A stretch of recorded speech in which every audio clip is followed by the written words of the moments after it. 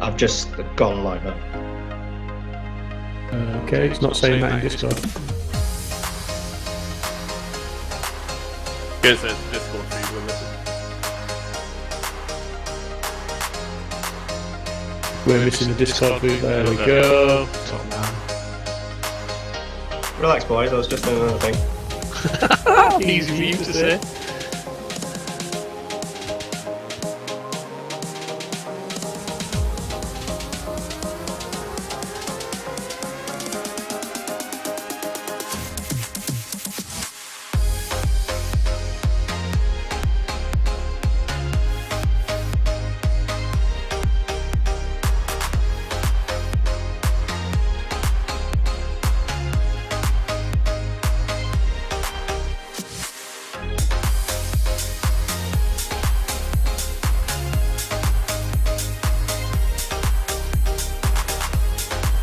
Did we start talking in 3 minutes and 37 seconds, or is there going to be videos play? Oh, you sent me a itinerary, doesn't it?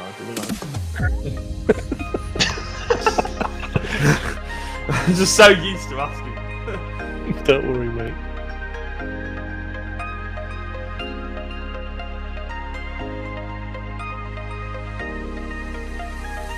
I'll prepare the intro for 11:47.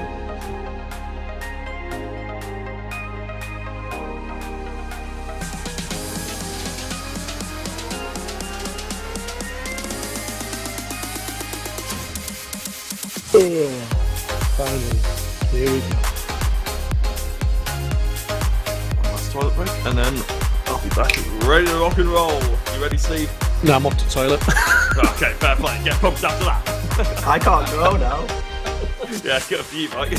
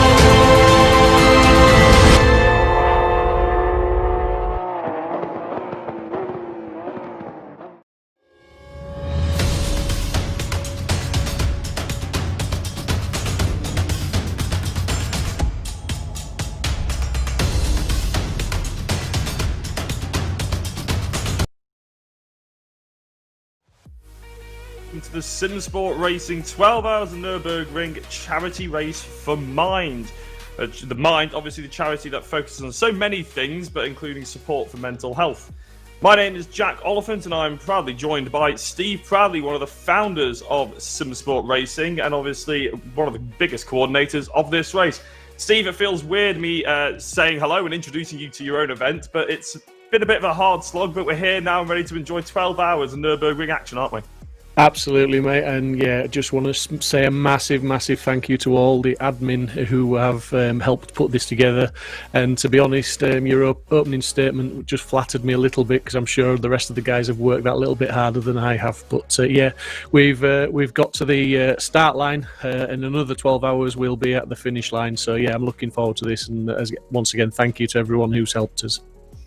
Yeah, it's absolutely brilliant. And if anybody's wondering on sort of what we're getting up to here today, well, it's a 12-hour race, but we are going to be zooming through the 24-hour cycle of ACC, well, that ACC offers us. So we're going to be doing a Nürburgring GP, so not the Nordschleife, just the Nürburgring GP. We've got a whole host of GT3 and 4 categories, and a whole host of really good drivers as well, some of which you'll recognise if you're a Simsport usual, some of which are pro drivers. And Steve, really, what can we expect from this one? I'm not sure if you guys have done too many of these 12-hour streams before. What are you expecting from the next 12 hours? No, some of our guys have been involved in other community endurance races and thoroughly enjoy them. They are a different challenge. As for what we're expecting, not quite sure, to be honest, because these endurance races throw up many different challenges. Obviously, you've got the first challenge is that you're not just racing for yourself, you're racing in a team. So the car setup's got to suit many different drivers, as it were. As you say, there's the 12-hour cycle, which involves the different track temperatures as we progress through the night and then back into the morning again. And obviously there's that chance of rain. There is a chance of rain on the server, so we're not quite sure what's going to happen with the weather. So yeah, many challenges. As for what we're going to expect, we'll just have to watch and wait and see. Yeah, one of the brilliant things about motorsport is the fact that it is so unpredictable, especially in endurance racing. Now, we mentioned it already, but this is obviously a charity event, charity race, and we're supporting Mind for better mental health. And it's a charity you quite strongly feel about, isn't it, Steve? Do you want to sort of talk us through maybe the reasons why we're backing this event and sort of where we're up to with it all? Yeah, I think mental health obviously is it's coming to the forefront an awful lot at the moment, and rightly so. You know, I mean, obviously the obvious coronavirus pandemic is having a huge impact on a lot of people's mental health at the moment, and you know, Mind are one of the organisations that are there to help people at a crucial time. And it's not just about the coronavirus, you know, affecting people's mental health. It's a massive issue outside of that, and I think the more support these sort of organisations can get, then the better. And that's why we chose Mind as our chosen, you know, charity this year. And I think it's a very worthy cause. So I mean, obviously we set a target initially of £2,000. Well, as you can see on the progress bar, we've reached £1,721 and 25 pence before we've even got the lights going green. So we very boldly upped that to £4,000. But to be honest, guys, with everybody's help, I'm sure we can go through that target as well. You know, we've got another 12 hours going. The Just Giving page doesn't close at the end of the race, so if you're watching the replay, you know, please click on the link and support us and try and raise some more money for a fantastic cause. Absolutely. If anybody's wondering about where on earth they can donate, obviously it's on the Just Giving page, and I'm sure that is in every description on wherever you're sort of watching this from. And if you actually click on the link, you can actually watch the live stream on the Just Giving page. It's actually one of the things I was just checking, actually. And yeah, you can see, as Steve said, on the top of your bar, it's 43% finished. Well, we want to try and hit 100% maybe before we end this 12-hour stream. And if you are watching this on a replay, that doesn't mean you can't donate, as Steve said. So we've had a few issues launching up with the sort of servers, and we're about an hour over time already. But Steve, we are nearly there and ready to go. It was been a bit of a stressful the last hour, hasn't it? Yeah, absolutely. I mean, we've SimGrid have come to the rescue with the server. We had server issues, and the server we were provided by a company just didn't quite cut the mustard, didn't do what it said on the tin, as it were. So we've had to use an extra hour just to set up another server. As I say, very kindly loaned to us by SimGrid. But just to mention, a lot of communities that are taking part in this event have offered their servers to us. So just goes to show what a fantastic community sim racing really is. So thanks, guys, for everything. Yeah, it's fantastic to see, and we will be able to bring you a quick video of the charity Mind that we've got prepared for you, so please enjoy the next couple of minutes.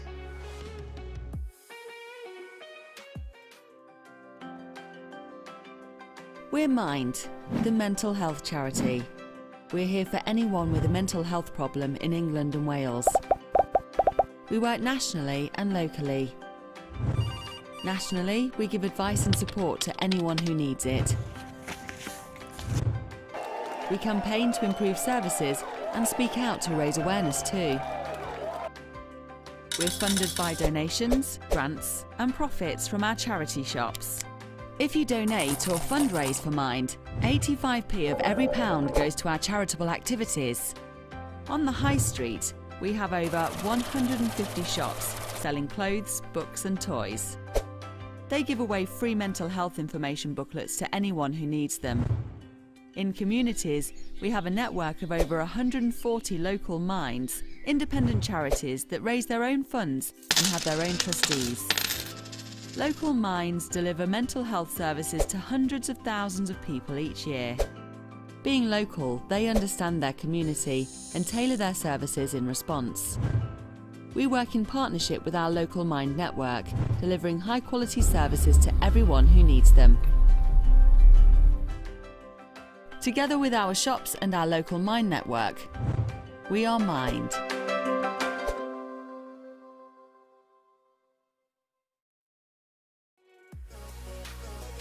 So I hope everybody enjoyed giving a sort of more information about the charity that we are supporting. Obviously, Mind is one of the biggest charities in the UK, and we're thoroughly enjoying sort of being a part of it. And we've already gained a little bit more money since actually being live. So thank you very much to everyone who's been donating throughout the time beforehand, and obviously while we're streaming, we'll try and thank you every so often, just to make sure that you sort of feel a bit more appreciated. But yeah, we're having a look at who we've got on the grid.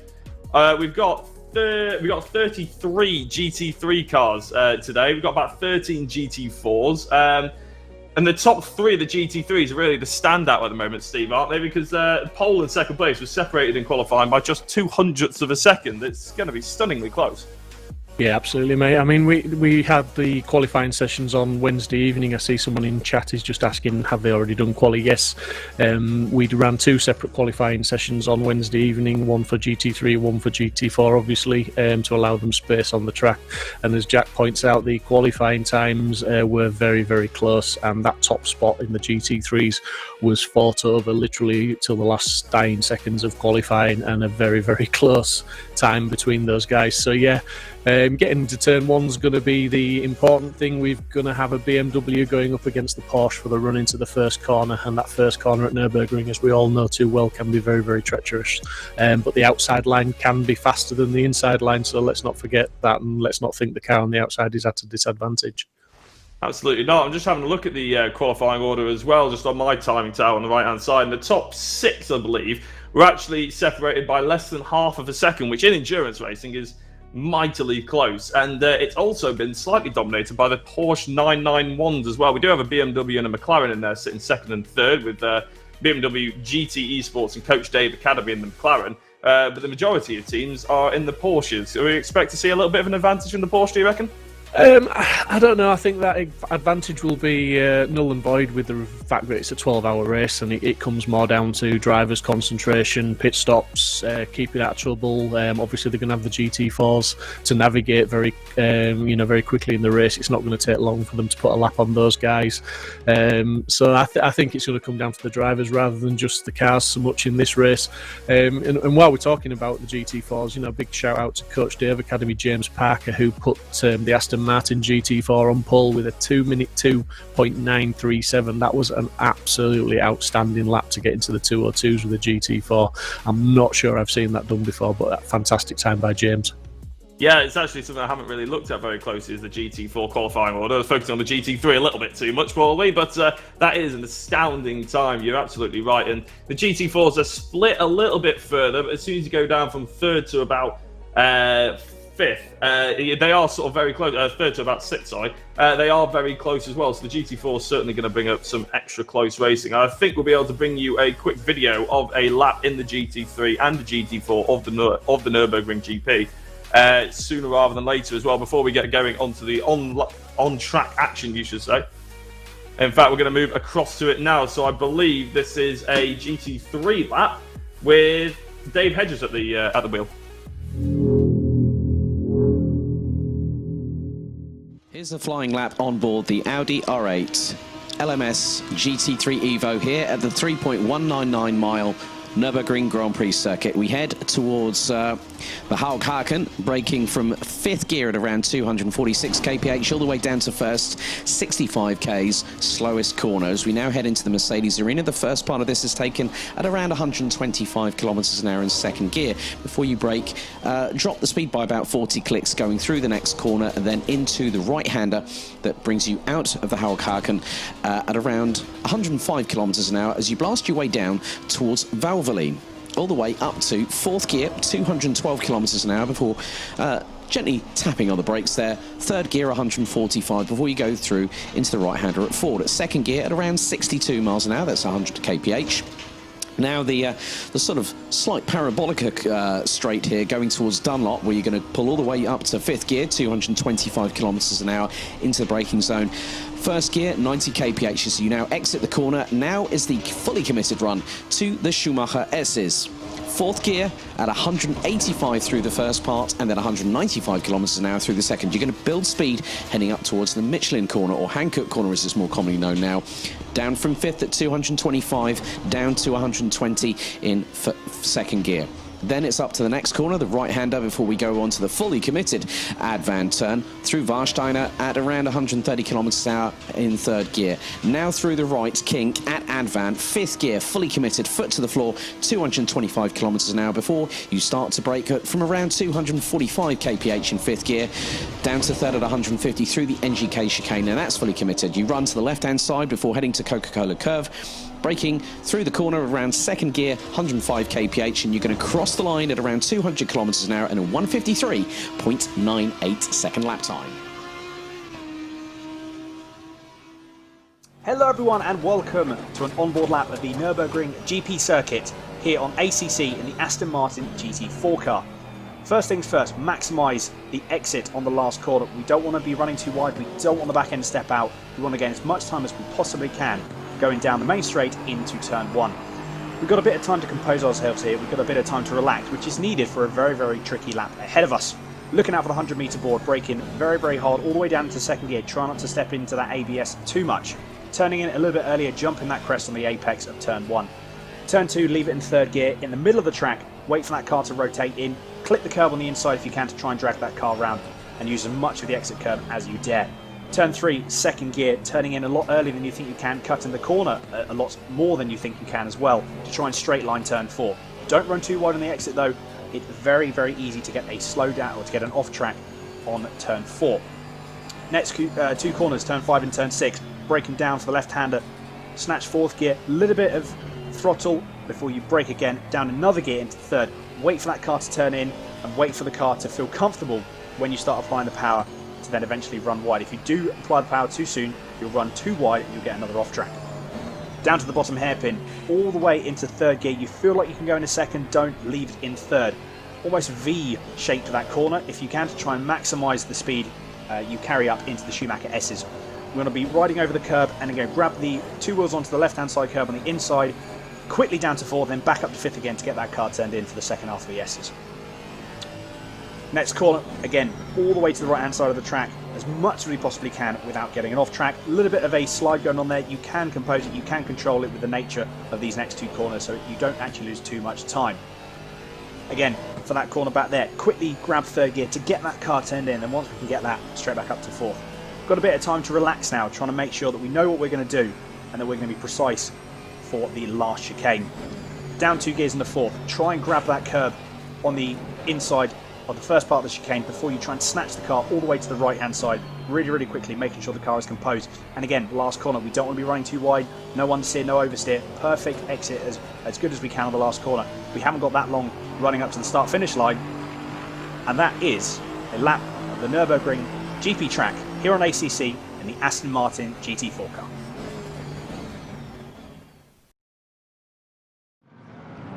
That was Dan Handover in the GT4 showing you how it's done, and obviously the GT3 just before that. Dave Hedges at the wheel.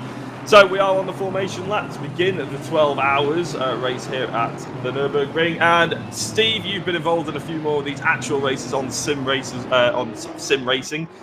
What are the drivers feeling now? What's the situation? Oh man, yeah, it's obviously driver one in the car now for the first stint, and arguably this stint's every bit as important as the final hour of the race, because you know, it's hard to stay out of trouble at this point, and it's, as a racing driver, it's very hard to make that decision of whether every position is worth racing for. None of them want to give a position, but at this point in the race, sometimes, you know, discretion is the better part of valour, and it will stand them in good stead for later on if they don't pick up any damage or anything, or extend those pit stops unnecessarily. So yeah, it'll just be about nerves, it'll be about concentration. You can see them weaving, getting some heat into the tyres. That's more so with the GT4s because they're on colder tyres from the start. So yeah, it'll just be a mixture of nerves, strategy, is everything right, you've got enough fuel in the car, all that sort of thing, which, you know, racing at this level, I wouldn't expect any of those schoolboy mistakes. Absolutely not. And there is a slight chance of rain. It is very slight. We're probably going to have a majority dry race, but obviously there's always those strategies to think about. What happens if the rain starts to fall? It's probably one of those things you think on your feet, isn't it? Absolutely, yeah. You know, you have to react to the situations, but the one situation they're going to react to now as they're coming around the final corner is those green lights when they go in a minute. Yeah, absolutely. So as we're lining up, you can see the GT4s on the bottom right of your screen. Simsport Racing giving you the broadcast, obviously, as professional as always. And we are about to go green, and the GT3s have indeed gone green, and it's a good start from the two in the front of the field, the Porsche and the BMW going side by side into the first corner. It looks like the BMW's actually got his nose ahead, but going round the outside is always difficult. He'll have the inside for the second corner, though, and Niels looks like he's actually got into the race lead against Clifford Roberts. Yeah, it looks like Archer just lost out to him there, but he's going to battle back, and we've got Team Fordzilla in third place in close attendance and obviously putting the pressure on as well, but it looked to be a good clean start from the guys.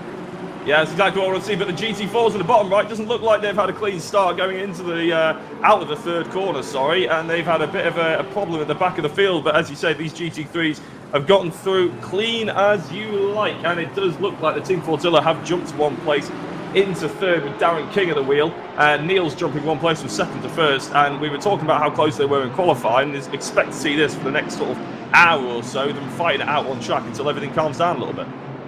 Yeah, they're going to find, as I said on the warm-up lap, they're going to find the place, going to find the pace, find their rhythm and find the position, and just then fall into the strategy that they've planned and see what happens around them. You know, once these guys, especially the guys at the front, they'll find a little bit of room on the track just to get into a rhythm and set some decent lap times, I would imagine. Yeah, but it doesn't look like they're giving up that fight. Team Fordzilla going right up the inside of Clifford Roberts. That's Darren King into second place on the timing tower and into second place on the track, as you can see on the left hand on your screen there. And it's great racing by the Team Fordzilla guys. They've absolutely stormed this start of the race. Clifford Roberts probably thinking, how on earth has it all gone wrong so quickly? Yeah, but I know Archie, he's a Simsport regular and he's a very quick driver himself. He'll just fall into his rhythm. He won't be happy that he's given that place up, but he's not going to lose too much sleep over it, I don't think.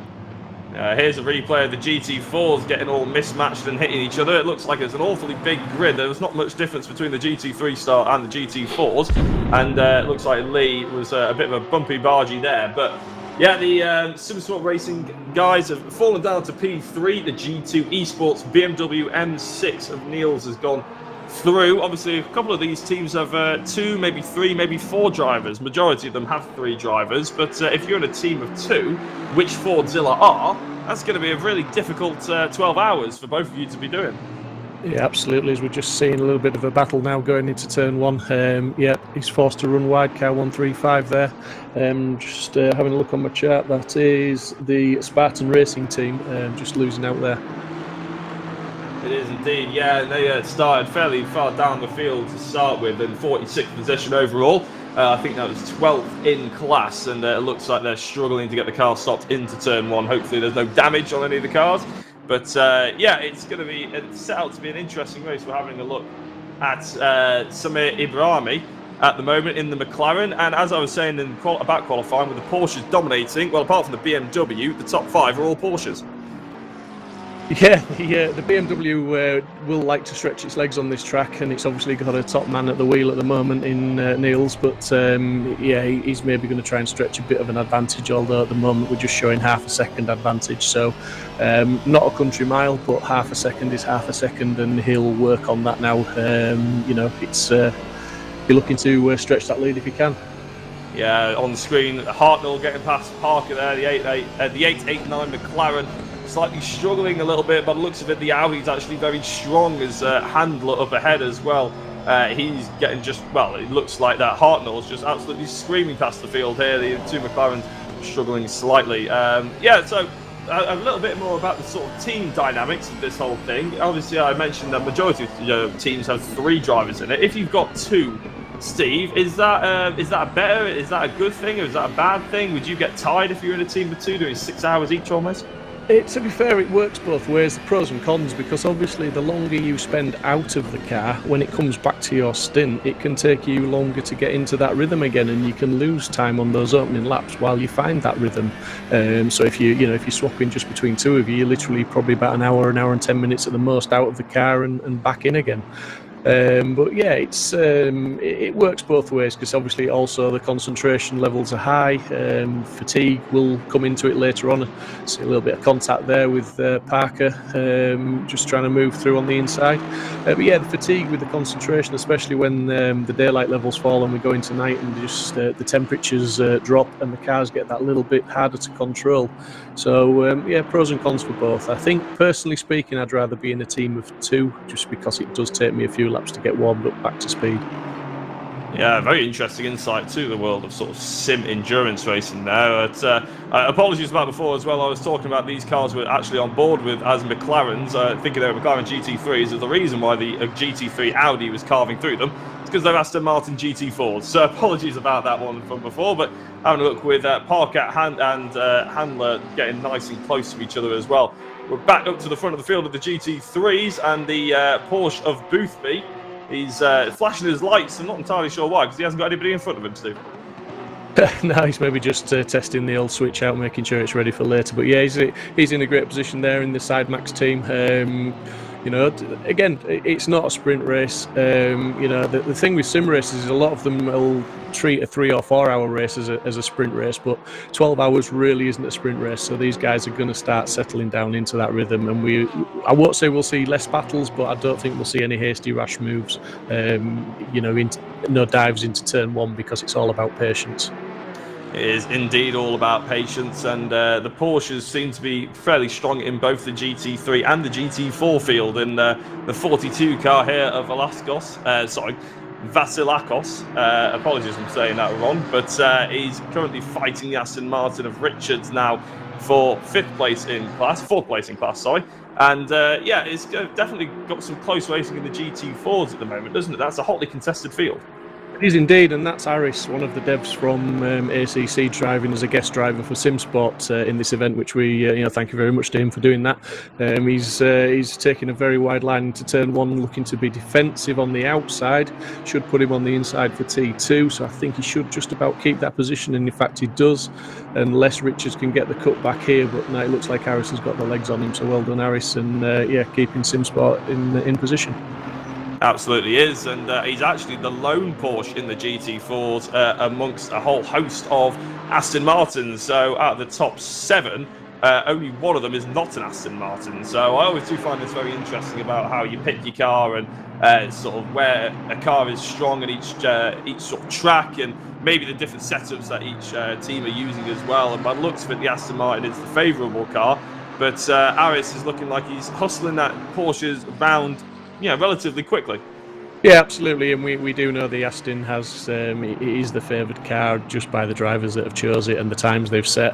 But the Porsche is no slouch, and again, as I said right at the beginning, I think some of that pace of the Aston will be negated by the fact that it is a 12-hour race and it comes down to different driver stints and all the other factors we've mentioned. So you know, Aris is doing a good job. He's driving his own race, and as a race driver in an endurance race, all you can do is race your own race. Don't worry about those around you. Race your own race and get to your rhythm. That is absolutely correct, and he is having to sort of race his own race here at the moment, but he's having to obviously think about the driver behind, and he'll probably be thinking, let's get into a rhythm and make sure we're not doing anything silly. But as you can see, it's sort of brought up to your screen now. This is Flizzy in the 96 Aston Martin. He's getting in a very close little train. There's about half a second between all these drivers, and well, this could be. This could sort of boil over into a bit of a spat here, couldn't it, over the next couple of laps? Yeah, the drivers need to be careful. Again, they just need to not get drawn into sort of making silly moves or defending silly positions, as it were. But that's easy for us to say. As you can see in the bottom right there, as Harris is getting challenged into turn one. Indeed, someone's just put in the stream chat that Harris has got a bit of damages. I think he just got a tap up the rear end there as someone dived in a bit fast into T1. Maybe see that again on a replay if we can. But yeah, he's in position. But if he's driving with damage, then yeah, he's doing very well. Yeah, if he is driving with damage, that'll definitely be hindering him. And with no sort of, well, maybe it's not enough to bring him into the pits. Obviously, he'll want to go. Then the rules with the pit stops, as a GT4 car getting in the way of the GT3s already, and with the Nürburgring GP loop, it's certainly going to be sooner rather than later between sort of them overtaking a GT4 car and then them seeing it again as the Aston Martin goes up the inside of the Porsche. It's going to be very close. Last late breakers here with the McLaren in the background as well, seeing which way he wants to go into the chicane. The Aston Martin gets his nose ahead, and the Porsche probably thought a little bit better of that did Tower. But yeah, that's certainly a sign of things to come with this little fight here. Yeah, absolutely. And like you say, the GT4s, they've caught up to them very quickly. But obviously there was that what appeared to be a big incident on lap one with the GT4s, which is potentially where Harris got his damage as we're on board with Mazzy going into T1, trying to get down the inside of Tower. We're going to force him wide. But as we've already seen, that inside line isn't necessarily the fastest, as Tower is now on the inside and yet indeed comes back in front. So that's a pretty tasty little battle. I don't think it's going to go away anywhere time soon. It absolutely isn't, no, and it's I think he just got to tap up the rear then as well, or maybe just a little bit of throttle oversteer. But it is quite interesting, isn't it? Because going into turn one, you would often think that that's a massive overtaking opportunity, late on the brakes, down into the apex, but you can carry a lot more speed around the outside than you may think, can't you? And then obviously you're on the inside for the next two corners, so it's very tricky to sort of lunge at the inside, as a GT4 is about to prove me wrong, probably. Yeah, that's the Zanshos Simsport car going down the inside of Harris, and yeah, Harris gets the tap from Spartan Racing there and just pushes him all that bit wider, but yeah, he managed to keep the position and hopefully not pick up any more damage than he's already got. Absolutely not, and we can back on board with Mazet here, because he was obviously trying to overtake Tara in the Porsche just ahead, but he's got Jensen just behind as well. So it's one of these situations where if you're in the middle of a fighting pack and you try and make the move on the car ahead, well, you have to make sure that you're being slightly careful. You'd be very decisive about the move, because if you get it wrong, the driver behind is just going to nip up your inside and make you sort of hang you out to dry almost. That's exactly what Mazzet's got to look out for here. Yeah, absolutely. Driving for that position ahead can soon lose you a position instead of gain you one. You've got to be fully aware of what's going on around, and as we keep saying, sometimes it's better just to maybe follow, simply because you don't want to lose a position this early in the race and start falling down the field. But like I said, drive your own race, stick to your pace, and everything should be good, and just stick to the strategies. Absolutely, and if you're wondering who's going to be a commentary team for the rest of this evening, well, I have to jump off sooner rather than later. But Steve, the reason why I was bigging you up before at the beginning of this stream is actually because you're going to be sat here doing the next 12 hours. You're going to be doing the entire thing, aren't you? Which is pretty special from a commentary point of view, I have to say. And are you looking forward to it? I mean, I assume you are, but it's going to be a bit of a long one for you. Well, special's maybe not the word I would have used, but yeah, I am looking forward to it. We have a fantastic field of drivers. I mean, we've got Jensen Button taking to the wheel at some point to do a stint or two in the team Argen Rocket Racing McLaren. We've got Colin Turkington in the GT4 class. We've got other real-world racers, which I will touch on as we sort of get into the stream and things start to quieten down a little bit. But yeah, we've got some fantastic esports drivers, so there is plenty of talent on this grid for people to watch. I will do my best to keep talking, although I can't promise I will talk for the whole 12 hours. That may be a bit of a feat. But for those who are regular viewers to Simsport Racing, we do have our trusted voice of Simsport, Alex, will be joining me round about 9 p.m. this evening. So Alex will save the day for the last 4 hours. I'm not sure he's aware we've been delayed by an hour, so he thinks he's coming in for 3, but I've got news for him. It's 4 hours. Well, I'm sure he'll be relishing in the challenge and just love to be staying up that late. But probably more to be loving the fact that he's obviously going to be witnessing some brilliant racing. Hopefully he's sort of like dropping in and out of the stream throughout the day, making sure that he's up to speed with everything that's going on in front of him now. So as we were sort of talking about, the BMW has actually pulled away quite nicely. Just having a look at the timing screens, its last lap was about bang on the same pace as second place Darren King, and we're still having a look on board with the sort of strikingly pink and yellow Porsche now. It is something to think about, isn't it? The liveries, they're not obviously stock liveries that ACC give you. They are absolutely stunning. They're custom made, aren't they, Steve? They are, yeah. I mean, we have a chap called Steve Hinden to thank for quite a few of these liveries. Esports Designs is his Facebook page, so if you want to have a look at some of his work, some fantastic screenshots and high-res images, then look him up on Facebook and give him a follow. He's also got a website, but he's provided a lot of these skins for the teams, and they've donated money in return to the charity for his work, so thank you very much, Steve. And he is racing this afternoon in the Simsport GT4 Porsche with Harris, Chris Pinchbeck and Stephen Haley, car number 43, so I'm sure we'll touch on them at some point when he's in the car, and Steve may even be joining us in the commentary box for a chat later on, as will Daniel Handover, who for those that watched the qualifying on Wednesday evening, you'll have heard Daniel's voice in the commentary there. He's going to jump in and out and help me out a little bit, so I'm not going to be here for the full 12 hours on my own, so don't worry guys, somebody professional will be with me. Yeah, it's going to be certainly some good content to be consuming, that's for sure. And we'll just have a look at down the event details as well. Obviously, we mentioned a few things like the drivers, as the Porsche goes up the inside, though, as the McLaren's running very wide, and that looks like Mezzi's had a bit of a problem. He slots back in, and now Marshall's actually the driver that Mezzi. The two McLarens are now side by side, but the pink and yellow Porsche finally getting through. So now it's a well, it's a bit of a Porsche battle and a McLaren battle in this little pack of 4 here. It is, yeah, it's a tasty little battle as we see Marshall on the end of it, and he's looking a little bit feisty in that McLaren. I think he's maybe found his feet now. They've got a few laps in, and Dave Marshall is a very talented esports driver, and obviously he's Jensen Button, one of Jensen Button's teammates, so he's going to try and get that car in as good a position as he can. Just interestingly, when you were looking at the times of the top guys, to see Archie Clifford Roberts in the Simsport Porsche, we saw him lose out a couple of positions as he started on pole, but he has set the fastest lap of the race with a 1:54.1. A sort of a tenth or so faster than the other guys, so maybe he's finding his feet now, got some heat into those tyres. Just looking on the board, 30th position, car number 32, Marino, has got a 15-second penalty by the looks of it. Yeah, he has indeed, and we're just talking about the top 3 really, so just to focus on that one a little bit. The last lap, Archie was actually 3/10 of a lap quicker than Niels, who's obviously in the lead of the race in the BMW. So although the gap at the moment is about 2 seconds between Archie and Niels, expect that to start coming down. You can already see it's just updated on the left-hand side of your timing tower. That's 1.5 seconds now between him and King, and then obviously 1.8 to King. So in an endurance event, that's probably about as close as you would think they're going to be getting until they start getting into the tactics and sort of setup changes and maybe the pit stops.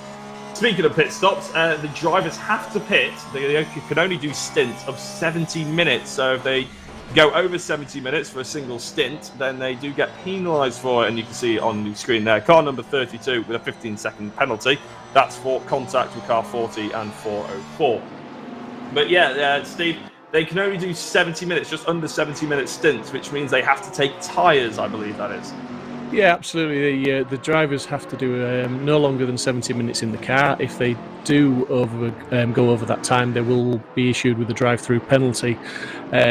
So they need to pit, and that is technically what we call in a stint time, so they can change drivers. If they're not changing drivers, they must change tyres, so the pit stops will be 30 seconds long.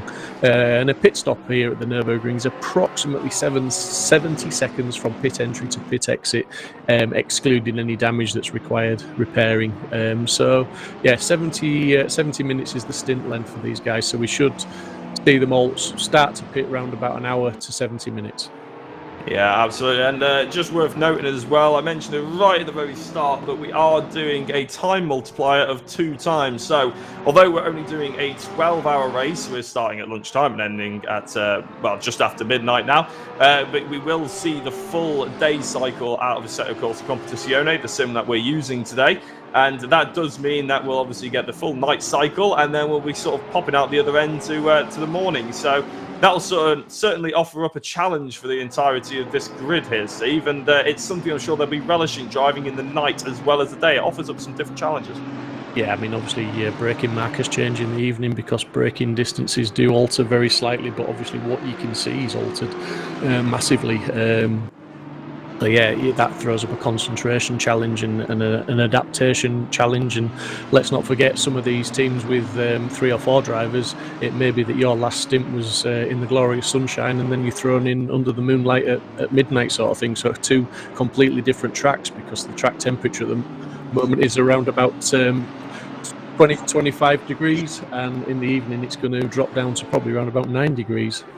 Yeah, it's an awfully big difference, the track temperature. And just for anybody who's slightly confused on the sort of streams, we are streaming Simsport Racing, obviously our live stream on Niels' channel, but he will be streaming on Twitch, I believe. So if you want to get his on board, it'll be over on Twitch. But he's very kindly let us use his YouTube channels for us to stream this charity event. So thank you very much to Niels. And if anybody who's wondering and watching over on his YouTube channel, you can find his perspective over on his Twitch, I'm sure. Big battle here between the GT4s and GT3s, getting all in and mixed with each other. Hopefully this doesn't end in tears, because they're going 3 wide into the second corner around the outside. The GT4 car's actually got the inside, so neck and neck are the 2 Porsches as they try and dive down the hill into the left hand. A little bit of a touch between them, and there's a spinner with the McLaren. Yeah, he cut in a bit tight on him there, and yeah, just got turned in. Really didn't have the line to take. The car was already there, so that was an unfortunate one. But that just really goes to show what happens when a gaggle, shall we say, of GT3 cars comes across a couple of GT4 cars. It can get a little bit messy fairly quickly.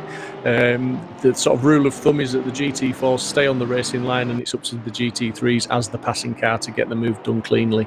As we see now, take Spartan Racing going a lap down to the GT3s, and indeed it's just disturbed his rhythm a little bit as he ran wide there, but he should get back on track, no problem. Yeah, and it's good to see. You can see blue flags being flown on the left-hand side of your sort of screen as we are flying through there, and that is for the GT4 cars. You are allowed to flash the drivers in front of you as well to make sure they know you're coming. That doesn't necessarily mean they're always going to dive out of the way, but it does at least give them a slight warning if they weren't expecting you. If I was a GT4 car going around the Nürburgring GP, though, with GT3s flying left, right and centre, I think I'd be constantly aware and unfortunately constantly looking in your mirrors. That's probably why the GT4 drivers are slightly better than me, though, Steve, because they'll be able to still hit their racing lines, not lose too much time, and let the GT3s pass. Yeah, well, they're going to get lots of practice of it at it, because obviously the ratio is over 2 to 1 GT3 to GT4, so there's going to be lots of overtaking for them to be sort of contending with. But you know, these drivers have all been practicing. They're all to a very high standard. They all know what they're doing, and you know, it's just a case of get on with it and deal with it. But as we see, the GT4s have spread out quite nicely now. So the worst case scenario is if you're a GT4 battling and you actually lose a position because you get caught up with GT3s passing you, but that shouldn't be the problem at the moment.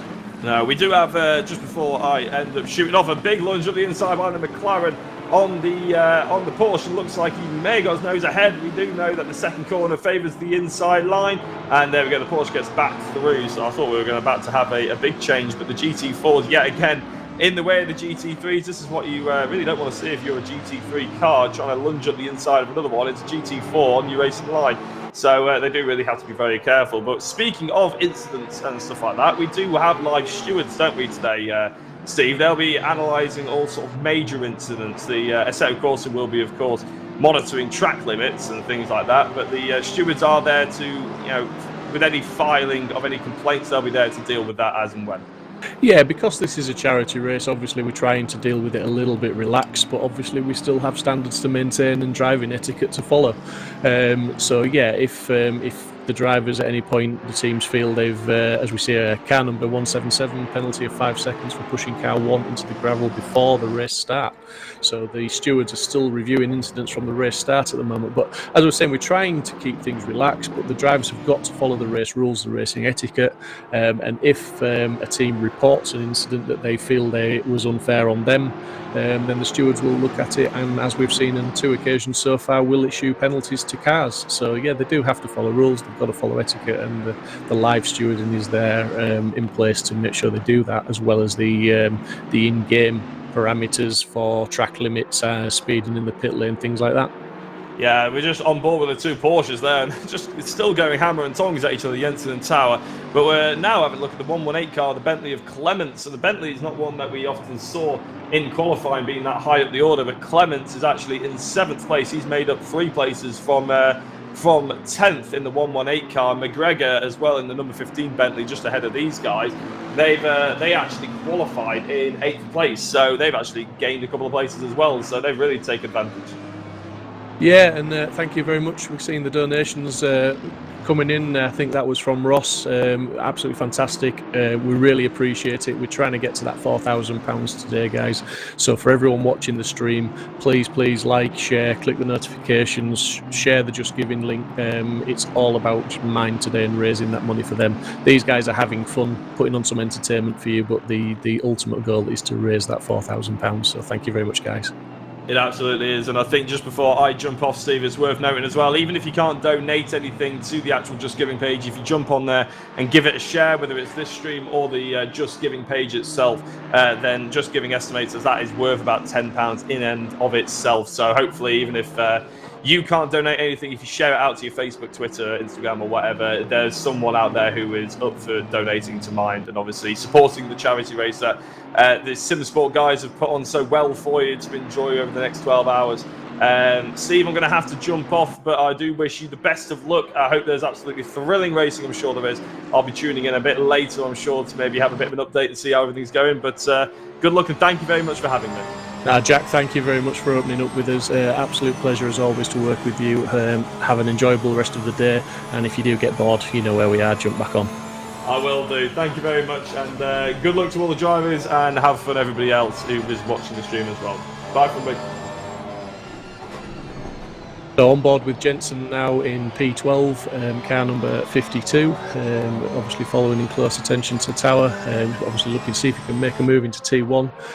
The big risk with these guys at the moment is obviously if these drivers are just doing a 1 hour stint, is that they do get into the mindset of turning it into a sprint race, because that is very easy to do, as we see Jensen trying to go around the outside. These Porsches have really been battling from lights out pretty much, and Jensen is really nibbling at the heels of Tower, as we can see. Hopefully going to stay clean as he's trying to go around the outside. That's just to gain the inside line in the Mercedes arena section there, but not quite happening for him this time.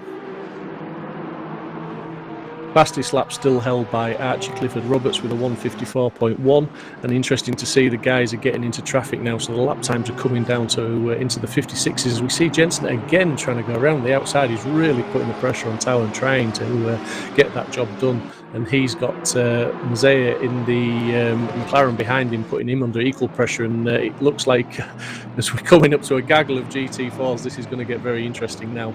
And as indeed one of the GT4s decides to run a little bit wide there and make space for these guys. But just look at that shot there coming up the straight.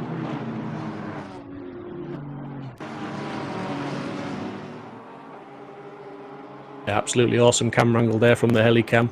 We see Tower's got a little bit of breathing room now, and as he enters, he's making his headway on the track.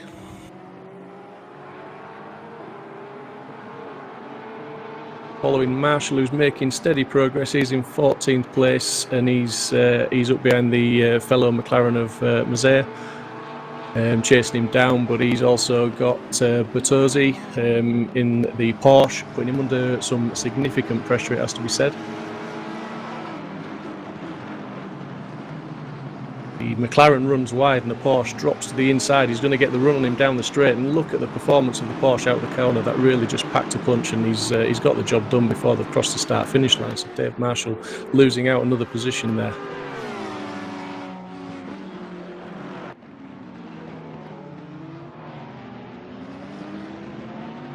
Marshall looking to cut back on the inside of Jensen, but not on this occasion. He's going to stick to the back of Jensen and try and follow him through.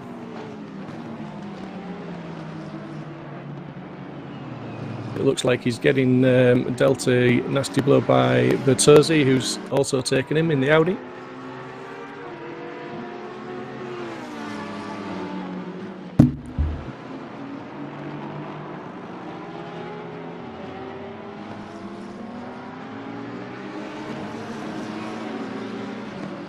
And we're just going to go to a mind video just for a few moments.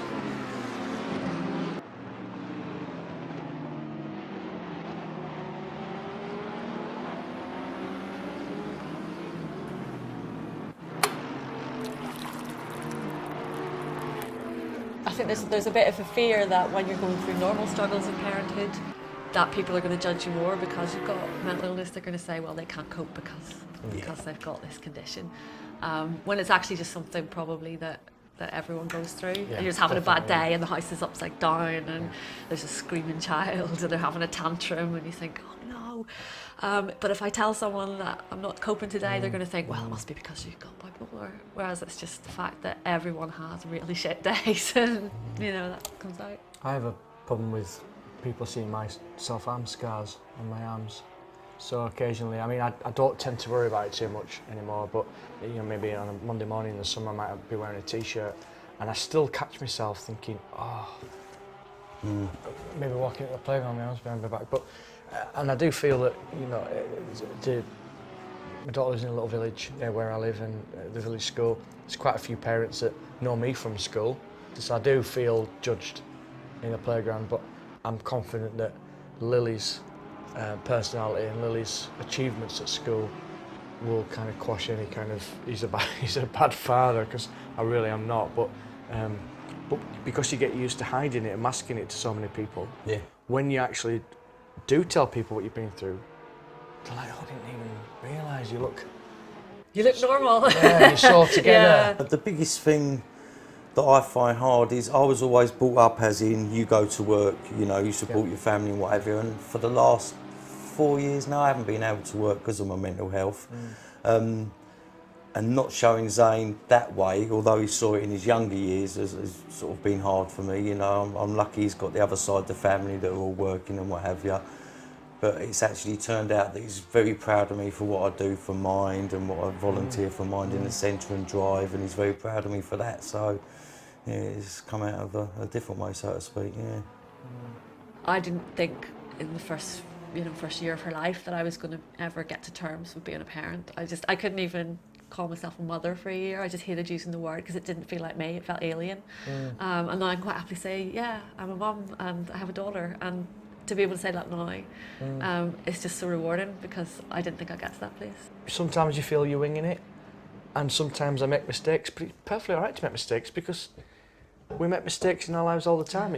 She tells me now, Daddy, if everybody were perfect, life would be boring. I'm like, well, yeah. Yeah, damn, I'll take it from my own daughter now. So, if you get to the end of the day, I say if I get to the end of the day and she's happy and she's alive, I've pretty much done okay today. Yeah, that's kind of the thing. Yeah. Don't put pressure on yourself, I say.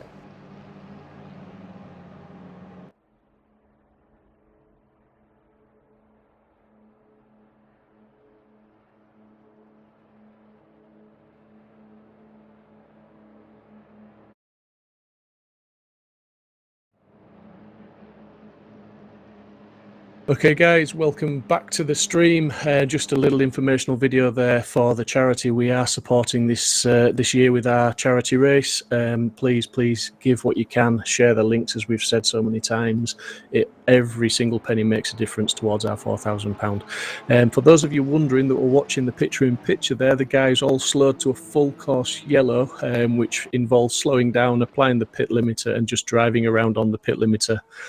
This is because when people disconnect from the server and they rejoin, it can cause a 2 to 3 second lag where the driver's screen will freeze, and as you can imagine, that causes incidents. So we have a procedure in place, as you saw there, as we see Dominic Tower, who's been battling so hard from the start of the race, just having a half spin in T1, which is a very easy place to do, and probably caused by loss of temperature to the tyres during that full course yellow. So he's going to be settling back down in 10th place and just seeing what he can do now to come back. As we obviously see the notice at the bottom of the screen, full course yellow. Just want to thank everybody in the chat. Just keep the chat coming in. Any drivers that are watching the stream at the moment, if you want to come into the commentary box and have a chat, tell us how you feel your race is going, tell your thoughts before your stint, or when the drivers, when they finish stints, you can come in at any point. If you just join our green room, we're open for interviews today, just to add a little bit something extra to the stream.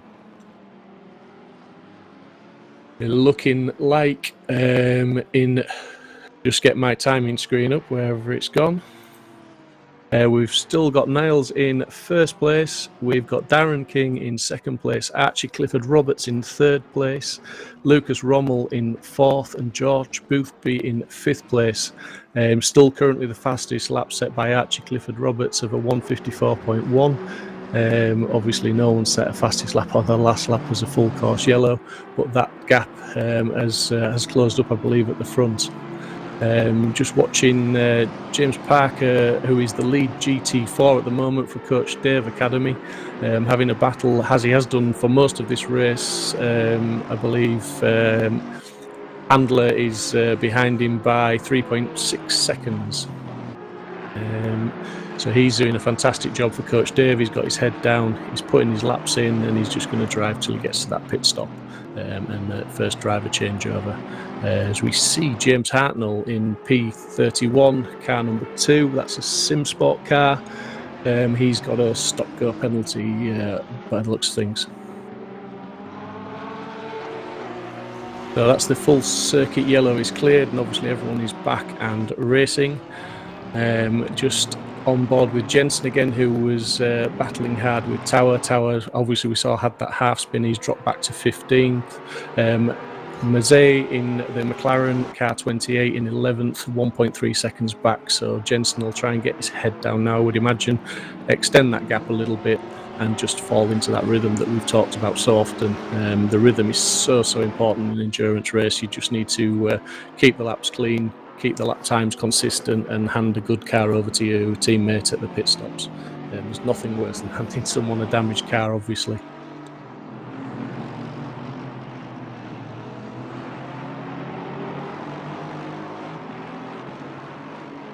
The Lexus in 24th, car 16, just trying to put a move on, well, catch up to Wardle, who's just over 1 second behind Henry Wardell, who is 1.7 seconds behind Roberto Santoro. They're all GT3 cars, obviously, battling for position. And we're just seeing the timing screen on the left is becoming littered with penalties, so it looks like the stewards are fairly busy at the moment. It would be interesting to see if we get any more updates on what they are.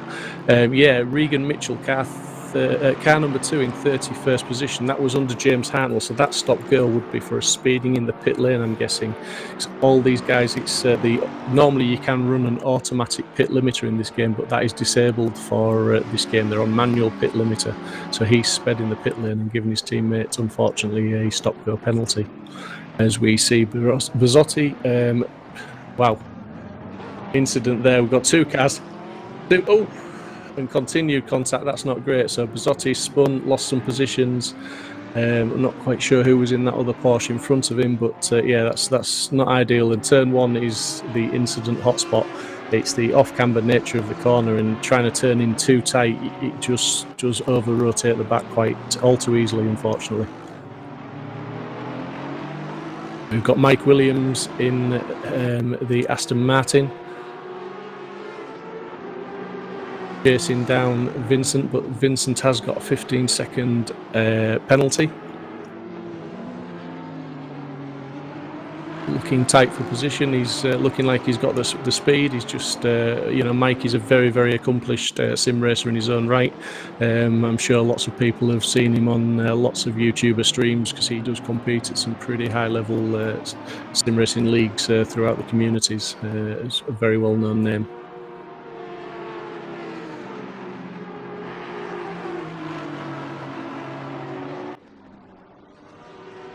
Mike Williams just looking to the outside. He's really making his presence felt there as on Vincent and into the chicane.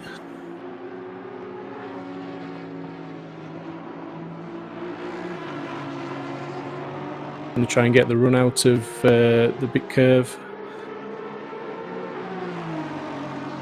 In the slipstream now, trying to take any advantage he can. Not going to get him there. That would be a very, very brave move to try and go into the chicane there, but he's going to try and do him into the final corner.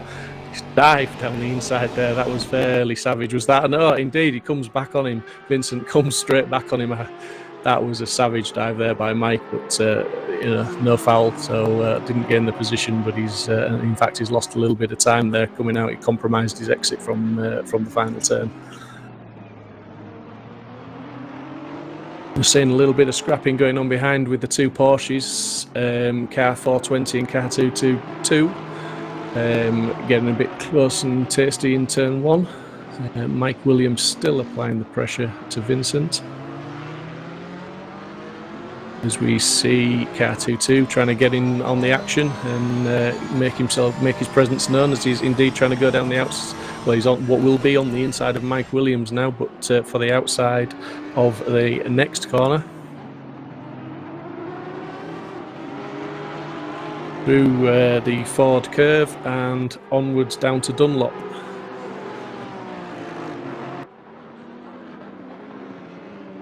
Indeed, car 222 did actually get the move done on Mike Williams there, so Mike Williams will regroup now and try and regain that position. Thank you for the donation, another £5 donated there, thank you very much.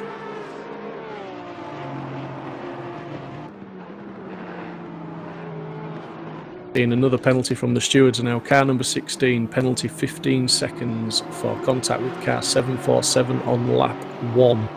So we're already, lap 7, so we're 40 minutes into the race now, and we see the stewards have been very, very busy, quite a few penalties handed out.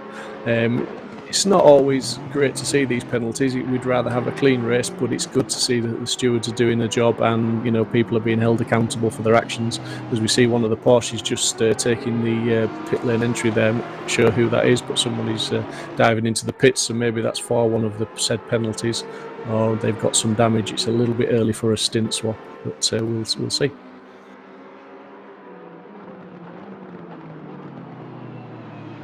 It's Archie Clifford Roberts now in third place. He's 14 seconds back, but he's in a steady third place. To my rescue comes Dan. We have Dan in the commentary booth. Hello, Dan. Hello, Steve. How are you getting on? Oh, mate.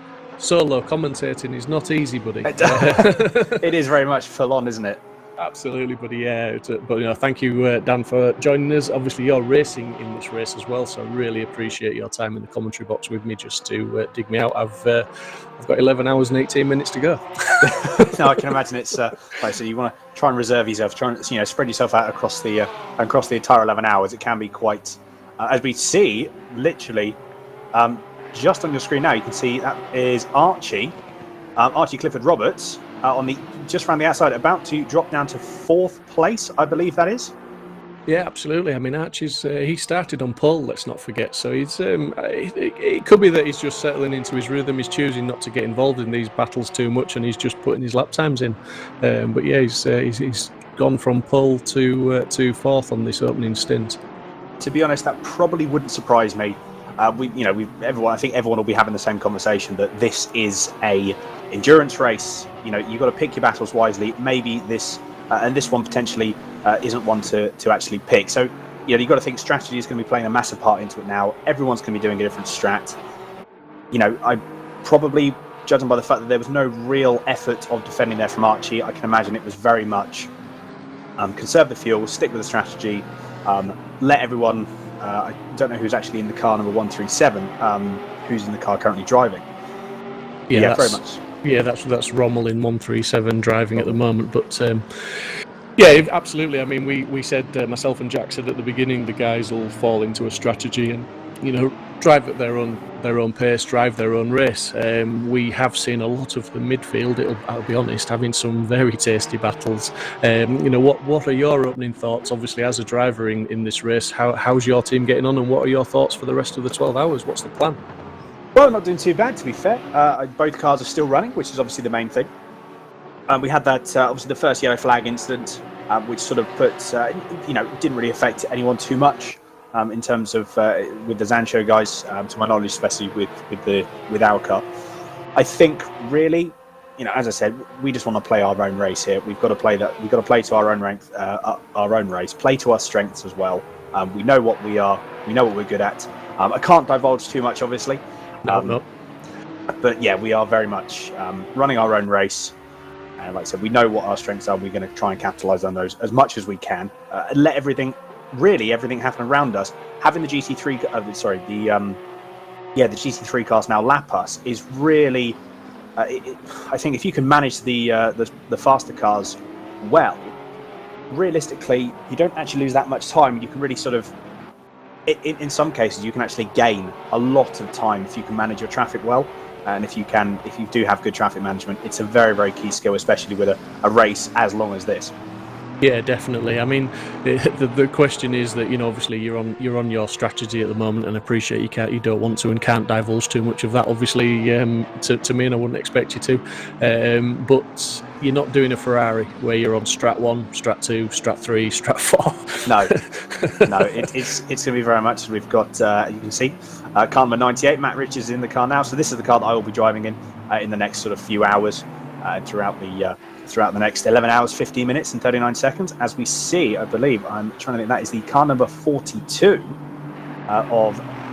that's the number 299 Mercedes, a lap down. So that would have been a relatively straightforward pass.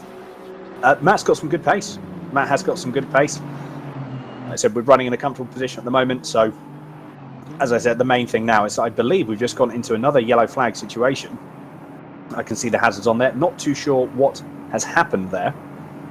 Yeah, I was just explaining to the guys watching, these full circuit yellows are for rejoins, so I'm guessing somebody's disconnected and is having to rejoin. There is a lot of information behind why we have to do this, but it would bore you silly if we tried to go through it all on air at this moment in time. But yeah, we have to do this just for the protection of everybody on the racetrack, just to bring the other people back into the server safely without causing incident to anybody else.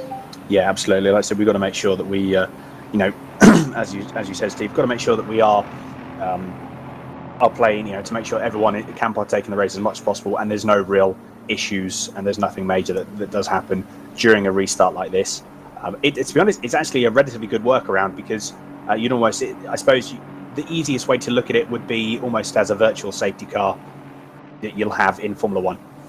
Yeah, absolutely. I suppose that is exactly what it is. You know, we did discuss when we were organising the event, we did discuss bringing out safety cars and things like that, but this just seemed to be the simplest way. And I know PPR, when they had their charity event for Huntington's, they used the same procedure. So it was tried and tested. And when you're organising an event like this, basically, if something is tried and tested, you want to just use that and not try to be too groundbreaking with what you're doing.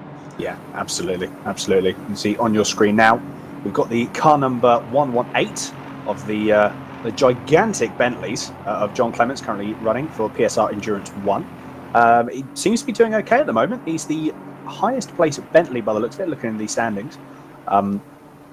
So yeah, it seems to be a pretty good race from. I think the Bentley's pretty good in terms of as an all-round piece of equipment in the GT3. So I feel that maybe towards sort of halfway through, we're really going to see the Bentley shine on, because I believe it's a relatively easy car to drive in terms of some of the GT3s. Like I said, all round it's very, very good. But it'd be interesting to see how that develops throughout the race and how the GT3 cars, you know, their strengths and weaknesses will start to come out, I'm sure, within the next hour or two. Yeah, interestingly, we see John Clements there just trying to put some heat back into the tyres, because I know when we had the last full circuit yellow a few laps ago, we saw a couple of cars going into turn 1 straight from the full course yellow and having half spins, and obviously they're losing a lot of tyre temp at the moment as they're cruising around on the pit limiter. But the Bentley's, just touching on the Bentley's strengths and weaknesses, it has been known to be one of the better endurance racing cars, simply because it does have the bigger fuel tank as we get back racing now where the full course yellow has cleared. But with the driver stint length of 70 minutes in place, that is somewhat neutralised the fact that the Bentley has a big fuel tank and is more economical on fuel, so it levels the playing field a bit. But as I've said so many times, at the moment this race, with it being 12 hours, I don't think it comes down to the machinery as much as it comes down to the teams and the drivers, really. The consistency, the concentration, and just staying out of trouble. I think you'll agree on that one. Absolutely, yeah. It's very much a team effort. You've got to make sure that there is no I in team, as they say. It's very much you've got to make sure that everything works to the best of its ability. There's not one thing that needs to work. It all needs to work within synchronization. One of the challenges, and one of the reasons why I like, as we're going by the looks of it, back to another full course yellow, obviously having a few different bits, a few different issues with people rejoining the server by the looks of it. Again, so we've just heard from in our EP, so we've got Colin Turkington trying to join, the British Touring Car, multiple British Touring Car Championship champion, 4 times British Touring Car Championship champion. 4 times, and don't forget it, Dan. No, I won't forget it. Do not worry. Yeah, so he's having a few connection issues, so he will be joining in a second. I think one of the things as well, Steve, to point out is I know we're probably going to have to talk about it at some point, are we? And I know we will talk about it throughout the next 11 hours. Is the 2 drivers we've got both Colin Turkington and Jensen Button racing in the event, in this event on ACC. Yeah, absolutely, and it's absolutely fantastic. Credit to the people that have made that happen for us, because we haven't, as Simsport, we haven't just organised this event on our own. Obviously, with massive thank you. We're hosting it in association with Simply Race, and they've been absolutely instrumental in helping us not only broadcast the race but behind the scenes with helping organise the race, and various things have made things happen, albeit Jensen Button was a very late addition to the grid this week, in fact. So nothing was, I think it was Wednesday evening when I got a message to around about 11 o'clock to have a chat, and it was confirmed the following morning that yes, he will be taking part. So he put his team in, and here they are. Colin Turkington's been on the grid for a little bit longer than that. We've got other real-world drivers in there. Let's not just shine the light on 2 of the big stars. There's an awful lot of real-world drivers, and it's absolutely awesome that the community, real-world and sim, can come together in events like this and raise money for a fantastic charity such as Mind. Yeah, exactly. It's a really, really good event. I know that Mind has been a charity organisation for getting on for 70 years now. From what I've been researching, and to be honest, looking at that, £1,834.37. Brilliant. I think we are just going to be switching over, and we have.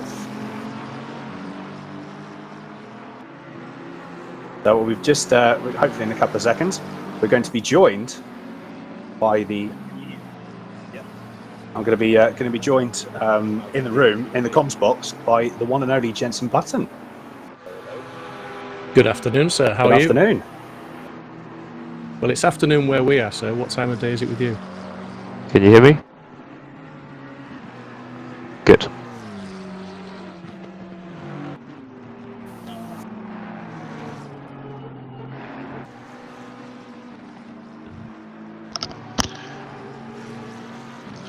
Good afternoon, sir. How are you? I'm good, thank you. Yourself? Yeah, very well. Thank you very much, and thank you very much for entering this event. And what point are you going to be taking to the track, sir? I'm actually next in, so I'll be in at the end of this first stint. So looking forward to it. It's bright and early here, and I'm in LA, so Absolutely. I was going to ask you what the time difference was, and are you prepared? Are you you're all fueled up and ready to go yourself for? Is it going to be sort of a 70-minute stint? Yeah, it's coming up to 6 o'clock in the morning here, so pretty early. But no, looking forward to it. I haven't done any sim racing since June, where we did the 12 hours at Silverstone, which was a lot of fun with Zancho, and they've been awesome. So I thought I'd jump in again and have a bit of fun. Yeah, I was just saying to Dan, who's commentating with me, that it's absolutely fantastic that the real world and the sim world can come together, especially for events like this, where we're sort of raising money for Mind, and such an important charity, that an organisation that deserves all the help it can get. But it's brilliant when the two communities can come together and race together, and just add that little bit of sparkle to it, as it were. Yeah, totally agree. First of all, Mind charity, fantastic. I think, especially at the moment with everything that we are all going through, it's a very important charity. So congrats on that, and hopefully we can all raise as much money as possible, and also awareness to such a great charity. Thank you very much. And the big question, I'm sure that everyone wants to know, is expectations for the race, Jensen. Where do you expect to finish today?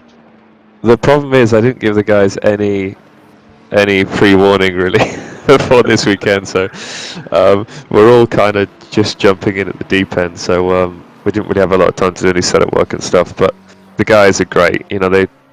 Like Dave, who's in the car at the moment, he's never raced on ACC before, so an extremely good sim driver, but this is a completely different base platform, so he's doing really well. So looking forward to it, the rest of the race, and you still want to be up there, so the top two seem to be a long way into the distance already, but who knows, it's a long race. Yeah, I'm sure there'll be maybe potential incidents and things happening throughout the course of the next 11 hours, so I just want to say absolutely massive thanks again for joining us and helping to promote the event, and good luck within the race. And if you get the chance to pop back later on maybe and tell us how things are going, please just drop back into the green room. But thank you very much. Excellent, cheers, and good luck to everyone out there. This is it's a very exciting time racing around in GT3 cars, obviously with all the action with GT4s as well, so enjoy it, guys. Thank you, Jensen. Thanks. Cheers, Jensen. And we are back into the Comspot. I think really good to have a quick chat with Jensen there. It's 6 in the morning for him there. He sounded a bit tired, I have to admit, and I don't blame him. Yeah, first of all, Dan, really sorry for hogging the limelight. Just wanted to jump in there. Absolutely, I think it is, again, just to reiterate, it's awesome that these guys are taking the time out to do it. And as Jensen said, 6 a.m. there, he's up bright and early, and he's giving his time to a great cause. That is really some really big commitment. But again, as you say, it's all for a good cause, and it's all for so. And we actually did have during that interview, we did have another anonymous donation of £10. So thank you to whomever that was. Please do make yourself known in the chat if you would like, because we would love to thank you personally. So we're up to £1,844 and 37 pence, and we've still got 11 hours left to go. A lot of actions happen, as you currently see at the moment. We've got Niels from G2 Esports, who's currently on the screen at the moment, putting in some very good lap times, 4.3 seconds ahead of Darren King in the number 38 Team Fordzilla Porsche. A little bit odd saying that still, Team Fordzilla in a Porsche, but we can move on and gloss over that for them. But honestly, it's shaping up to be a interesting race already. Admittedly, we have had a few yellow flags. We've seen Niels go around the outside of the Dunlop hairpin on a BMW M4 GT4. That's the number 24 car. I don't actually know whom that is at the moment. I need to get the time in and the driver entry list up. Yeah, this is one thing that the drivers are going to be. We were actually saying this beforehand. We were saying this in our team at the moment, as we've just switched on board, and I believe this is the 118 Bentley from PRS Endurance. This is John Clements. We're on board now, chasing down, by the looks of it, is this Fusey in the number 96 Aston Martin? I believe it is. Only half a second is the gap, so interesting to see what's going to happen here. What is John's strategy at the moment? What have his team told him to do? Is he going to try and push? Hopefully we'll stay on board for him with for a little bit, and we'll be able to see. We were having this conversation on the team as well, that the traffic management and all of the traffic now with the GT3 cars, this is now going to be never ending. you will never have a bit of breathing room. Obviously, we've had the first sort of half hour, maybe 25 minutes of where the GT3 cars now coming round. Gaps have extended a little bit, and realistically, we are now not going to have another period of any breathing room. There's always going to be something you're going to need to watch out for, both for lapping other GT4s, for example, and also being caught up by the GT3. So these next 11 hours are going to be very, very intense for everyone driving, I can imagine. Yeah, and I think that's one of the crucial things that people tend to, forget about, overlook, shall we say, is the concentration levels, the mental drain when you're racing for this length of time. And I was discussing with Jack early on, is it better to be in a team of 2 drivers or a team of 4 drivers? And, there's plus and minuses for both. As I said, it's a case of depends how much time you need in the car to get up to speed. So if you're in a team of 4, then potentially you might lose a lot of time getting back up to speed if you've had too long out of the car. But these guys are pros. They've practiced. They know what they're doing. But it's it is difficult. Interestingly, the fastest lap that's set by Archie Clifford Roberts, who's in P4 at the minute with a 54.1, that may well be the fastest lap of the race still when we get to the 12 hours, because as Dan's alluding to there, they may not get another clear track to put in a hot lap like that again. No, very, very true.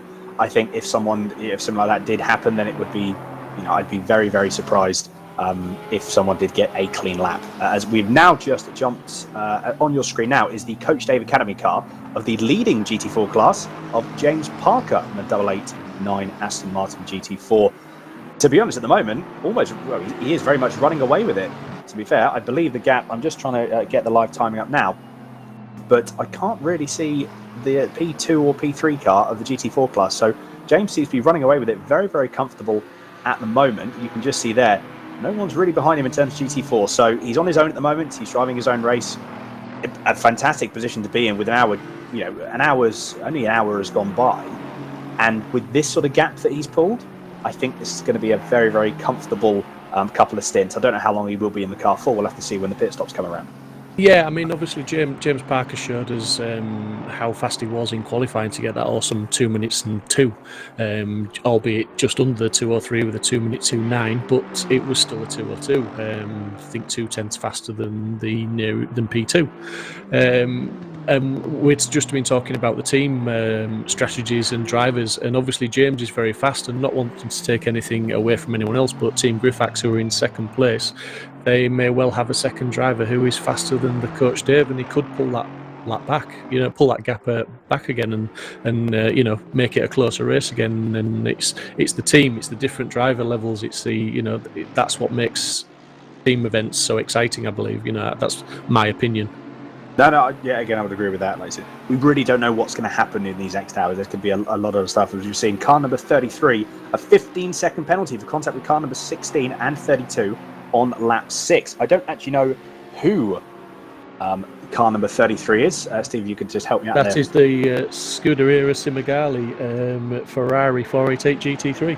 Which is actually, as we can see on the screen now, which I have just noticed. Put 2 and 2 together, Dan. Well done. So yes, a 15-second penalty for that. A bit unfortunate. Luckily, it's quite early in the race, so hopefully they can recover from that relatively easy. I've actually just seen on the restream chat, we've got Norman Robinson commented about 4 or 5 minutes ago. Jensen is awesome. Yes, he is. That's a very good way to put it. 100%. Very, very, very good way to put it. We just had Wive Zim as well saying go Grip Hacks Engineering number 11.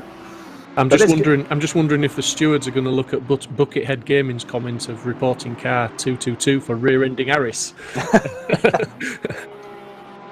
But yeah, I think that was right at the beginning, and they've possibly already looked at that one, maybe, or maybe not. It depends how busy they are. They may have a backlog. We don't know. The penalties just pop up and are handed out as the stewards investigate them. Yeah, exactly. We do look at and we find out these penalties when they come up on the screen. You'll have it in some cases. You'll have where the information is presented to the commentator before the screen comes up. In this scenario, we then find out.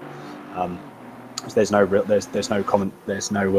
link between ourselves and the stewards. So we're just going to go on board. I believe this is this a battle we got on the car number 22? It's not. No, this is the Coach Dave Academy number 23 car. As we're going now, by the looks of it, to another full course yellow. Again, we'd probably just another Someone jumping in for a circuit connection. So yeah, full course yellow again. As we said, a little bit of downtime, I think, for the drivers as well. They can probably use this to their advantage. If I am honest, they've got a little bit of sort of breathing room now. They can sort of calm down a bit, at least have a couple of seconds to relax. Probably this would be a good point as well, and a good time to chat with their race engineers, the other team members, to now see what they need to do, if there's anything they need to really change between the pit stops. How the car's feeling, because sometimes it is, you could have almost, in theory, you can have an indefinite amount of laps where you're constantly having to concentrate on faster cars, slower cars. So having a period of time like this is quite good downtime for the drivers who are in the car as well, and also for the race engineers who are trying to look after, one or two cars for a 12-hour endurance race. Yeah, it's like you say, it's that little bit of respite for them, because let's face it, they don't get a lot of respite on this track. I mean, even the two sort of flat-out straights, and use the word straight in inverted commas because the second one's a bit of a curve. As we go back to full green, and the guys are back racing again. They don't get a lot of chance for a rest, and especially when they're running as close as they are, and they're coming up against the GT3 guys are coming up against the slower GT4s. Even on the straights, it's it can still be sometimes challenging to get past when there's a group of them. So yeah, the full course yellows are a bit of a rest for the guys. Yeah, exactly. As we've just on your screen now, we've got Riccardo Marino from MT Racing Team in the Audi R8 GT3 Evo. Fantastic looking car. Sounds absolutely incredible. That car. That's probably one of my favourites in terms of sound. It's definitely either this or the Lamborghini, that V10. Absolutely incrable. Yeah, I disagree with you, mate. The Porsche for me all day long. Oh, actually, do you know what? I will admit, I do have a soft spot, as we've just got Archie Clifford Roberts back, currently now in P4, ironically in a Porsche. Yeah, do you know what? I think, I would agree with you there. It's definitely up there as well. Who doesn't love a flat six? Let's be honest. Yeah, it's the awesome sound, and then when you watch them punch out of the corners as well. That's absolutely awesome. Absolutely, I had the privilege of going to Le Mans a few years back, and obviously first time I'd ever been to Le Mans, and when I saw and actually on track and listen to that Porsche, it's just unlike anything else. I just had a message from Ed from Zancho saying Aston Martin V12. To be fair, that's another good one as well. That's very much another good one as well. That's another one to consider, definitely.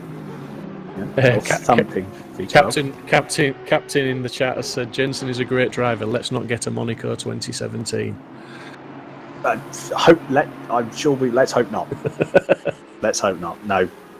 No, I said Jensen. I think he's alluding to the toilet. I see. When he may have had in Alonso's seat. Yes. Yes. I can imagine. Yeah, obviously Alonso was probably very grateful for that, wasn't he?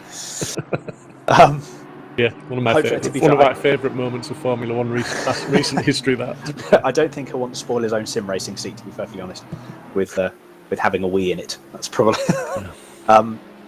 As we, to be fair, talking of V12 Aston Martins, we have one of the only V12 Aston Martins on the grid. I believe this is one of two Aston Martin with the V12s. We've actually got the new Advantage and the old Advantage on circuit. Currently, we've got number 53 and the number 999, as that looked very, very close indeed. Hopefully, there was no contact there.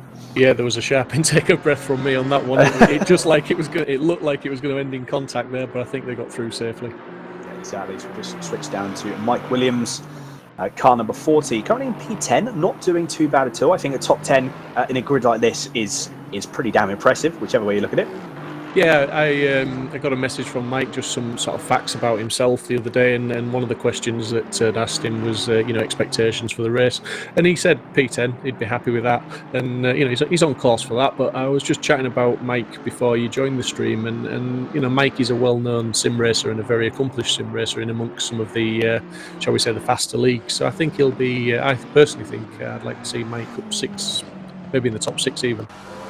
Fair enough. That's something to look out for as well. As we've been saying, different strategies are going to play a part in different things. We could see all of a sudden some drivers just pop up out of what seemingly would be nowhere, and all of a sudden they're sort of in the running for a potential top 10 position.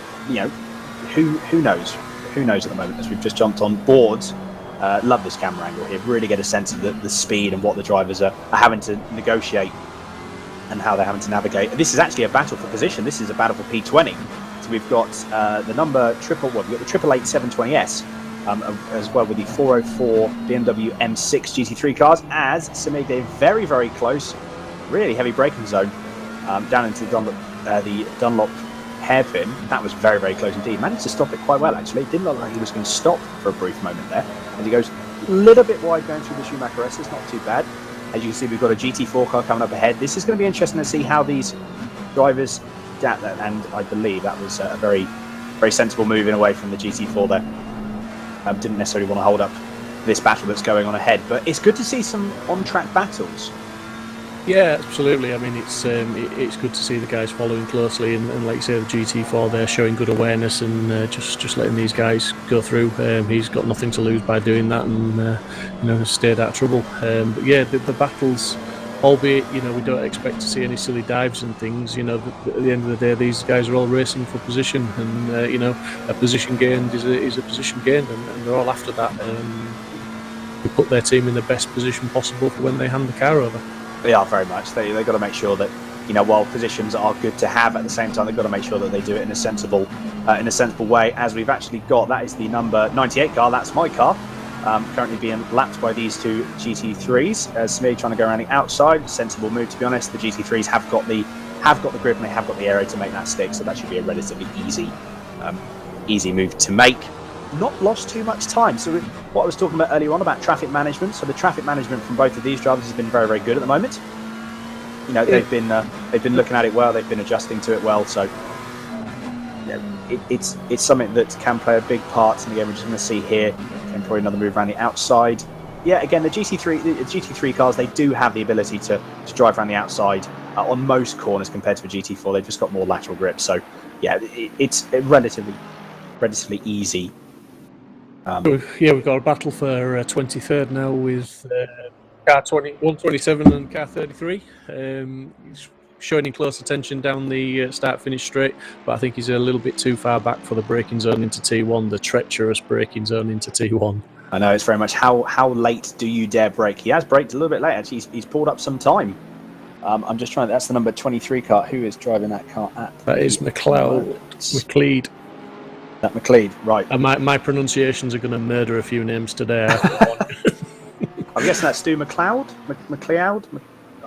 Yeah, my pronunciation is not much better, Steve, don't worry. I feel better. I feel better already. Yeah, I think McLeod, okay. So we apologise in advance, I think it's the best way to...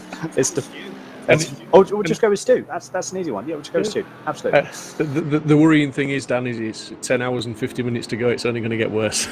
Yeah, I suppose as tiredness starts to kick in. As fatigue sets in, so does speech therapy required. No, very much so. So I believe this is actually going to be... Stu's going to make a move going down the inside.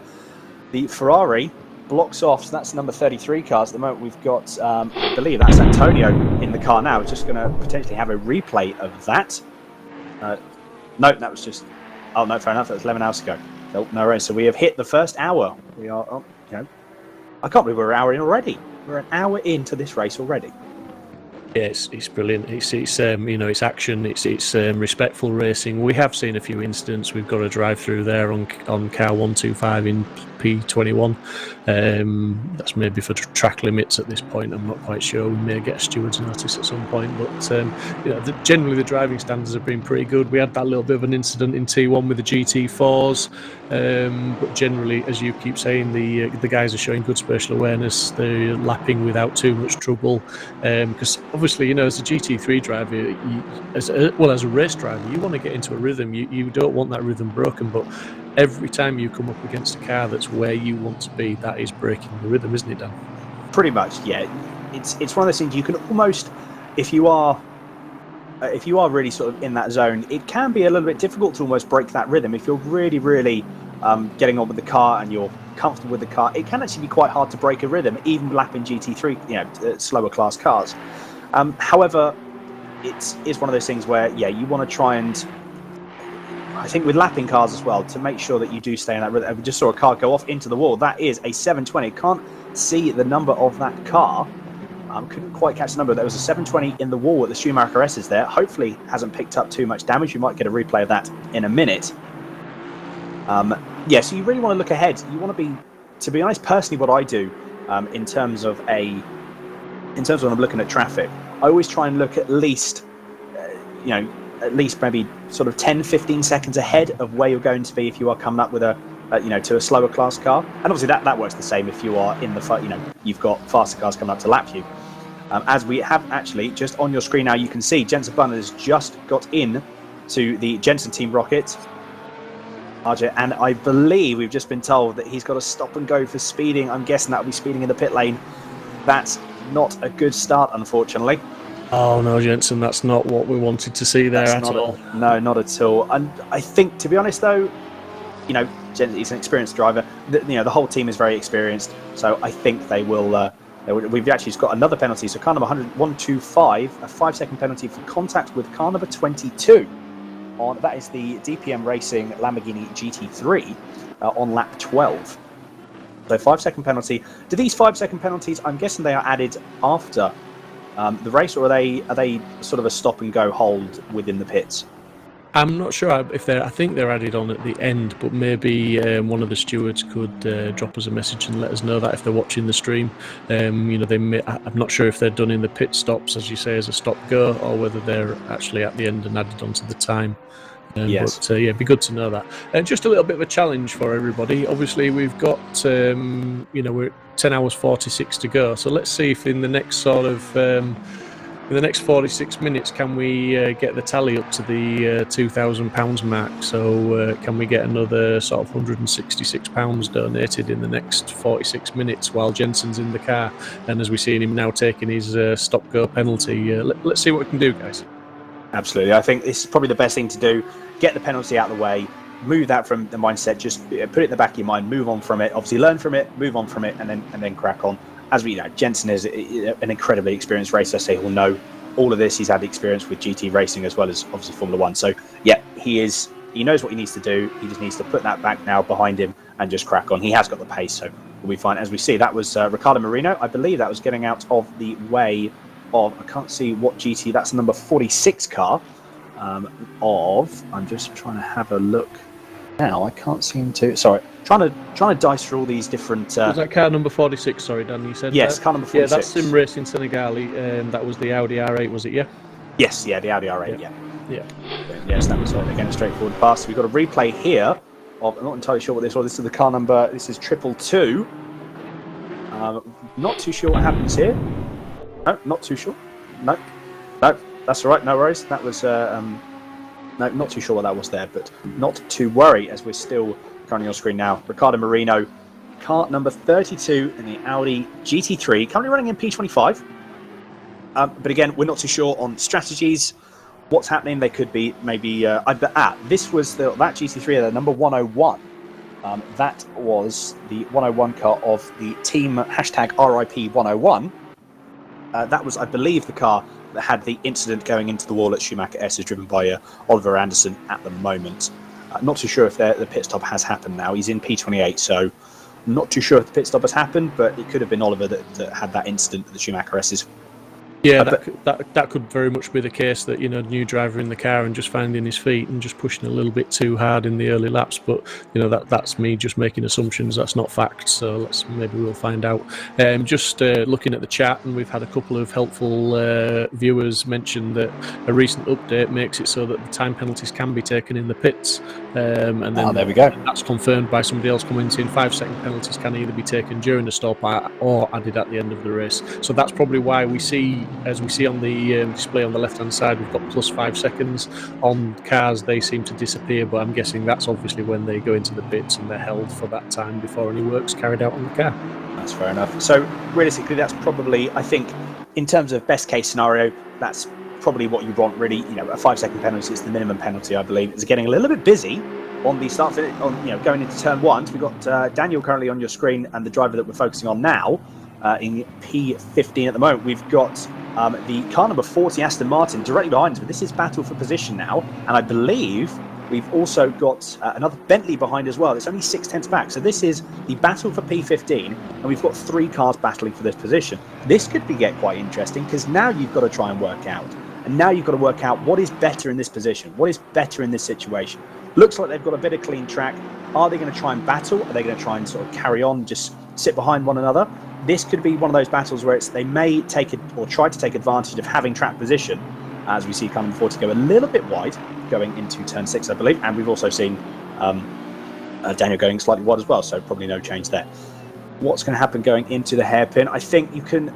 It's caught up a little bit of place where you've just got a replay here. I believe this is the car number 101 of Oliver.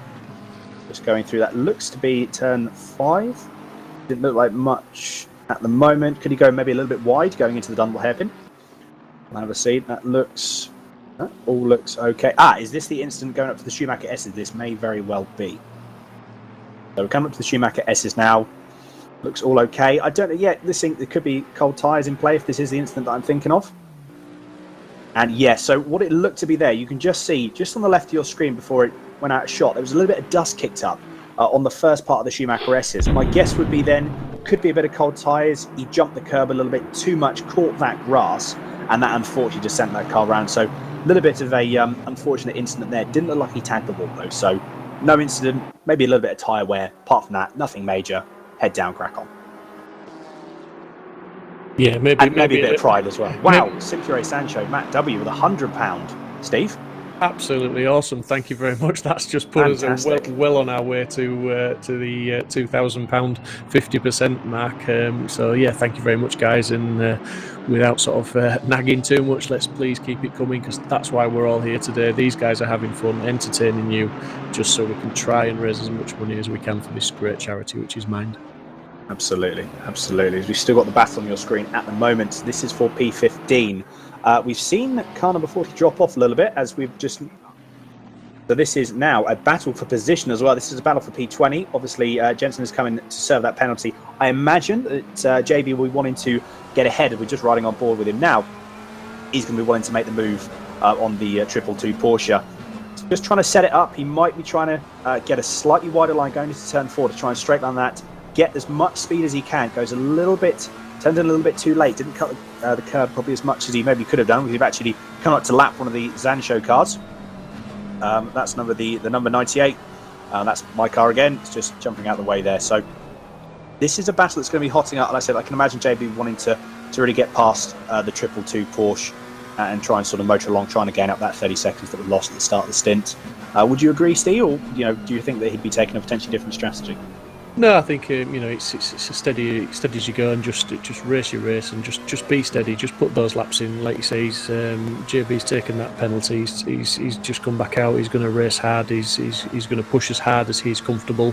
It's all about handing the car back over, as we said earlier, in the best position possible, but most importantly of all, with no damage. I mean, at the end of the day, damage accumulates. Every piece of contact leads to some damage, which adds to your pit stop time if you need to repair. And with a straightforward pit stop taking around about 70 seconds, another 5-10 seconds here and there, and it soon adds up and soon results in losing places. We see JB closing right up there in the braking zone, just showing some absolute skill on the brakes there as they head into the chicane, and the GT4 taking to the grass to get out of the way there. Not sure he was taking to the grass or he was a little bit intimidated onto the grass, but good spatial awareness, didn't dive back on the track and let the guys go through and carry on the battle. Absolutely, yeah. Again, as we said, we keep saying this throughout the race, some really good spatial awareness from the GT4s. This is going to be trying to make a move going into turn 1. Maybe APS kicked in ever so slightly there, but he's right. JB is now right on the tail. That's Michael Rauwert, I believe. Again, apologies for the pronunciation, but that's Michael currently in the 222 Porsche. I can imagine he is. There's definitely some high tension in there now. Yeah, so absolutely. His sim racing career, how often has he had Jensen Button pushing him around the track? It's definitely something you can probably tick off your bucket list, isn't it? Absolutely, mate. Yeah, save the replay. Yeah, exactly. Yeah, save, highlight. No, absolutely. I think JB's dropped off a little bit. What we might find as well is, I know there can be quite a bit of quite a sizable wake in terms of the GT3. So what you may find as well is some drivers, what they will do is they will back off a little bit. I know this was also something they used to do in Formula 1, and I imagine this is obviously something that happens throughout motorsport. Is what you'll find if the weight gets too much, everything gets a little bit too hot, tyres start overheating, and it just generally the car feels a little bit sluggish, just feels a little bit off. So what you may find is they'll drop back a little bit, and then they'll start to then close back up and then try and make that move again. So it takes a sort of a couple of laps for the, well, I've always found anyway from personal experience, it takes, this is obviously sim racing. You know, in most sims, it can take sort of a lap, maybe a lap and a half to really have an effect. So if you can try and drop back and then try and put that pace on again and get by them within that sort of lap and a half, then your car doesn't really get affected too much. Yeah, 100% agree with that, Dan. You know, that's the it's a good tactic to have, as we've seen Kev Critchley now in the Simsport 3 number 3 Porsche, obviously flashing. He's a back marker, so he really does need to obey those blue flags, because Critchley's, you know, there's a big chain of cars there coming through, and he's eventually got done. But that's just one of the problems. Obviously, that's 2 GT3 cars. So when you're lapping a car in the same class, there isn't that speed differential. So you're very much relying on that guy who's being lapped to actually obey the blue flags and get out of the way, as it were, or at least allow you to pass when you can. Yeah, completely agree. Also, one thing as well to mention, I'm not too sure with the Ferrari that is behind of Antonio currently in P27, but I believe that this is the battle we were talking about earlier on. So this is the battle for P22 at the moment. So this is also one of those scenarios where you've got to look at it and you think, I've got to try and let it come. Whoa, that was a very, very, very, very close call from the Lexus there. Not too sure what car number that was. That was car number 16. This is actually a battle for position again. So it was part of the battle. I believe the Lexus has dropped off ever so slightly. I'm just going to go have a look to see who's driving that car at the moment. And that will be Robin by the looks of it. So yeah, that was very, very close. Did very well to avoid it. I can imagine the ABS was going absolutely mad at him there, going, what are you doing? I think there would probably be a few functions going absolutely mad at that point, going into that braking zone. But yeah, absolutely echoing your shout out there that he did really well. He obviously missed his point and he was going to steamroll into them, and he managed, as we saw, he managed to jink out of it and avoid the contact by the looks of it. So yeah, it was a good drive, really. Recovered the mistake. Yes, exactly. As we've got now on board, well, on your screen now, I say on board, we've got on your screen, this is Ross McGregor for the Zanshow Simsport Bentley GT3 car, number 15. I see we've just been told that there was a disconnection, hence why the issue now is we've got him in P44, running really, really well. I think at one point on track, Ross was currently in 6th. So really, really shame, you know, big shame that that's happened. Still a long way to go though, so I'm sure there'll be positions made up with the pace that Ross did have and the pace that team has. I'm sure they'll be moving up the field with no real issue. I was just looking at his teammates, to be fair, and you know, if they can just stay connected and just keep their heads down, they're going to make up a lot of positions, those guys. So that just been told there's only 2 of them in that team, so I believe that is it John Munro? Yes. Yeah. Yes. Yeah. I was going to say, my driver entry sheet has got 3 names on it, and a slap on the wrist there for not updating that this morning. Yeah, there's a lot to do with a big race like this. We can forgive you, Steve, don't worry. Thank you very much. It just gives us something else to talk about, if nothing else. So we've got, I believe, actually, do you know what? While we've got a bit of, what we've got at the moment, we've got Alexander, car number 14, the Aston Martin. We had a question from YouTube, I believe. And this is one thing, maybe just a brief couple of minutes of discussion. What do you think about Honda leaving F1, Steve? Yeah, interesting. Obviously, Red Bull put their eggs in that basket when they kicked Renault into touch. So not quite sure. I'm not sure what's going to happen, and I'll find out probably on Sky Sports when everybody else finds out. Not really sure. It's an interesting one as to where Red Bull will go for an engine now. There have been talks in the past of them producing their own, hasn't there, I believe, but whether they're in a position to do that or whether they'll look to another manufacturer, who knows? No, absolutely, yeah. I think this could be a bit of a dive into the unknown if they do try and go to their own manufacturer. Bring back Cosworth, that's what I say. Well, you never know. I think, let's be honest, with how it's all going, whether Cosworth has the financial backing to go into to get into Formula 1. I mean, if they can put something together, then all the more power to them. Yeah, absolutely. I mean, the one thing with Formula 1, and I know they're working towards trying to battle it, but it's the money that you're talking about. It's the figures. They're just mind-blowing. The figures they put together to run a team, the development figures and things, and yeah, they've got all the caps coming into place and whatnot, but it's still a lot of money to do anything regarding Formula One. Even to go watch it's expensive. Exactly, yeah, absolutely. I believe we've had some comments on the YouTube channel. I believe we're actually looking at the timings, though. You can see in the top left, we've got Darren King and Niels. There's only 3 tenths between them, so this is the battle for the lead in the 12 Hours of Nürburgring for the Mind charity. This is a battle, and I'm sure they're going to be battling for track position. They're not going to be sitting behind each other. They're not going to want to sit there and go, we need to conserve tyres. This is for track position. They've got a massive gap to the guys behind. I know Darren very well. I have spoken to him, but he is insanely quick as well as Niels, so he is not going to be wanting to sit behind Niels for too long. I doubt there's going to be a move made until probably turn 1 if he can sit with him. I know the BM is very, very quick in a straight line. He's having a bit of a dive there, having a bit of a look, trying to sort of put his nose into position where Niels knows that he's there. I'm sure he obviously does, but this could be a bit of tactics now trying to unsettle him as he goes a little bit wide going into the last corner. If he can get a good exit, he's very, very close indeed to Niels. I believe, and I'm going to put my money on a move being made into turn 1 here. Absolutely guaranteed. Yeah, absolutely. Two titans of sim racing here, 2 very, very quick guys. King on the back, he's having a dive, he's having a look. Indeed, he sent it down the inside, but as we've said, Niels gets the cut back, but he's going to be on the outside for the next turn. Yeah, we were just told that Niels made a mistake at some point. He did have a sizable lead. Obviously, now that has come down. We've just had another donation of £10. We're getting ever close to that 2k mark from Ruadid, I believe that was. So thank you very much. Sorry, I couldn't quite catch the name there, but thank you very, very much indeed for the £10 donation. And this is now, as a certain Formula 1 driver engineer would say, it's hammer time now, I believe.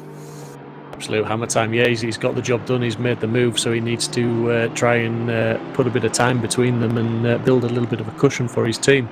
Obviously, the Team Fordzilla, Darren King, that's a 2-man team. Hopefully, that they'll keep themselves fresh. And if obviously seeing Darren King's outright pace at the moment, put him where he is, he's going to be in for quite a few more stints. So we could see some fast stints from him. Yeah, absolutely. We just had another couple of comments actually to look. We've got Lucky Luke saying Niels might have damage. He is very slow. Very, very true actually. He has dropped off the pace quite considerably, so he could very well have damage. And we've also just had so I believe this is from the last donation. Apparently I was not even close to the pronunciation, so we'll go with Rue. So Rue, thank you very much for that. Thank you very much for the £10 donation. As we said, so you've got your QR code in the bottom right hand corner. So I said, please, if you can, share it. If you're not able to donate anything, but if you have anything, it means an incredible amount to the Mind charity and to this event as well. Yeah, it's brilliant, and that's what it's all about. As we keep saying, the guys are having fun on track to bring you some entertainment to watch, and we're trying to talk as much and as entertainingly as possible, although, like I said earlier, bear with me, it might not be possible for the full 12 hours, but just keep those donations coming in, and it's all about what you can afford. That's all we ask. Thank you very much. Exactly.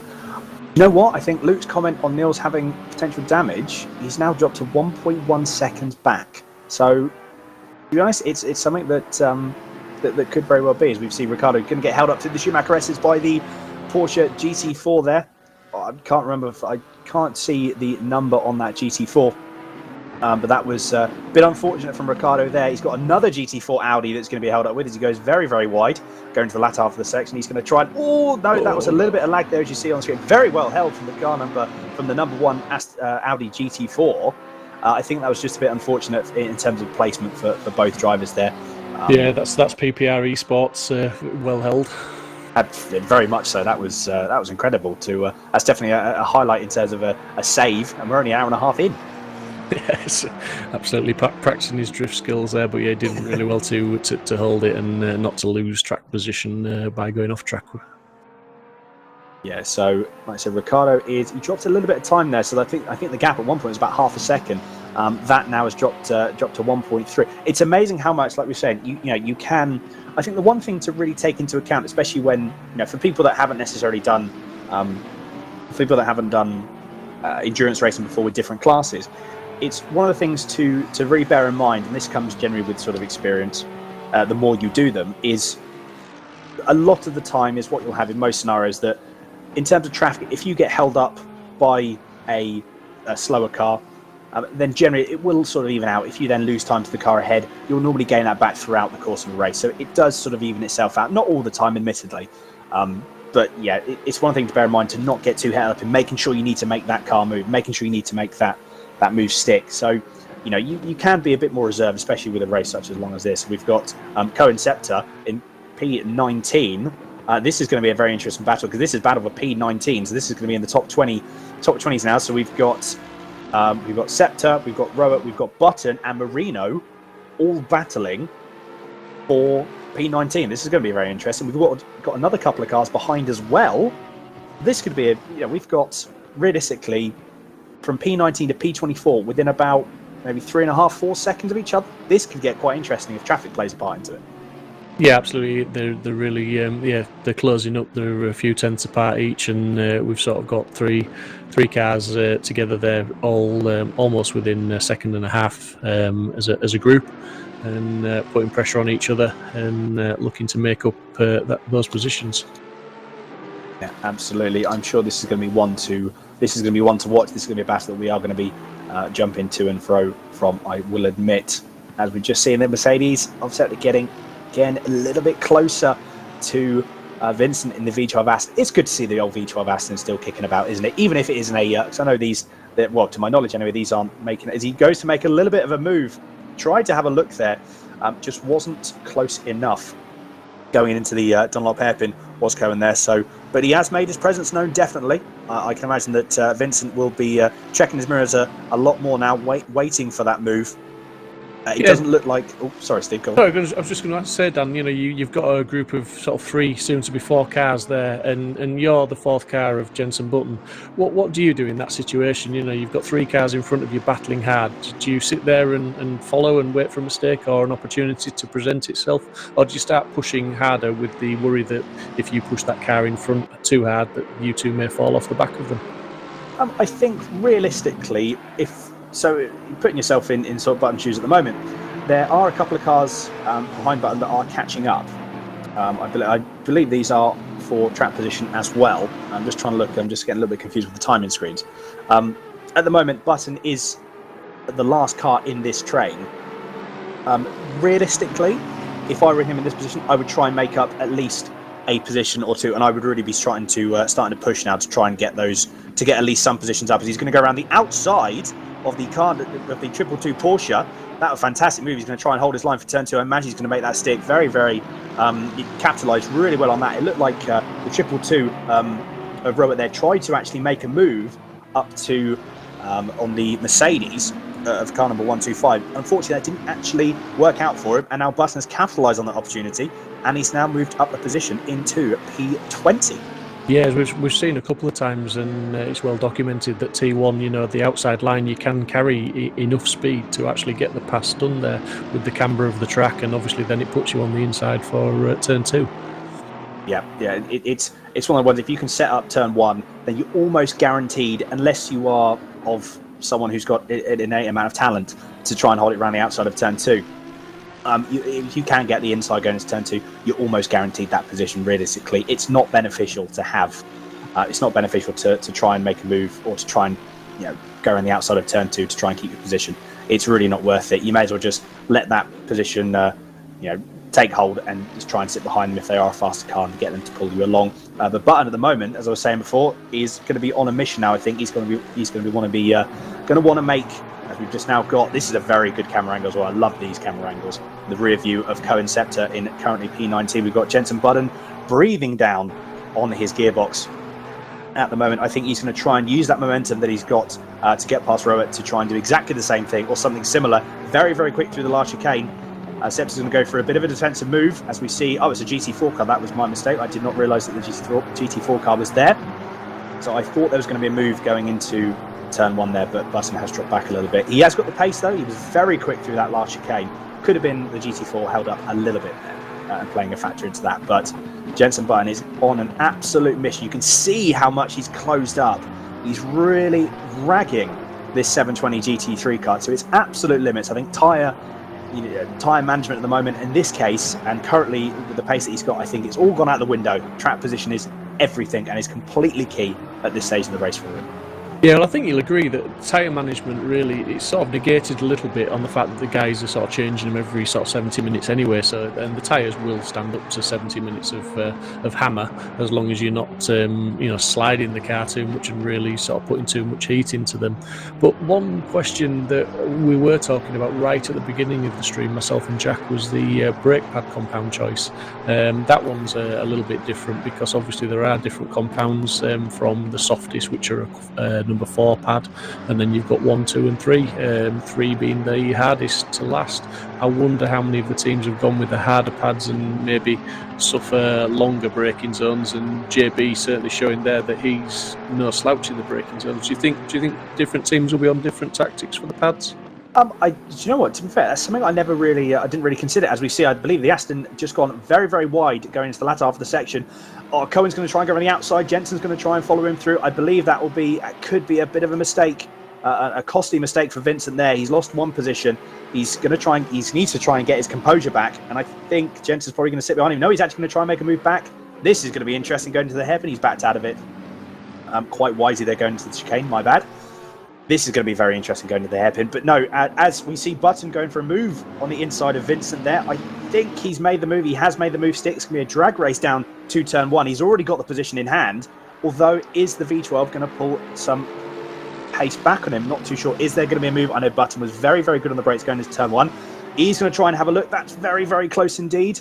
I think Button parking it in the middle of the track. Good placement there by Button. And I think now the move has been done. Costly mistake from Vincent there. He's dropped 2 positions in the space of about a third of a lap. So something that he needs to try and sort of put behind. He's getting pressured now as well from another car. I believe that is Marino. So we've got Michael now in P21 and also the car number 90, I believe that is 99 as well. I believe 99 is actually a blue flag car. So that's something that they need to take into consideration. I'm guessing it is. Yeah, it looks like he just moved out of the way there to allow him past, and he needs to do the same again very quickly, so he's not interfering with this battle too much.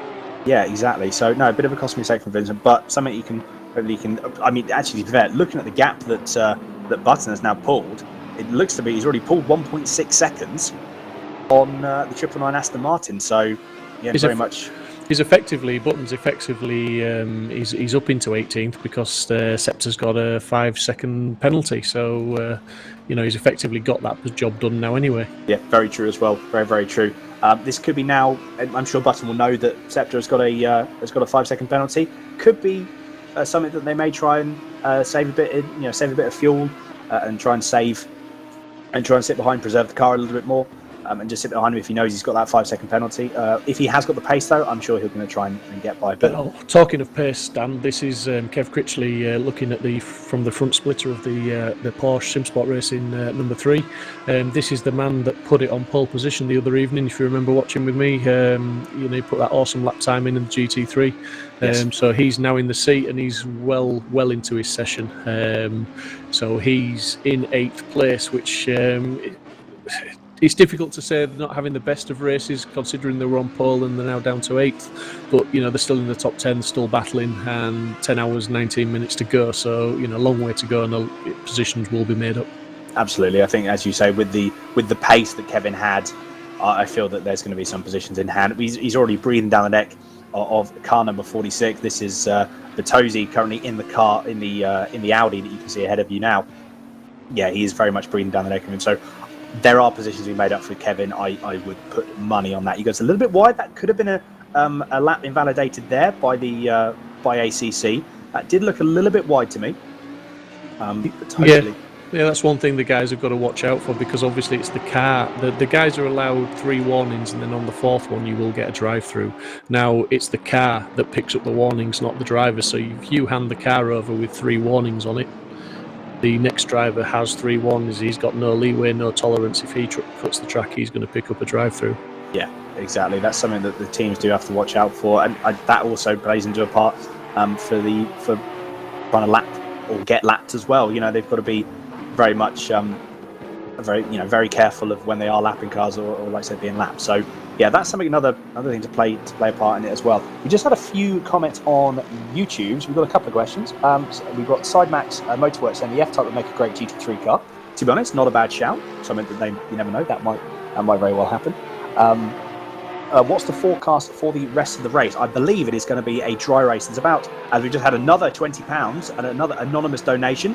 So that brings up to £1,974.37. So thank you very much to whomever that was. And we're very, very close, Steve, to that 2K mark.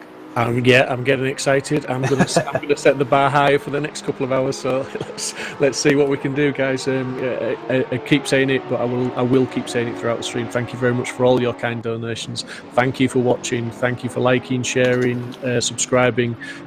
Share that Just Giving link, and let's see if we can raise more than the £4,000 we've set ourselves today. It's a big target for us, but we've got to aim high, and let's see what we can achieve. Yeah, absolutely. Long way to go, so let's see what can happen. This is the battle. So we've still got on your screen now, we've still got Michael Rowett, and this is the car number 999 Aston V12 of Vincent. And I do love a split screen. I do love a split screen display now. So this is Luca Bertozzi in the bottom right-hand corner, in the bottom right-hand screen. Looking back on, I believe that is car number 3. I can just about see by that. So this is again for position. This is Kevin. Yeah, it's Kev Critchley again in the Simsport Porsche number 3. Yeah. So 2 battles that you've got. So you pick your favourite. You have we've got a choice. We've got a choice of battles here. So we've got loads of stuff to entertain us with. This is fantastic.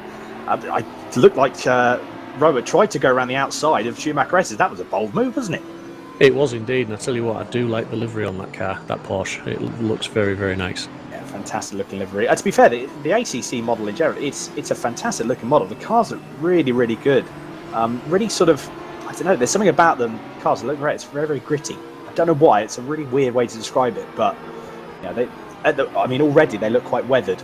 Yeah, they don't look too polished. You see in some of the older sims where you might do an endurance race, and at the end of the race your car's still as shiny as it was when it came out of the showroom. So yeah, they do look a little bit more realistic, I feel. Yeah, exactly. Just going through just YouTube comments again. So just had so we've got Alan. So is it the Jensen Button or someone else? No, Alan, it is the Jensen Button, the one and only Formula 1 world champion, the one and only Jensen Button. So yes, it is him. And then also Alan's put, isn't he 60 plus by now? No, he's not. He's not quite that old. If he's 60 plus, mate, I'm 70 plus. So please, less of those comments. So he's not quite that old. Yeah, so we've got Christopher Pinchbeck, I believe. So Steve, this is someone that you may know. Yes, he's racing in car 43 in the GT4, so he's up against you. He's racing with Harris, Steve Haley, and Steve Hinden. Fair enough. He's just put Stephen Proudly. I'm loving those northern dulcet tones. You can't beat a bit of a Yorkshire twang. Well, there you go. There you go. And Chris, if you're interested, the green room is open, mate.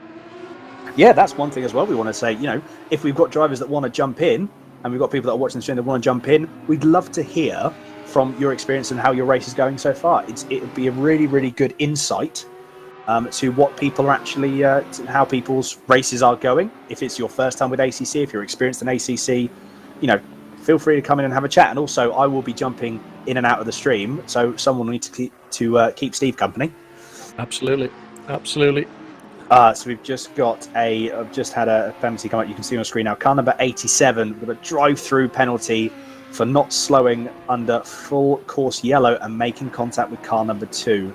That is the number 87 car of, I believe, that is that Tobin Lee's car? It is indeed, yes. That is unfortunate. Yeah, have a word, mate. Don't get me wrong. I don't think I'll be need to having words. Don't worry about that. I'm sure that those conversations are already going on. Bit unfortunate then. Very unfortunate for I'm not too sure who's driving in the car at the moment. Yeah, it's another good sort of showing. As I said earlier, it's unfortunate when cars do get penalties, but it is showing that the stewards are monitoring the situation, including the full course yellows. So, because we rely on the drivers to obey them, we rely on the drivers to activate the pit limiter, and if they don't, they get a penalty. Yeah, exactly. So, a bit unfortunate. Again, I'm sure the team, they'll put it behind them. They'll learn from it. and they will crack on. I think it's almost in a way it's quite good that these mistakes and these issues are happening at this point at the moment, because it is still quite early in the race. You've got the next 10 hours. As long as everyone keeps it clean now, if they have got penalties, then it is something that they can really sort of make up for that time. I mean, it's a drive-through. Realistically, you're probably going to lose, I'd say, maybe 20-25 seconds as a drive-through. It's a relatively long pit lane, so maybe a little bit more. Yeah, it's about 20 seconds. I mean, it's 70 seconds approximately for a full stop, and if you think they spend 30 seconds stationary, so yeah, it's probably about 40 seconds realistically to drive in and drive out. Yeah, so it's going to put a bit of a downer for the team, but like I said, I'm sure as we got the GT4 car just getting caught in the wrong place again.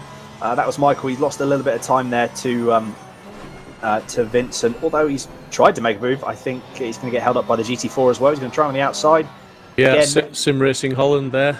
Thanks very much to them. We had, as you're probably aware, we had server issues at the beginning, and they offered us the use of a server. We didn't need it, but thank you very much, guys. Oh, brilliant! No, it's really, really good. Again, goes to show the community that we've got, isn't it? Really. Yeah, absolutely. The community that we have here is pretty damn incredible, I feel. As we're now just jumping on board with Regan Mitchell. This is the car number 2 for Simsport Racing 2.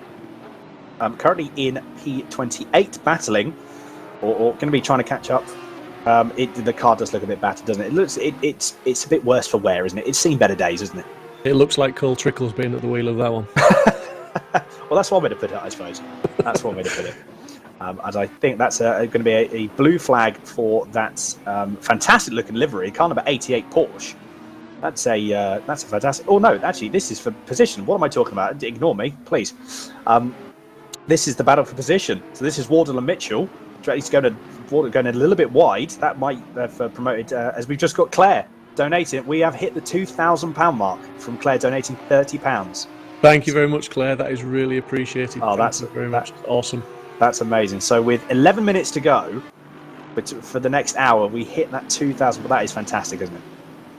Yeah, it's absolutely awesome. And I believe on the chat, I'm just going to give a shout out to my wife. She's trying to coax some of the drivers, namely Chris Pinchbeck, into the green room.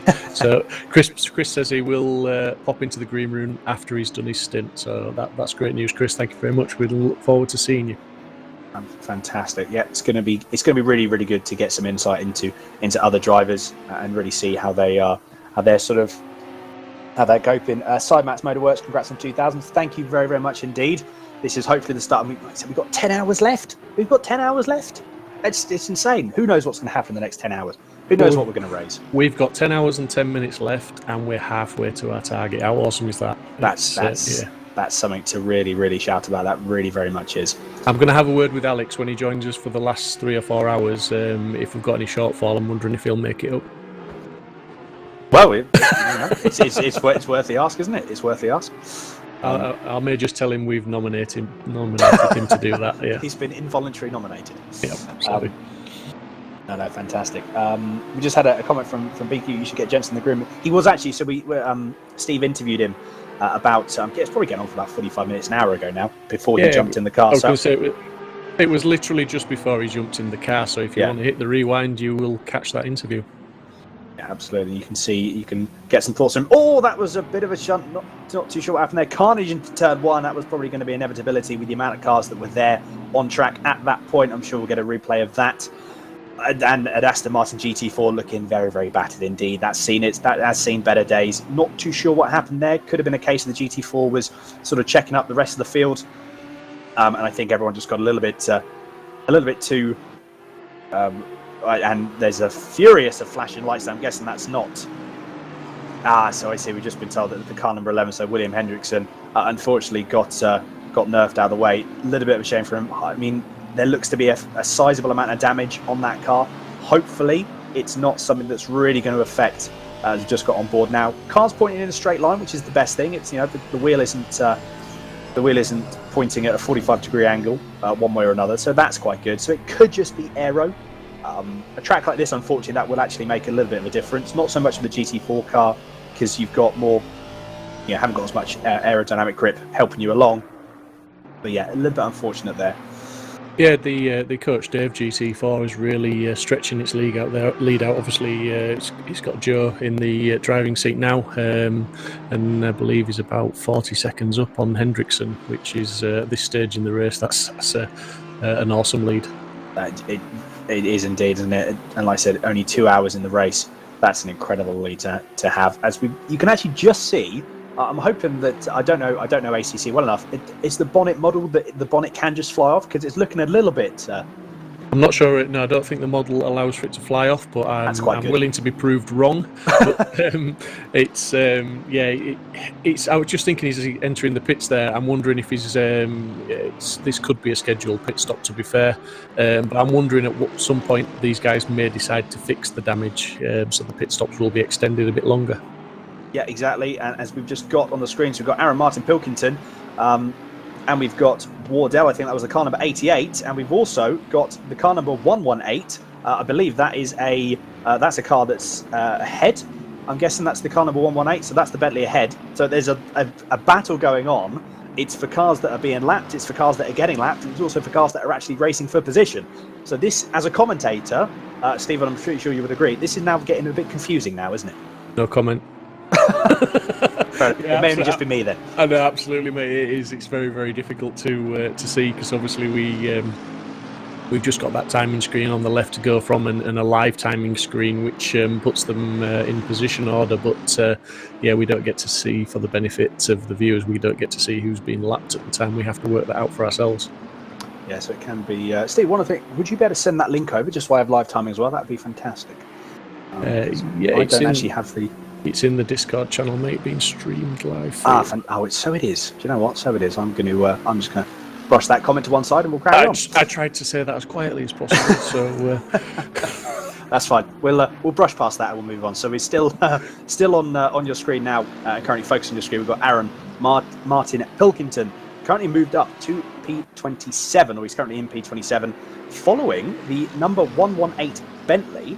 Probably getting towed along a little bit here. I'm not too sure where the 118 car is at the moment for the PSR team. But if he can get towed along, that's all the more better. As we see, you can just see in the top of your screen, the timing stand, Jensen Button has moved up to... here we go. So this is the replay here of going into turn one. This, I think this was something that probably could have been avoided. We're going to see in a moment. So we've got the 3 GT3 cars in... All looks to be okay at the moment. Oh, yeah, so that was a bit of a... that was just, unfortunately, just a collection of events there. So it looked like the Porsche of the number 112, I believe. That was the Porsche. Yeah, he got down the inside, didn't he? And the other car just was not quite aware that he was there and turned in on him. But he's one of those typical turn one incidents that's, as you say, can be avoided. But it was when it's a battle for position like that, it's very difficult. Yeah, exactly. Could have been, realistically, I think if it were maybe another camera angle would put something, put a different spin on that. To be honest, I think it was just a bit of it was a very, very late move from the 112 car. Could have been where he was trying to stop he may have braked a little bit later than he probably should have done, and maybe the ABS was starting to kick and he was trying to scrub off speed, and unfortunately just had to sort of make the decision of taking that inside line and hoping for the best. That was a little bit of a late move there. So yeah, it was certainly trying to hug the apex, and you have to say that the Mercedes, I think it was a Mercedes that he tangled with, if it had been aware he was there, he could have stayed out a bit wider and maybe maintained his position anyway, as we've discussed many times. Yeah. So we just had a request to see the car number 135 in the bottom right hand corner. That's car number 300 we've just got on screen at the moment in the bottom right. So hopefully we'll be able to grab the car number 135 in a second. Split screen's quite good actually, isn't it, Steve? You've got a couple of, here we go, so we've now just got 135 on your screen now. A very interesting livery here, isn't it? Yeah, absolutely. The split screen really adds something to it, and it's fantastic that we can bring you this. It's just, as a commentator, sometimes when you've got two battles going on, it draws your attention away from one to the other, and which one shall I go for? Is that the Spartan Racing 135 that we're looking at? I believe that is indeed, yes. That's the Spartan Racing, car number 135 at the moment, driven by, I'm just going to quickly have a look who is driving this car at the moment. And it is, bear with me, everyone. Steve, if you could fill in. I was actually looking for you as well, buddy, as we just see Pilkington trying to make a move there in these Mercedes around the McLaren. Yep, so yes, we've got Carlo. You can see in the bottom right corner screen, he is currently out on track. Yeah, it's good to see. I mean, to be honest, in some cases, you know, with some things you may have, and you may find with some endurance races, that the field starts to spread out quite a lot after the first hour and a half, 2 hours, and there's not really much on-track battle. It's more so done in pit stops and strategy. There's still some pretty good battles that are going ahead, isn't there? There is indeed, yeah. The drivers are still putting on a good show for us, and as we were saying, there's a few incidents here and there, but generally the racing is good. It's clean. I mean, we're coming up to the point now where we're 2 hours gone, and for those, I know some of the guys are on the strategy of stopping approximately every 60 minutes, so we're coming up to the second pit stop time. So we expect to see some guys diving into the pits, the positions will change, and some of the guys will push it and stay out for the full hour and sort of 10 minutes that they're allowed. Yeah, absolutely.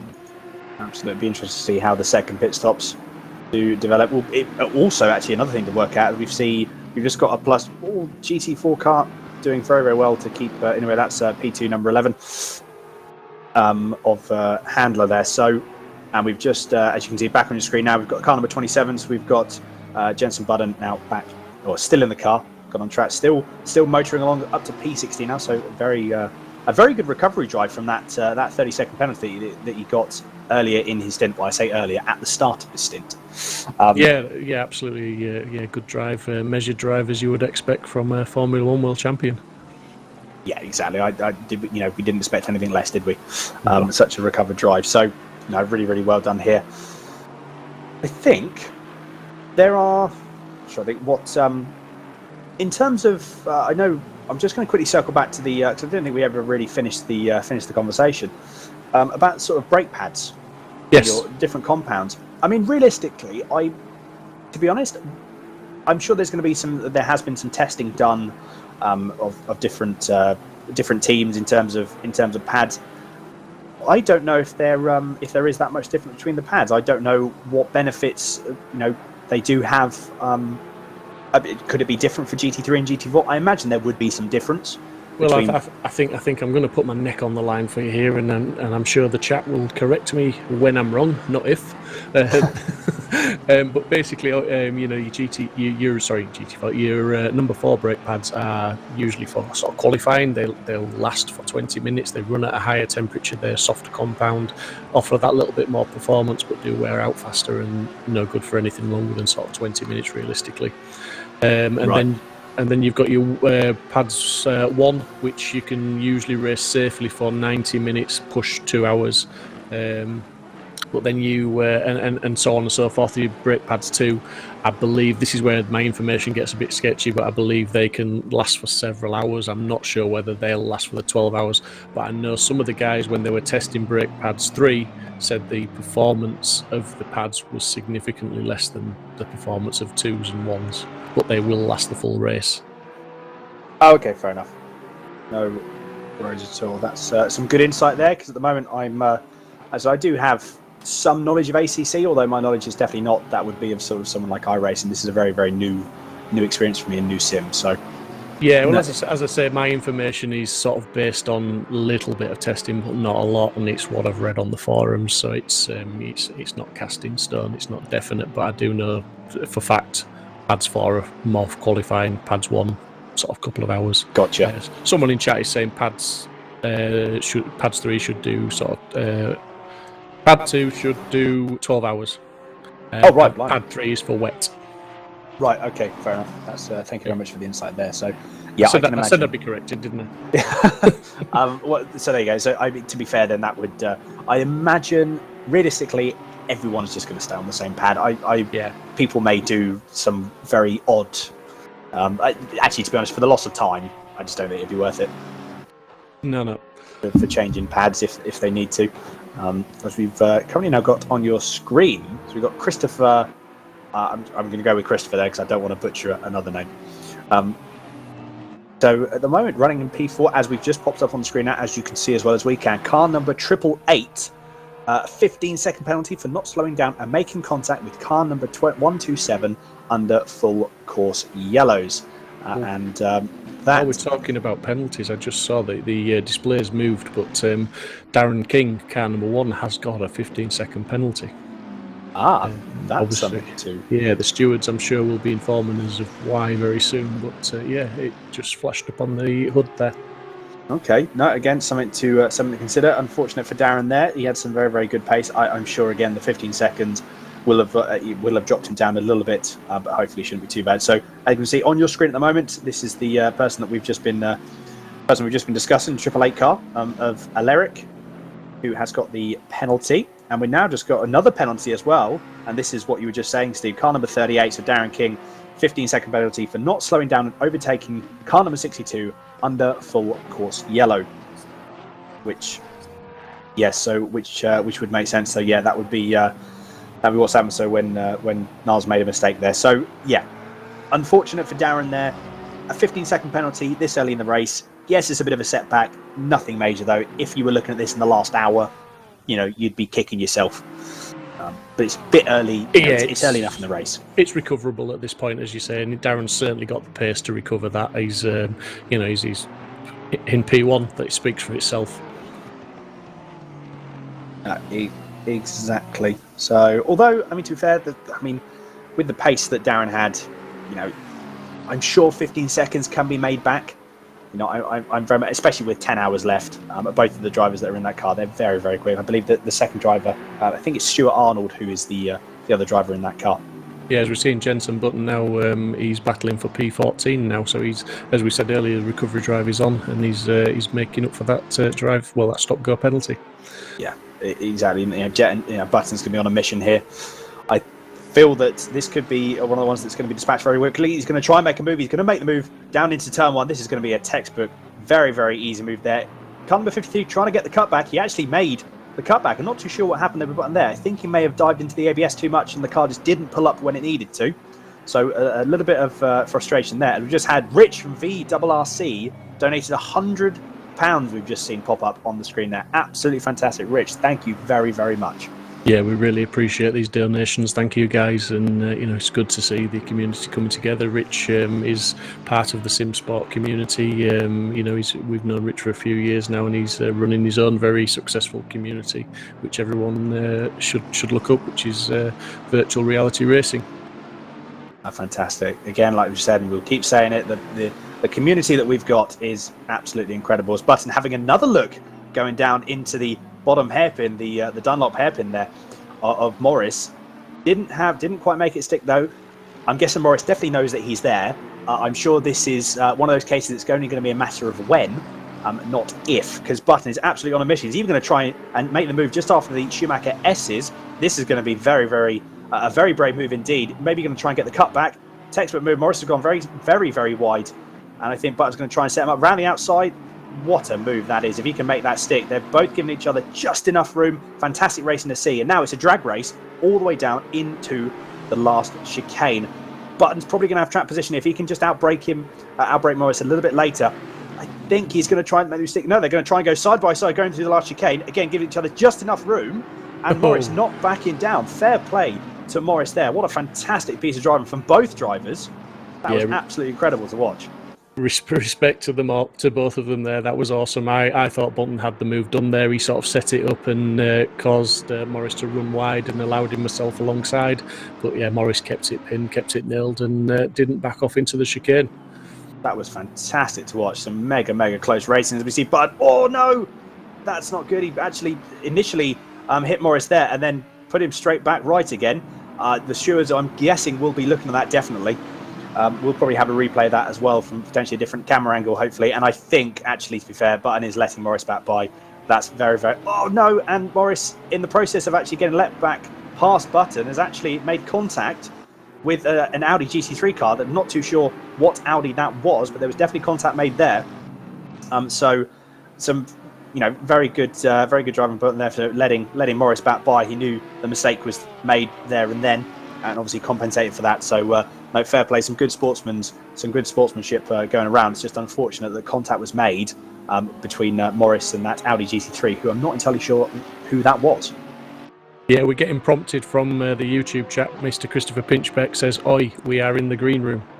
Oh, fantastic. So he's knocking on the door, mate. Maybe want to have a chat with him. Yeah, brilliant. I will pop in now if you don't mind me having a chat with everyone. Yeah, Kev Critchley's had a fantastic recovery drive. He's up to 6th place now and getting that Porsche back into somewhere close to where it started.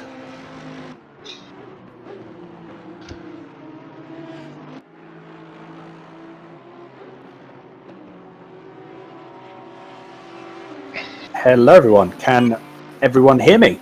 Yep, we can hear you. Fantastic. Yep. So we are joined in the commentary box by, we've got Chris Pinchbeck and Stephen Haley. Is that correct, Steve? Is that Stephen Haley? Yep, that's correct. Yep. Fantastic. How are you both, gentlemen? A little bit sweaty and a little bit warm after that first stint, but yeah, all good. He's hot and I'm cold. I haven't been in yet, so. So to be honest, then I think that's probably a good way to. We've got two approaches to this race so far. So, Chris, we'll start with yourself first, if you don't mind. So, what's it been like from the sidelines at the moment, having not got in the car yet? What's it been like for you? To be absolutely honest with you, the most surprising thing to me is the pace of the GT3 cars coming past us. It's just phenomenal. It's just relentless. Yeah. We have been speaking with that as well. It is just, we had that. I think the teams had about 25 minutes of pretty much nothing. They were just sort of fighting themselves, and now it's just going to be for the next 9 hours, 52 minutes, just never ending, isn't it? Yeah. And the other thing is, I mean, there's literally 3 of us in there at the moment waiting to go in the car, and it's like having 3 spotters for the person that's driving. So he's got about 3 different people shouting calls at him. Yeah, it just literally doesn't stop. I can imagine. And to be fair, how is the team sort of? How's the teaming going for the sort of? Has there been good communication? Everyone sort of is still enjoying themselves, still happy with the performance at the moment. Yeah, no, there's been absolutely. We're talking the whole time. We're sort of mentioning what's going on with the pit stops and that. We was a bit unfortunate at the start because Aris was in the car and he got caught up in something that wasn't his fault. So we got a bit of damage there that we had to go in and repair at one stage. So we lost a bit of time there. But Mr. Haley clawed us back up a few places, which was brilliant. No, fantastic. And so that will lead me perfectly into Stephen. So, Steve, so from your position, obviously you have been in the car. So from your position now, it's complete opposite. What's it been like at the moment? Like I say, no, it's. I can imagine it's been quite sweaty and quite warm for you to start with. So, yeah, any sort of initial thoughts for the first 2 hours and 10 minutes of the race? Crazy is one word I could say. You kind of don't realise how it's going to be until you're actually in the car. While you're in control, you're trying to concentrate and whatnot. You're trying to make sure that you don't run into the car in front, or if you try to overtake somebody and you've got GT3 cars coming left, right, and centre. It's quite an experience, but it's fantastic. But as Chris said, it's massively hectic. So yeah. No, fantastic. Like I said, it's good to, and as we said, it's really good to have some insight from other teams as well. Obviously, I know that I'm sort of jumping in and out racing as well, but it's really good to have some insight from other people across the race as well. So, really good to have you back. So, I think for both of you then. So, in terms of expectations for the race, what are we sort of feeling? I suppose let's not really look too far ahead into the future. So what are we sort of looking at for the next, I'd say the next couple of hours. So once we've sort of get to about 8 hours in the race. I think maybe, the start was a bit rough for us. Like I say, we took, as Chris said, we took a bit of damage, which dropped us at least probably just under a second a lap. But the car wasn't that crippled that if we'd have pitted, we'd have lost more time when it come to it anyway. But the second hit we took bent the steering, so Aris had to go in anyway. So we lost some positions. I got in the car, got it repaired. It felt really good. Made a few places up, trying to get the hammer down. I did take another whack to the rear. I can't remember where it was or who it was, but again, that knocked me a couple of kph off my top speed. So I should have been in the 204s, high 204s, I think, but we were lapping kind of the kind of low 205s. So, you know, I mean, going forward, I think just get his heads down. I believe Steve, we've got a time penalty from our teammate speeding in the pit lane, unfortunately, so we've got to save that. And I think it's just be a case of get his heads down and do the best we possibly can, keep it keep it consistent, and see how we go. We've still got 10 hours, is it? Just under 10 9 hours? hours. 9 hours? 9 hours? Right, yeah, so 9 hours, so I think we should be okay. Yeah, I think the thing to remember is we've had our problems, but you know every other driver in the grid at some stage is going to have a problem. So we just got to keep positive. Exactly, I think that's the one thing to really take away throughout the race. It's to be honest, you guys aren't the first to have had a penalty, and I will put money on not being the last as well. So, like I said, it's one of those things that will all even itself out. And it will really, like I said, it will all. Like I said, the positive mindset is fantastic to really keep. And to keep trying to keep throughout the race, no matter how, no matter what happens. But no, it's really good to have an insight from both of yourselves. And we've kept track on the money as well. It's fantastic. We've gone over the 2,000, so that's brilliant. Yeah, exactly. We just had another donation from, I believe that was from Lawrence. We had another bit of a donation, so £2,124, and fantastic. We've still got. It's amazing. I know it is, and we've still got 9 hours and 47 minutes left. Yep. Yeah. You know, that's the amazing thing to think about it, isn't it? So yeah, Lawrence De Souza for another £20. So no, it's incredible. Like I said, having the amount of people that we've got for this event, it's really good to see, isn't it? Yep, fantastic. No. It's great listening to the commentary as well, guys. Doing a good job. Oh, thank you very much. I mean, to be honest, I don't envy Steve at this point. He's got the next 9 hours and 47 minutes in that chair. No, don't listen to that. I've seen the messages from his wife. She's bringing him coffee and cake, so don't worry, he'll be fine. Oh, that's all right. Oh, he's fine. So, there you go. So I said a fuel of coffee and cake. So that's all you need, isn't it? Really? He'll make out he's getting it hard, but he's not. Oh, dear, no. Well, gents, I will leave you to get back to the team. Thank you very much for stopping by and for tuning in to get an insight from yourselves. It's really good to see and really good to chat with you both. No problem. Thank you. Take care. Bye-bye. Take care. And we are back. Fantastic chat.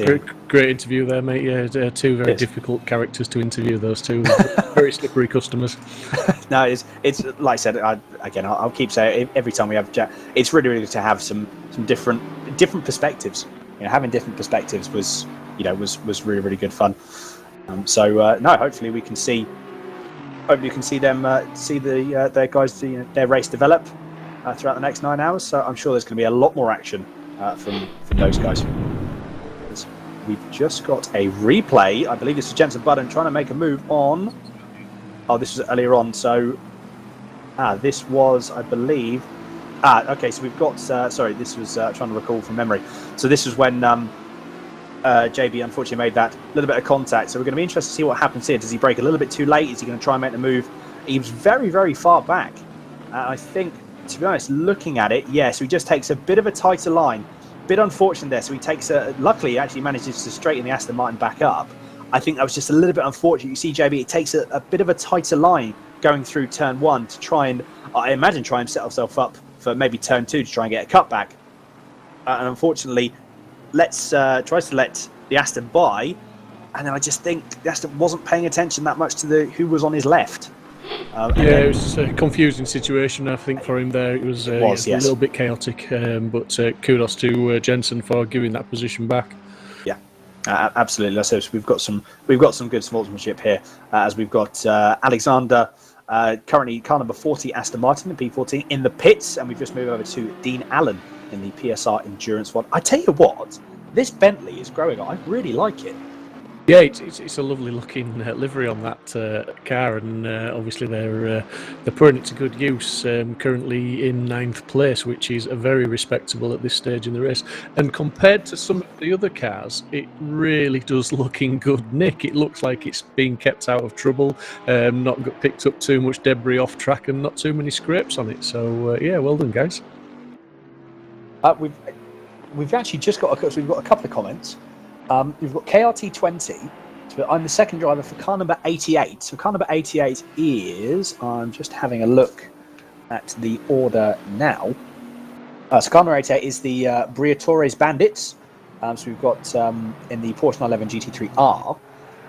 And I believe we've got, he's going to try and do, so he can't join. So Henry is going to attempt a one-man entry for the remainder of this race. So 9 hours and 43 minutes left, and he is going to be driving, or trying to drive, solidly for 9 hours, or 9 3/4 hours. Credit to him. You know, as long as the other guy's done one stint, then he won't get a penalty at the end of the race. There's nothing stopping him doing that. He just has to pit for tyres within 70 minutes, every 70 minutes. And to be fair, this is the third Simsport Racing charity event. The previous two were done on AC, where there was no driver swaps, and we did 12-hour races solo. I won the first one, which was Nordschleife, and did 101 laps of the Nordschleife in 12 hours. That was an awesome experience, and one that I don't want to do again.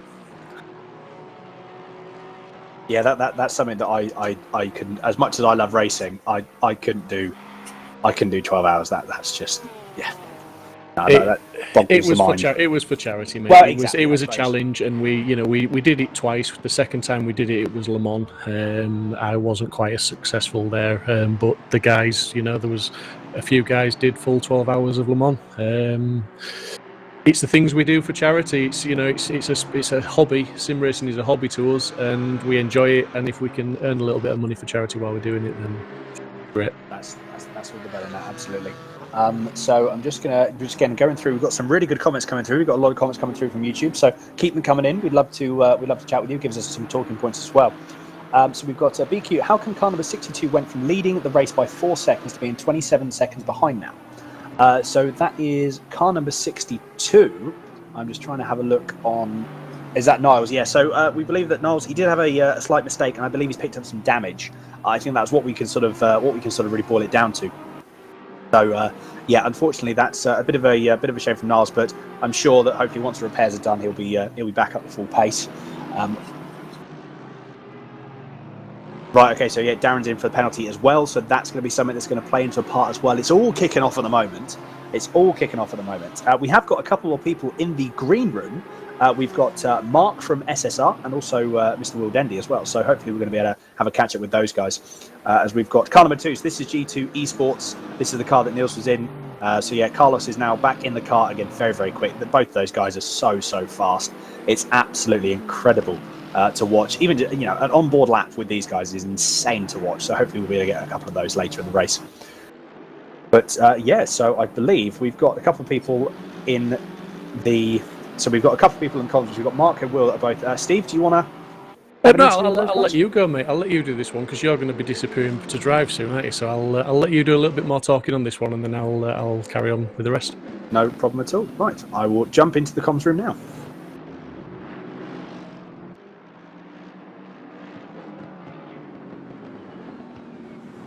Good afternoon, gentlemen. How are we doing?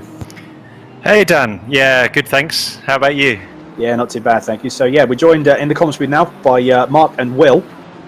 Yeah, how's it been going from both your perspectives? Yeah, we had a bit of an issue at the start. I was meant to start the race, and there was a slight problem there. So yeah, Matt had to jump in the car, and he didn't have his fan set up, so he got really hot. But he did a great job, and I think we pitted under yellow, so we're slightly out of sync. So I think overall we're second or third.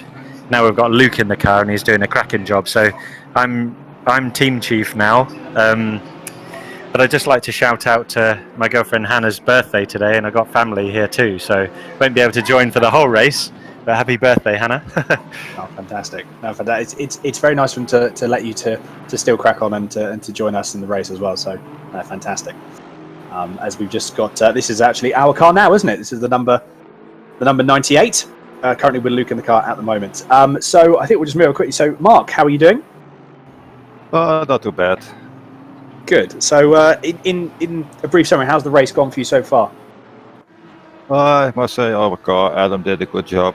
I didn't have too much trouble. Paul is doing a good job. So until now, we can't complain. Fantastic. In terms of also traffic management as well, how's that? Because I know that we've been having even in the start, the start session before I actually joined up and actually joined the comms box. The traffic management it can be quite intense. Would you? I'm guessing you would agree with that. Yeah, so it can be a handful sometimes because those guys, the GT3s are about 10 seconds a lap faster. So you really have to pay attention, and you don't want to be in their way, but on the other hand, you're having your own race too. So it's a matter of give and take. And until now, I must say most GT3 guys, they pay attention and they know we are there, and so no problem. Yeah, exactly. I think everyone's got that. Everyone's got that sort of general consensus that it is a long old race. We don't want to be doing anything too silly. Especially this early into the race, we don't want to be taking too many liberties. So, no, I'd agree with you on that. Everyone has been pretty sensible so far. There has been a little bit of contact, sort of here and there, a little bit of a couple of incidents, but all in all, for the amount of cars that are on track, it's been really good from everyone. Will, another question for you. So, obviously, I know you're going to be doing sort of in much more engineering because unfortunately you're unable to drive. So, in terms of what you're going to be sort of looking out for, what you're going to be helping the team with, what sort of now responsibilities almost will you be taking on as it were when you're available? So a big part of what I'm doing now is just helping with fuel loads, helping with tyre pressures, a bit of a spotter, telling people when GT3s are coming, particularly Jensen or the other Zancho car. You want to look after your own team. So making calls on when to bring people in as well. Obviously, it worked really well for us pitting under the yellows, and that really jumped us up. I think that'll be my role, just looking after everyone, and maybe some advice on brake bias too. But I mean, Matt and Luke are such great drivers that don't really have to tell them very much. They're doing a cracking job so far, and you'll be out in the car soon, won't you, Dan? So yes, 3 great drivers on the team. Oh, thank you. I appreciate that. You haven't seen me drive yet, so let's not we actually just saw on the stream when we were interviewed, we just had Paul Lindsay unfortunately have a massive moment going into turn 1. I'm sure we're going to get a replay on that, but if you guys want to watch the stream, we might be able to get a replay of that because he could have been brake failure for hardware issues, but he just went straight on into the barrier at turn 1. So definitely going to be some front end damage on that car, I'm sure. A little bit unfortunate. So I think then, gents, I've asked it to the previous guys we've been interviewing as well. Mark, we'll start with you. What's your expectations for the next sort of hour and a half, 2 hours worth of racing? What do you sort of want to see?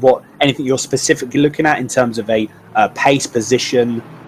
What will you be looking out for? I understand you can't divulge too much, but just an insight from yourself.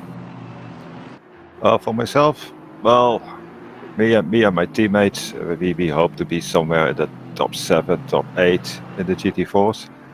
If we can have that, then we will all be satisfied. And it's our first race, a long 12-hour race in a GT4 car. So we really don't know exactly how it will turn out, but we'll see.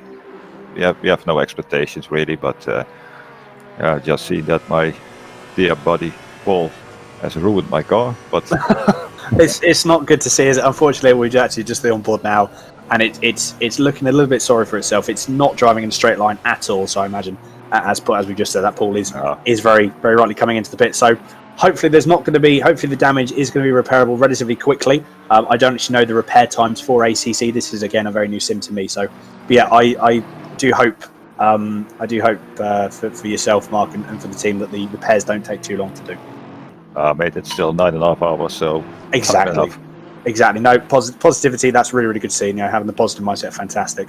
Wrapping up. So, Will, same for you. What are you expecting? I know obviously you plugged so many hours into driving, and unfortunately that might not be the case now. But what are you expecting now within the next 2 hours from the team? Yeah, like you say, Dan, I've practiced like 50 hours because I only got my sim 2 weeks ago. But now, so my role will be to over the next couple of hours is to see where we once everyone pits to see where we come out. So we're currently in third. We had a bit of a problem in the pit stop because we changed to Luke by accident, and he didn't have a starter button mapped. So yeah, seeing where everything works out, and I'll be honest, eating some birthday cake as well. Fantastic. Can't complain at all. So good days all round then, really. Yeah. Fantastic. Well, gents, I will let you crack on. Will, I'll actually catch up with you probably in the next sort of like 10-15 minutes before Luke jumps out of the car, ready for my next in. I believe we've actually got Matt after Luke, haven't we? And then I'm going. That's right. Yeah. So you'll be out in what, an hour and a half? But yeah. Like yeah. So I've got thanks to the organisers. Thanks to the organisers for such a great event. It's been really fun so far. Absolutely. You know, there's a lot of people to thank for an event like this. It's absolutely fantastic to see the community come together, you know, and to be funny, raising money for a really, really good cause. It's absolutely fantastic to see. It really, really is. But yeah, gents, I will let you crack on. Thank you very much for joining us in the comms booth. And all be well, if you would like to pop in later on, do feel free, and hopefully we can catch up with you a bit later on this evening. Thank you. Good luck, everyone. Okay, first, happy birthday to Hannah, it was, I think. Thank you. And second, a massive thanks to the admins and the guys who all did organize this. I know it took a long time to get this ready, and they're all doing a cracking job. So, well, we'll see how it works, and talk to you later, maybe. Yeah, fantastic. Good luck to you both, and hopefully catch up with you both later on in the stream. Okay, thank you. So,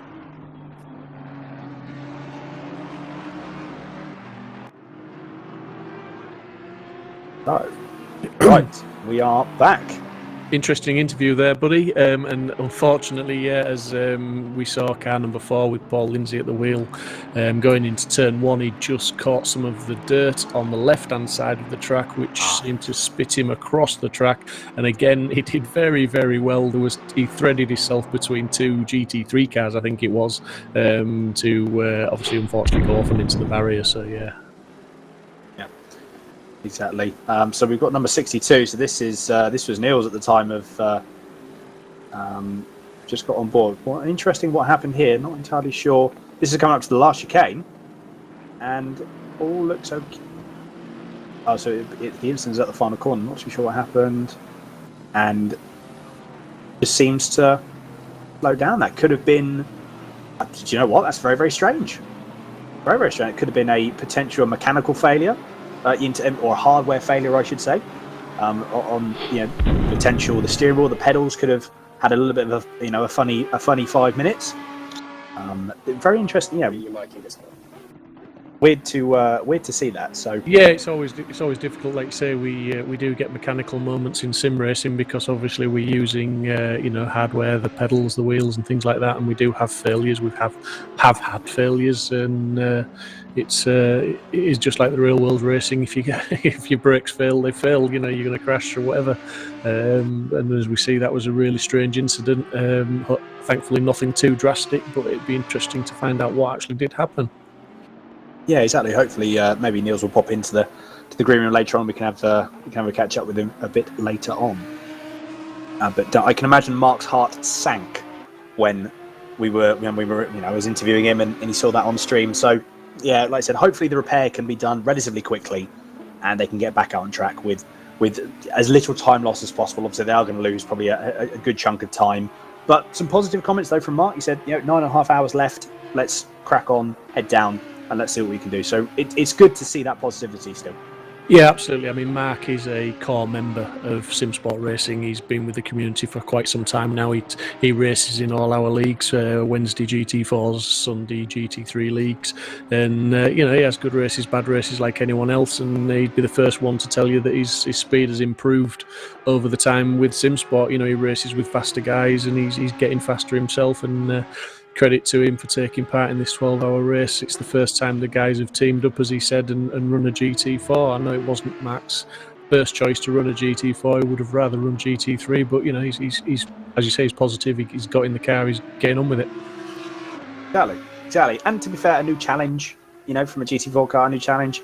They definitely present different challenges. But no, I think the GT4 car is still a cracking car to drive. Yeah, they're brilliant. I mean, they're. I think sometimes. I won't say the GT3s are too easy to drive because you're driving them that much faster. They're a lot more rapid. But the GT4s, I think you alluded to it in the sort of analysis when we were talking about it in the, as we're seeing a replay now. This is Paul, I believe. Yeah, Paul. Oh, yeah. As I said, he did very well just to thread it through there, but maybe a little bit more luck than management. But yeah, looked almost like a bit of brake failure, really, because he didn't scrub much speed off at all, did he? No, like you said, you definitely see where he did catch the. I think what didn't help as well is the fact that he caught that bit of patch of dirt and grass on the outside, and it also then sent his car into a bit of a four-wheel slide. Absolutely. So, once you've lost that traction, the brakes aren't going to do an awful lot for you, either. You're not going to screw much speed off. But as I was going to say, the GT4s, I think they take a bit more driving in some respect because you've got to be a lot more patient with them. They'll do what they want to do when they're good and ready, sort of thing, to a degree. You've got to wait for that turn-in. You've got to get the braking points just bang on with them. You can't rely on the poke straight out of the corners. It's about corner smoothness, carrying speed.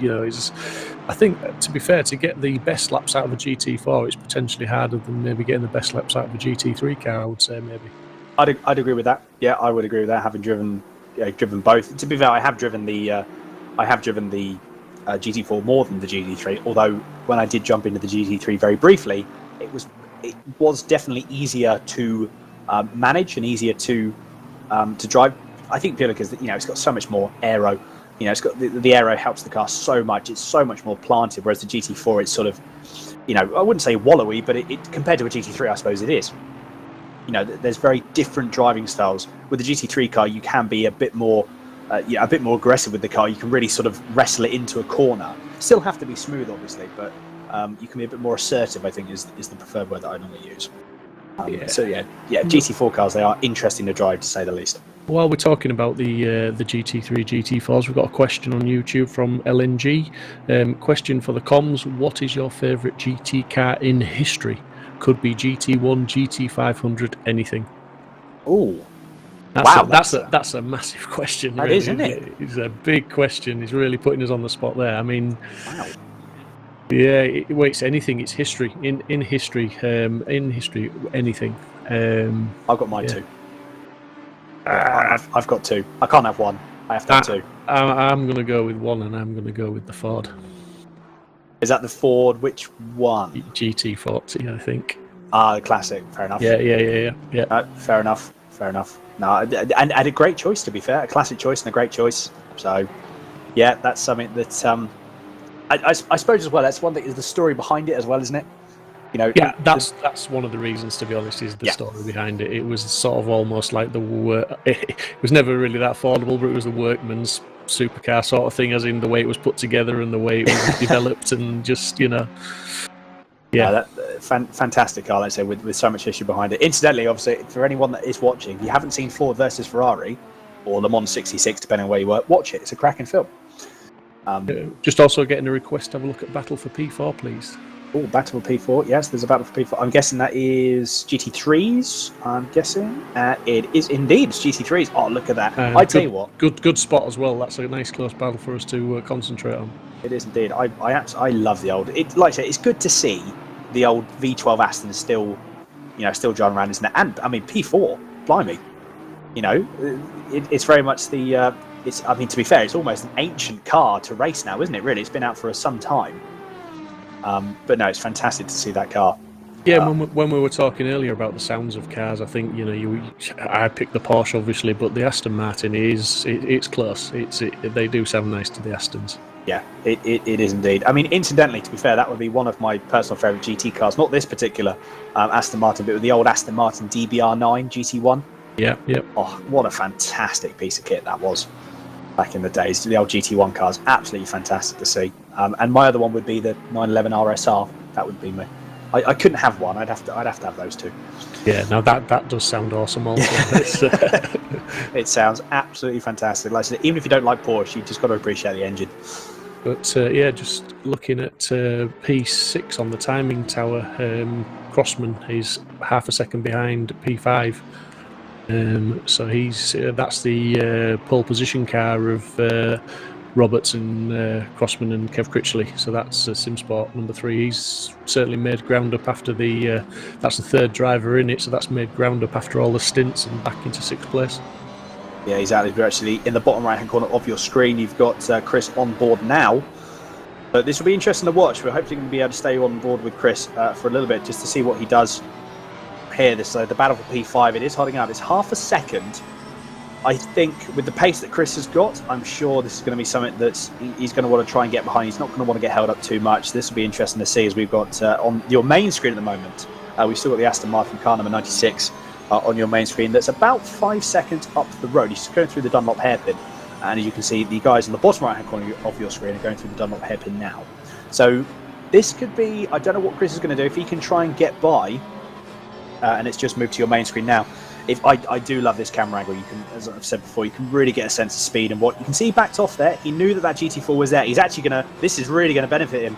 Unfortunately, just got held up, but that was a perfect example, an absolutely perfect example of traffic management there. As he goes, I say that, he goes slightly wide, but not too much. He didn't lose too much time. But yeah, a perfect example. You saw he backed off going through the Schumacher S's because he knew that he was going to, as the BMW did ahead of him, he was actually going to catch up to the GT4 halfway through the Schumacher S's, whereas Chris was able to just flat out, and drive straight through that complex of corners. So if he'd have managed to get some clean space on track, that could have actually been a fantastically timed move.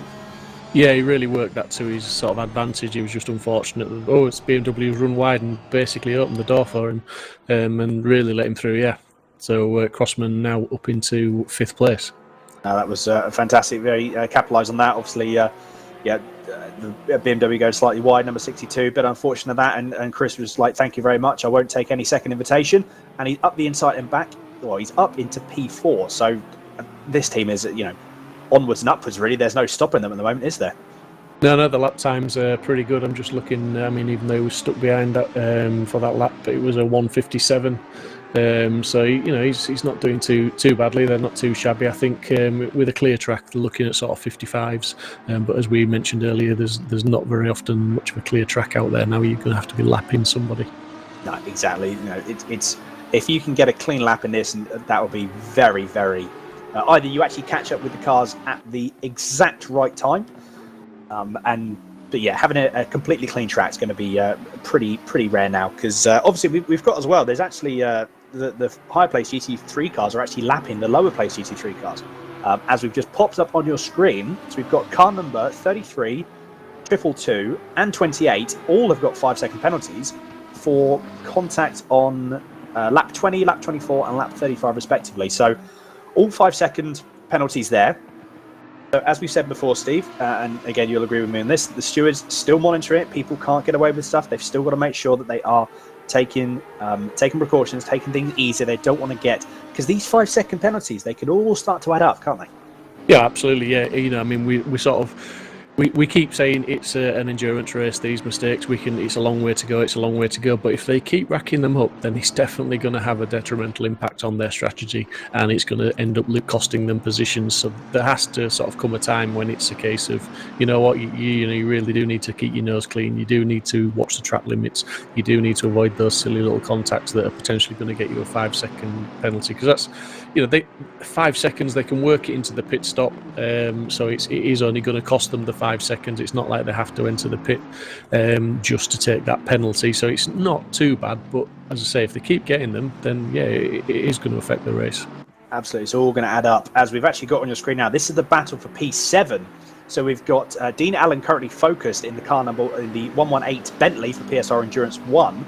And he is now 8 tenths behind, soon to be probably a bit less than that, with the fact that with the pace that he's got, about half a second behind on Rafael Donardo in the Racing ON3 Red McLaren 720S GT3. So this is a battle now for P7 that's going to be hotting up. Dean has been plugging in some really good laps. Bentley, as I said, it's going to be starting to show its own now, and I think people are going to really start settling in. I find that the Bentley may be a bit more comfortable potentially with the slightly more rubbered in track, something that we'll see as well. Something that we can see definitely as well. And actually, in the bottom right-hand corner of your screen, we've got another. I was just about to say we've got another battle. Unfortunately, that's now ended dramatically when I think there was just a bit of contact. The black Porsche there, who's just been left behind a little bit, had a bit of a moment coming onto the exit, maybe just got on the power a little bit too soon, and unfortunately has taken both of those drivers out. So that was a battle for P29, and unfortunately that battle has now been abruptly ended, unfortunately. I'm sure we're going to get a replay on that, but yeah, that was a bit of an unfortunate move from both drivers. I'm sure it would be classed as a racing incident, but I mean, yeah, really unfortunate for something like that to happen when you're having a good battle. Yeah, it's always unfortunate, but it's one of the risks. Obviously, they're racing so close together, and as we've seen on many occasions this afternoon so far, the guys don't think twice about running within a tenth or two of each other, to the point that you maybe can't see the front or the rear of a car. They're that close together, so that's just one of the risks of battling. Exactly, it is a bit unfortunate here. Dean seems to have dropped off a little bit from Raphael in the number 23 720S GT3, as we just had car number 135. Penalty, another 5-second penalty for contact with car number 3 on lap 21. So I know we keep saying it, but they are starting to rack up these 5-second penalties. Drivers have got to be careful, and they have got to make sure that they don't rack up too many of them, because like I said, before you know it, you could have 25-30 seconds of worth of time penalties. So drivers have got to be mindful of this, but at the same time they've still got to be making sure that they're still putting the lap times they need. There's so much to manage when it comes to an endurance racing. A sprint race, even a 2-hour race, which would technically be classed probably as a sprint race compared to obviously 6-hour or 12-hour. You can be just a bit more aggressive, I think, generally. Whereas something like this, you just have to be so much more mindful the fact that you've still got another 3/4 of the race to go. Yeah, I mean, it's just the grand scale of it. I mean, just to put it into perspective, we started off the race with 12 hours, which is 720 minutes or 43,200 seconds. It's a hell of a long time, whichever way you want to look at it or however you want to digest it. And I'm just, as I'm saying all that, I'm just thinking, in P29, car number 88, Henry Wardell, he's the guy, I believe he's taking on the rest of the race on his own, as we watch a replay now of 420 in car 88. This is the one that we saw earlier. Yeah, so it just looks to be racing incident, to be fair. I mean, for me, obviously the stewards may look at that and come to a different decision, but he just got on that inside curb and he tried to gas it to take advantage of his position and just lost it. Yeah, very unfortunate. Exactly, yeah, a bit of a shame there. So that was the Greek Stars 911 GT3R. So yeah, like you said, it looks, I mean, to be fair, it looked like he may have lost it under braking, because and sort of like as he tried to correct from that that small slide that he had, it just, obviously the car looked like it just gripped up, didn't it, and just pointed him the other way. Yeah. It's just unfortunate that the car was on the outside. The other GT3 911 was on the outside. So I would agree with you there. That was a racing incident, as you say. Stewards may look at that differently. Realistically, I don't see. The car 420 has got a drive-through, which could be for track limits, based on the fact that he went off there. But who knows? We may find out if the stewards have intervened there to issue that penalty, or whether it's an in-game penalty. Yeah, no, absolutely. So we've just swapped over to Steve Hinden now from the Simsport Racing 42 car, currently in P40. In class, he is, I believe that's 7th in class. Yeah, now let's just mention Steve Hinden again. Talked about him very early on in the stream. This is the guy that's responsible for a lot of deliveries on these cars. He's Steve Hinden runs Esports Designs Facebook page and website if you want to look them up, and he will design you a livery for your car, and every livery designed for this race the recipients have donated to the charity for us. So he's responsible for generating some income for us, and he's racing in the Simsport car, and I'm sure he won't mind me telling you that Steve is actually the reason we're having this race. It was Steve that presented it to the admin team at Simsport and said, should we do a charity race? So Steve, it's your fault, mate. No, it's brilliant to see. Like I said, it's amazing, isn't it, from how something can stem from one idea and one even almost passing comment, that it can then move into something that we're doing now with with all that's happened, it is really, really fantastic. We just had I believe, I don't know when that donation came through, we had hashtag RIP101 donated €10, so thank you very much. Not too sure when that was, but it's only just popped. I've only just seen it now. I was during the interview, so no, RIP, thank you very, very much for the team for doing that. And also, I actually found out who that one of the anonymous donations was of that £20. It was our very own Derek Rudenberg from another team that I'm with, from Positively Racing. So yeah, he was very generous enough to donate that £20. Unfortunately, it did go through as an anonymous donation. So yes, thank you very much, Derek. Really, really appreciate that. They're actually, that team, Positively Racing, are participating in the iRacing Petit Le Mans event. So I would like to wish them good luck on their venture there. Yeah, not while we're talking about donations, one of the very early donations in the stream that came up anonymous, I noticed in the chat, it was Mark Neutlins, who you interviewed just a few moments ago. So yeah, the guys are not only racing, they're also digging deep in their pockets. Brilliant.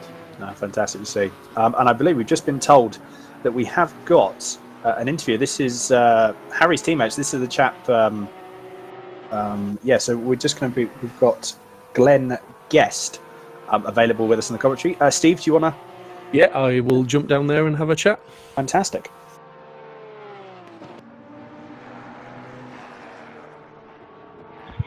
Hello, Glenn. How are you? Hello, I'm good, thank you. Are you? Yes, I understand you're a little bit disappointed. Maybe can't continue with the race. No, we're well in the race. We're top 10. Oh, okay. Right, great stuff. No worries. Just miscommunication there. So how are things going? Well for the team at the minute. Top 10, good pace, no incidents. Going well at the minute. Oh, brilliant. Great stuff. And how's the first few stints gone for you? Was everything absolutely to plan, or have you had any misdemeanors? No, we've been all right. Full course yellows put us off course a little bit, so we've adjusted to account for that. So our engineer Simon's had a look at that, and we've readjusted stints a little bit. But apart from that, no, we had a really clean start. We picked our way through from, I think we started 16th, so we've picked our way through into the top 10 at the minute. Seems to be about the pace we're at. But no, apart from that, all clean. Passing the GT4s has been fun, but no, everybody's just held their line and whatever, and no, we've had no mishaps yet. Yeah, well, that was going to be my next question. Was the traffic? Is it seems that we're seeing on the stream that we're commentating on, there's a lot of sort of spatial awareness going on. The GT4s have been pretty aware. The GT3s have been respectful of the slower cars, and it all seems to be going pretty good. Is that the case? Yeah, I think everyone's well aware of what needs to be done. We've come up on gaggles of like 7 or 8 GT4s all in a row, and you just work your way through when you can. End of the day, it's a 12-hour race, so there's no point diving up the inside of them. Just wait your turn. Yeah, and I suppose that's very much sort of the problem is when you do come up against them and they are in a group that are potentially battling, or if you're battling with somebody, advantages can be gained and lost in that situation, and you've just got to be that little bit more aware of what's around you and how things are going. So no damage on the car, everything going really well. What's your prediction for the outcome? Where will you be happy with? Are you there in the top 10 and that's where you're happy, or do you think you're going to progress a bit further? Well, we were initially, because we qualified 16th, we were hoping top 15. In other endurance races, that's kind of where we've been, but we've wanted to push into that kind of top 10. And where we are at the minute, all being well, I think we've got the pace to stay there. So I'd be really pleased with 10th or below. And then Jensen in the car at the minute is currently 9th. He's just made his way up from 10th. So yeah, hopefully we can bring a top 10 home. That'd be really good. Yeah, that would be awesome. I mean, in the field of this quality, it's great to see that the community, as we've said many times this afternoon, the real world and sim world come together for such a great charity, raising money, and we're all having a bit of fun, and we're probably on the grid with a few people we never thought we'd be on the grid with. So you're enjoying it, and well done for being in the top 10 at the minute, 9th place, like you say. Hopefully you can bring it home in that position, but with 9 hours to go, and obviously we haven't got to the nighttime section yet. Any different sort of strategies for the evening time? Different, how are you going to tackle the darkness? I just guess we'll see what comes really. We won't really change a lot, probably the odd tyre pressure change. But apart from that, everything, as long as everything goes smoothly, should go smoothly into the night. We're quite used to the night, not driving. Yeah, do you think the traffic will be more of a problem once darkness falls? Possibly, yeah. I think just you can see less at night anyway, so it's going to be just going to have to be even more aware. Yeah, just going to have to take our time. Great stuff. Well, thank you very much, Glenn, for joining us in the commentary box. As I say, thank you to the rest of your team as well, and good luck for the rest of the race. And if you want to give us another update a little bit further on into the stints, please feel free to join us again. Thank you very much. Will do. Thank you.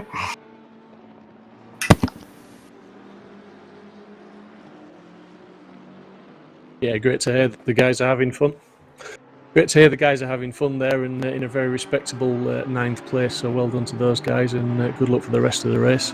As we're seeing quite a few time penalties on the board, and as we said earlier, the guys really need to watch what they're doing because they are going to start affecting their finishing positions. And indeed, as I talk about that, we've got car number 32, 5 seconds for contact with car 127 on lap 38, and car number 46 penalty, 5 seconds for contact with car 23 on lap 40. So, I mean, interestingly, they're reading the stewards' decisions. They're up to lap 40, and I think we're in the lap 80 or something now, or even lap 90 maybe. So the stewards looks like they're quite busy and they've got quite a few incidents to review. So we're actually on lap 85 now. So yeah, the stewards seem to be fairly busy. They're sort of 50% of the race behind at the moment. So I don't want to be in their position, but good work, guys, and keep it up. As we're looking at car number 46 battling for 20th position at the moment, looking to make a move on turn 1, but not quite close enough there, I don't think. No, it's just going to follow him through, and this is actually a 3-car battle with car 999, 46 and 888, but 46 has got a 5-second penalty. Oh, that's a dangerous rejoin there. That's Team Spartan Racing. They're interfering with the track shenanigans. Very, very unlucky. And just had a donation from Luke. Thank you very much, Luke, for your donation.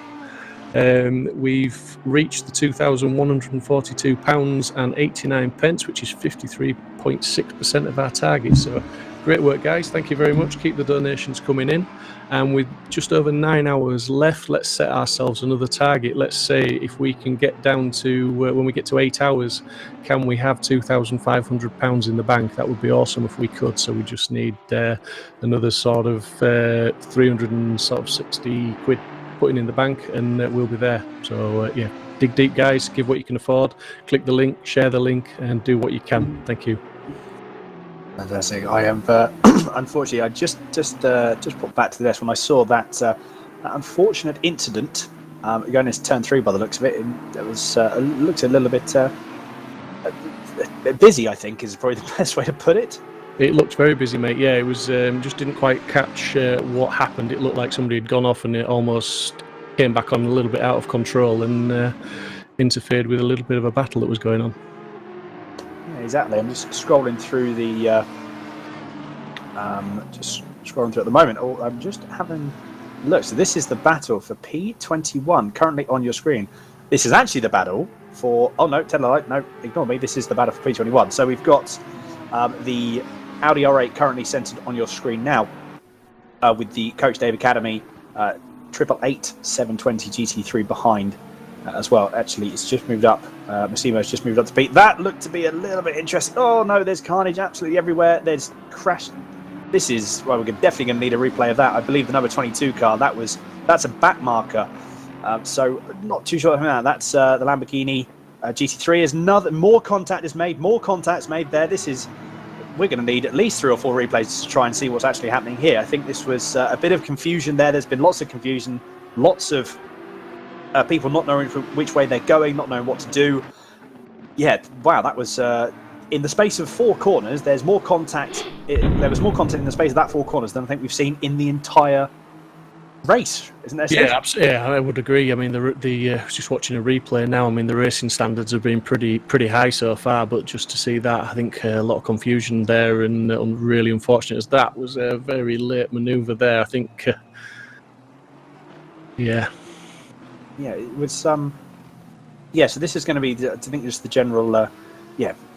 Not too sure. Oh, there's a bit of a nudge there, and yeah, that was a little bit of a nudge. I'm not too sure what car number that was there, but then it's just that was a very, very unlucky rejoin. I think, yeah, that was from the Team Spartan car. That was just a little bit too excited. I think trying to rejoin, trying to, admittedly though, there probably was a little bit of panic there, which can sort of set in. It's very easy especially when something like that happens. All your emotions, all of a sudden your adrenaline kicks in. You're like, right, get on track, get going. It can be a little bit difficult to try and sort of compose yourself and to make sure you're making some good decisions, making sure your trek. Almost, it'd be like I suppose if you would look like mural signal manoeuvre, when you start learning your driving, you start learning to drive. I mean, for me, Dan, the thing that we hammer home at Simsport when we're judging stewarding in our own leagues is that, okay, you get taken out and there was no question there, that wasn't his fault, he got tapped from behind. But once that contact's over, you're responsible for the rejoin. And for me, personally, that wasn't the safest of rejoins, and maybe the stewards will disagree, or maybe they'll agree, I'm not sure. Maybe there'll be a penalty for an unsafe rejoin, but for me personally it was just a little bit hasty and not considered the other drivers there. But like you say, in the heat of the moment you want to get back on track and you don't want to lose any time, and you're very frustrated, so easily done. No, exactly. We can, I would agree with you. It was that was an unsafe rejoin. I would definitely pin that on being an unsafe rejoin. And that would be something that, you're always trying to look at it from everyone's perspective, from the driver's perspective as well. And yeah, unfortunately, I think that with the driver who's for that team as well, there wasn't really much in terms of anything to go by. There was no real other. Like you said, he was then responsible for the rejoin. So a little bit unfortunate. We'll see what the stewards say. As you say, they could take a completely different view on it. They may have a couple of different camera angles which tell a different story. Who knows? But I think we're pretty aligned on that comment there. Yeah, we're seeing the Audi of car 46 really taking it to the Ferrari car 33, challenging for position, and we've got the McLaren of 888 there now on the screen. Yeah, so we've got Alaric Enslin. That's Alaric, I'm guessing. Again, apologies. We'll probably pronounce it. If we're going to be apologising through the rest of the 9 hours. I was going to say, if we're wrong, come to the commentary box and tell us, please. and do put us right, please. Yeah. There we got the battle for P20 and the battle for P21 behind. Yep. V12 Aston. I think it may start struggling, or it's starting to struggle a little bit. It's sort of moving down.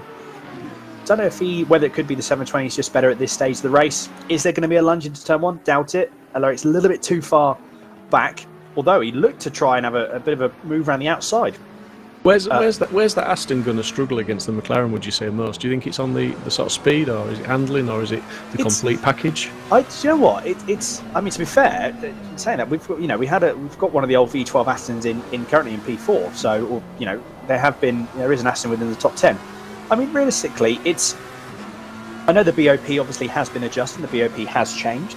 I don't know if it's because generally it's an older package, it's an older car, whether it would be struggling a little bit as, that was a bit of a poor, and oh dear, I don't know what happened with Alaric there, but that's definitely going to be a penalty. I would put money on that being a penalty. That was some interesting, I think maybe an onboard from the 888s. I would say questionable, not so much interesting, but very questionable driving standards there. Yeah, I think the stewards are going to unfortunately take a poor view on Alaric's point of view from that. So yeah, hopefully we're going to see potentially an onboard replay of that, because I would like to see what actually happened. It looked like he just outbraked and then taps the back of the Aston, and then for some reason decided that he didn't fancy trying to avoid any longer. Yeah, we've got Dave Hedges on the screen, interestingly, now in the Simsport Audi car number 2, 25th on the track, 2 laps down now. Just to introduce Dave, he's coming into the commentary box later on, he's assured me, to share some of the burden of talking. Dave's pretty good at talking, so look forward to him joining us in the commentary box, and he's driving a pretty respectable race at the moment in the company that's on the track in 25th. He'll certainly be a man on the move. He's no slouch, isn't Dave? No, exactly not. Exactly. So hopefully we'll be able to catch up with him soon. You'll be have some company later on. So yeah, this is on board now with Alaric here. So I think that was a little bit unfortunate there. I mean, to be honest, I think actually now looking on board, that was. It's amazing how many what sort of different camera angles can tell different stories. So I mean, the initial camera angle, it looked like he just sort of drove. While I'm not justifying the actions of the initial tap, I think it looked to be, you could see his lock was on the right. He wasn't straightening up. He wasn't. Yeah, he was trying to sort of avoid it, I suppose, as best as he could. Unfortunately, it's still not an excusable action for the tap initially, which did send the V12 with the Aston into the spin in the first place. So yeah, I think realistically we've got another angle here. So you see the initial tap going into turn 6, I believe that is, and then it's just one of those things. But unfortunately, a penalty is going to be there either way, because of it was Alaric was unfortunately the instigator of that entire event, as we just, I believe, going to unless Dave has decided that he wants to trundle around at 50 Ks, I think there's going to be another yellow flag. Yes, another full circuit yellow, full course yellow. Yeah, I think it's very important to point out there. Obviously, we sort of judge those incidents when you first see them with an instant reaction. And as you rightly say, when we saw the replay, the advantage of different camera angles, it wasn't great, but it wasn't as bad as we first thought. Like you said, the Aston braked. It was a gentlest of taps, and I don't think there was any ill intent on the move. It was just one of those incidents. But like you say, still probably a penalty coming his way for that. Exactly. Yeah, exactly. I think it's going to be. It's been unfortunate there. As we're on board. I keep saying on board. So on your screen at the moment, we've got Niels now in the car, number 99, Side Max Motorworks, is up into P3. So we've now got a Porsche in first, second, and third. Which, I mean, fair play to the Porsche. The Porsche is obviously at this stage in the race. It's doing pretty well, isn't it?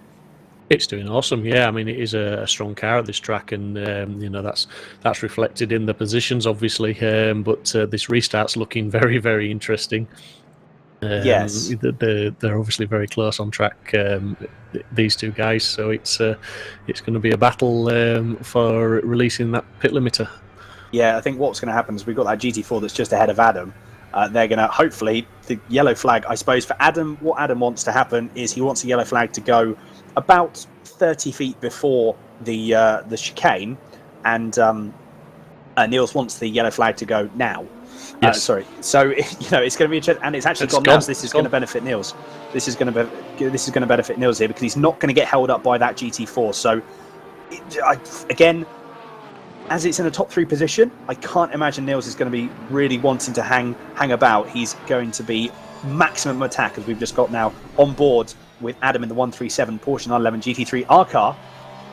And yeah, I think this is going to be a camera angle that's going to be what you're going to find here, as I imagine there's going to be quite a large amount of closing. If Niels is really on pace, he's going to be trying to close up as much as he can going through into turn 1. Obviously, they are in identical cars. Setup's going to be a little bit different. You can see there the gap's really, really closed up, and he actually closed up a little bit too much.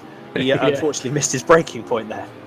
Yeah, that's definitely missed his breaking point, but as we've seen a few times this afternoon, did well not to hit anybody, and he'll recover from that, and he'll close up on that gap again, I've no doubt.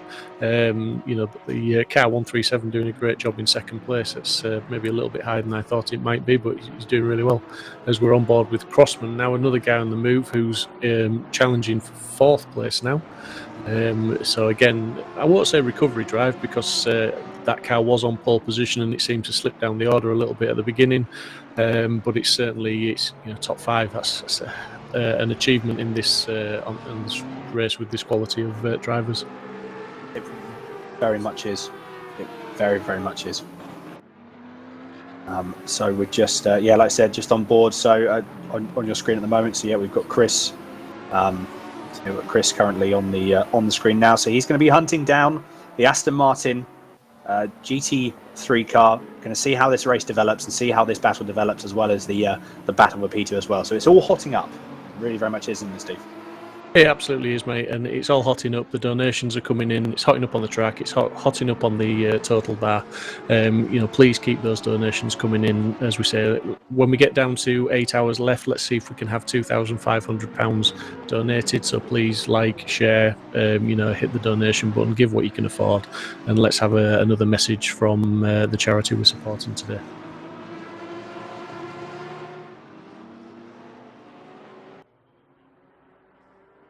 I was about 16 when I was diagnosed with depression.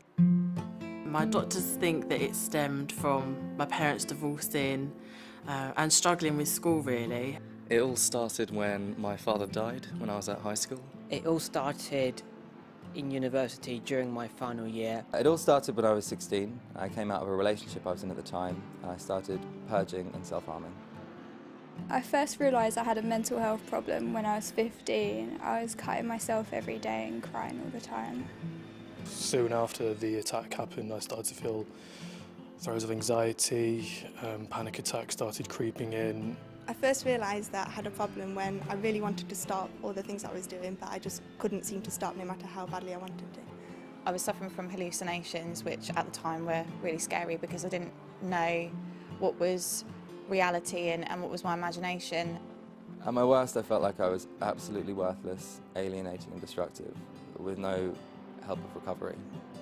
I felt like I had this black cloud hanging constantly over my head, and it's just a feeling that stays with you and you can't seem to get away from it at all, and you feel completely alone. I felt like this was going to be it forever. I felt as though I'd never reach any of my ambitions or my goals. I felt like I was in my own bubble, hearing muffled voices of people around me. When I had my first proper mental breakdown, and I decided to run away from home. I felt like the world would be better off without me. My mental health problem means that I go through many highs and lows which I struggle to control. Sometimes I just want to hide away. I feel that I have to make everyone else happy and every day is a struggle, but I just remind myself that I'm strong. My mental health problem means that sometimes the world can be a very scary, very dangerous and very dark place. Everyday tasks can become the most mammoth missions that seem like you're never going to be able to do them. My mental health problem means that life is hard. The hardest thing about having a mental health problem is people not realising that there's something wrong with you and that you can be really ill even if you look absolutely fine. I think especially having an eating disorder, people assume that you're going to look a certain way or be a certain size or a shape, or they imagine certain stereotypes that aren't necessarily true. Like the social, and in my case like the cultural stigma associated with it. If I'm having a bad day, no matter how small it is, it feels like the whole world's crashing in on me and things just keep getting worse. Just trying to get the people around me to understand what I'm going through when they haven't gone through something like me is probably the hardest thing. Social situations in particular can be really difficult. I sometimes can't commit to what we'd call sort of normal everyday activities. The word schizo, I think it has a lot of stigma attached to it. I really don't like it. What really reassured me was knowing that there are so many other people out there who've got the same diagnosis as me and that I'm not alone. Having my 2 rescue dogs to look after and to take care of, because I know that they need me around and they're always happy to see me, so no matter how bad my day is or how awful everything seems to be, I know that they need me and they always make me smile. Having such a great network of friends, family and people who are out there who can help. I'd look at how far I've come and everything that I'd gone through and realise that I am still standing. It really helps when my friends treat me the way that they did 6 years ago before this all started. I was that happy, laid-back person, and that's the person that I want to be and aspire to be again. It really helps me when people just treat me normally. I'd like people to treat me like you would your own mother, I guess. Yeah, I think that's a good way to treat people. I don't want people to tiptoe around me. I would like people to treat me like any other normal person, but also just to be a bit more sensitive around me, not to be stigmatised, depression and everything, and telling me to cheer up and everything. I wish I'd known how much I was going to grow and learn as I grew up and grew older. I wish I'd known how much therapy was going to help me, and how much I was going to gain from that. And I wish I'd known that it was possible to meet people who would love me for all of me, including my mental illness. That I didn't have to feel so alone, and that there was a lot of support out there. That there are people out there and organisations that can help me. I don't regret having mental health problems because it has made me who I am today. I wish I'd known just how supportive people can be once you tell them what you're going through. People are accepting. They're not going to walk down the street and cry, "You mental case." They're not going to, you know, they're not going to do anything like that. Everyone's incredibly understanding. And if they're not, them. So the best piece of advice I'd have to give would be just getting over that initial fear of coming out to people about your condition, because once you talk about it, it really does help. The best piece of advice I ever got was to just focus on today, because you can't change what's happened in the past, and there's honestly no real way of predicting what's going to happen in the future. I know it's hard, but be yourself and be brave, and you will recover. Take each day as it comes, and even if that's too much, break it right down to just 5 minutes at a time. I find that that really helps. Just ask for help, just make that step and ask anybody, you know, and they will be supportive for you. Everybody has scars. Some people have them in the mind, and some people have them on legs like I do. Just basically be yourself. That's simple enough, and what it might be a bit cliche, but I guess it's true. It's okay to be mental, and that most people are, just not in the same way as you, but there are ways to get help. Even if you think that things can't get better, that you've tried so many times and you've fed up and you've had enough of trying, things really can, and you can get better and you can recover. So don't give up on yourself.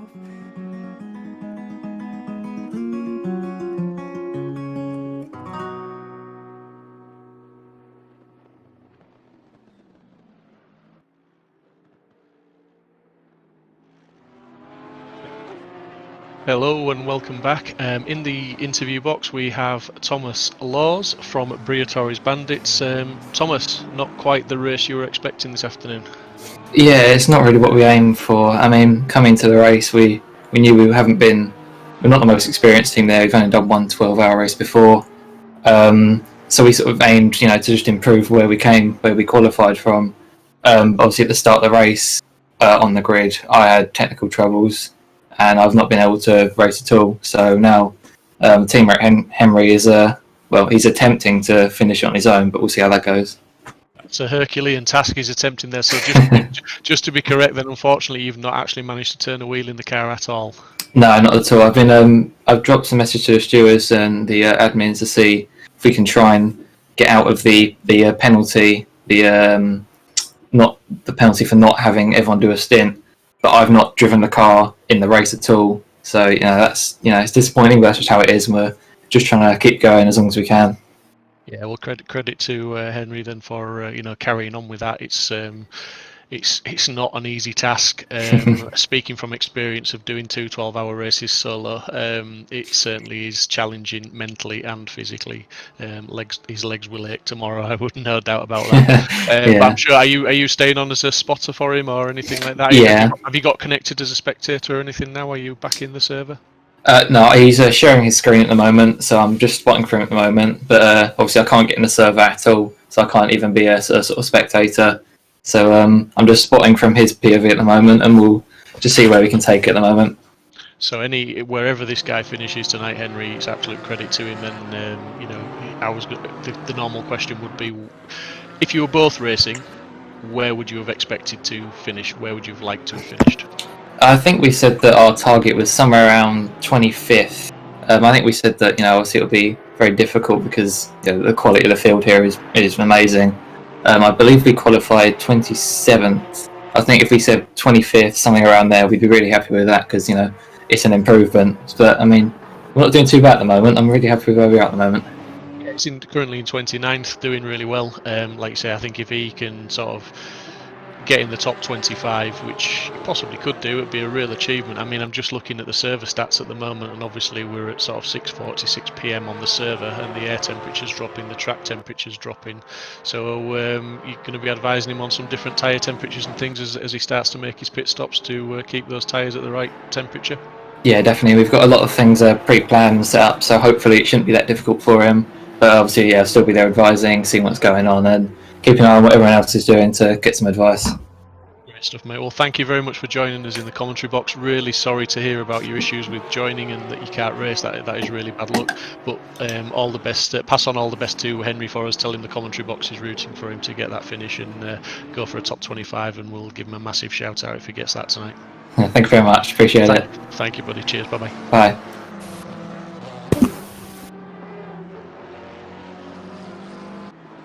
That's really sad to hear. Then, obviously, a driver there that couldn't get into the server for whatever reason, so he's not been able to complete a stint at all. And just to fill you guys in, that if a team driver does not complete at least one stint, then the rule is that at the end of the race, the team will incur a 130-second penalty. So that's what they were alluding to there, to try and just avoid that penalty. Just want to say a massive, massive, massive thank you. Someone's donated £400, so the target I'd set for 8 hours has just been smashed. Absolutely fantastic. Appreciate it's an anonymous donation, but if you do want a shout out, please drop us a message. We will be more than welcome to, but we will respect your privacy if you want to leave it as it is. But thank you very much for that indeed. That's fantastic. That is fantastic. We've just been told, Steve, that Colin Turkington hasn't actually made it out for the first driver change, and I believe his first stint. Oh no! So yeah, we're just being fed information. The car didn't actually start. So that, don't know if that was an issue again. Could have been hardware. Could have been who knows. But unfortunately, not too sure what would happen in that. Say I don't know ACC well enough, Steve. What would happen in that situation? Well, if it hasn't restarted, I'm not quite sure why that would be, to be honest. It would be down to whether he's got a button map for it to start or whatever. I mean, or because there is obviously an option to have auto start, which you are allowed, so the car would start automatically. So again, without really delving deep and having an interview with one of those guys to try and find out, I don't know, to be honest. Is the only answer I can give. But if he stays there in the pits, obviously they're just going lap down because he has to exit the pits and do a lap to swap. You can't swap drivers without going out on the track. That's not good, is it? No. Not good at all. Are we on a full course yellow again, I believe we are indeed on a full course yellow. It'd be interesting to see what... again, it could be... Obviously, I'm guessing it would be rejoins again. Rejoining issues or something similar to that. Interestingly, though, what is allowed, as is in the real world, if it's time for a pit stop, you are allowed to carry out your pit stops while on a full course yellow. So obviously, advantages are to be gained there, just like in the real world. So I don't think we've mentioned that yet, but yeah, the guys are allowed to pit under full course yellows, so they can save a little bit of time and maybe gain track position by doing that. Yes, absolutely, and I think to be honest, that was one of the things that we capitalised on in the Zancho number 98 cars. We pitted as one of the yellow flags came up, so that did pay dividends to us. So we're very much, I think we managed to time that pretty much perfectly. I think Will made the call to obviously we bring everyone in. They've just everyone now is back up to full racing speed. Yeah, so we lucked into that a little bit, perfect timing really. So we definitely capitalised on that. So I'm sure more people will be doing the same again. I can't imagine there'll be more yellow flags. I mean, to be fair, how many full course yellows we've actually had, and we've still got another 8 hours to go. So I can imagine there's going to be some more people that are going to be capitalising on luck in terms of pit strategy. Yeah, absolutely, and just a shout out on the guys on YouTube. We've actually, Alex has just commented, "Afternoon, chaps." Afternoon, Alex. Hope you're doing well, mate. And if you finish commentating duties, you are more than welcome to join us ASAP, buddy, because we're having a lot of fun and receiving a lot of donations. Thank you. Also, Kieran Vidago, hello there. Kieran, you promised me an interview as well, buddy, so the green room door is open. Just jump in there whenever you're ready. That would be much appreciated, buddy. Just let us know how things are going for Team Terror Racing. And we just got on your screen at the moment now. We've got what looks to be a bit of a battle, although this is not a battle for actual track position. This is just a This is just a battle, or just a bit of traffic management here from the McLaren, which that is the McLaren at the car number 16.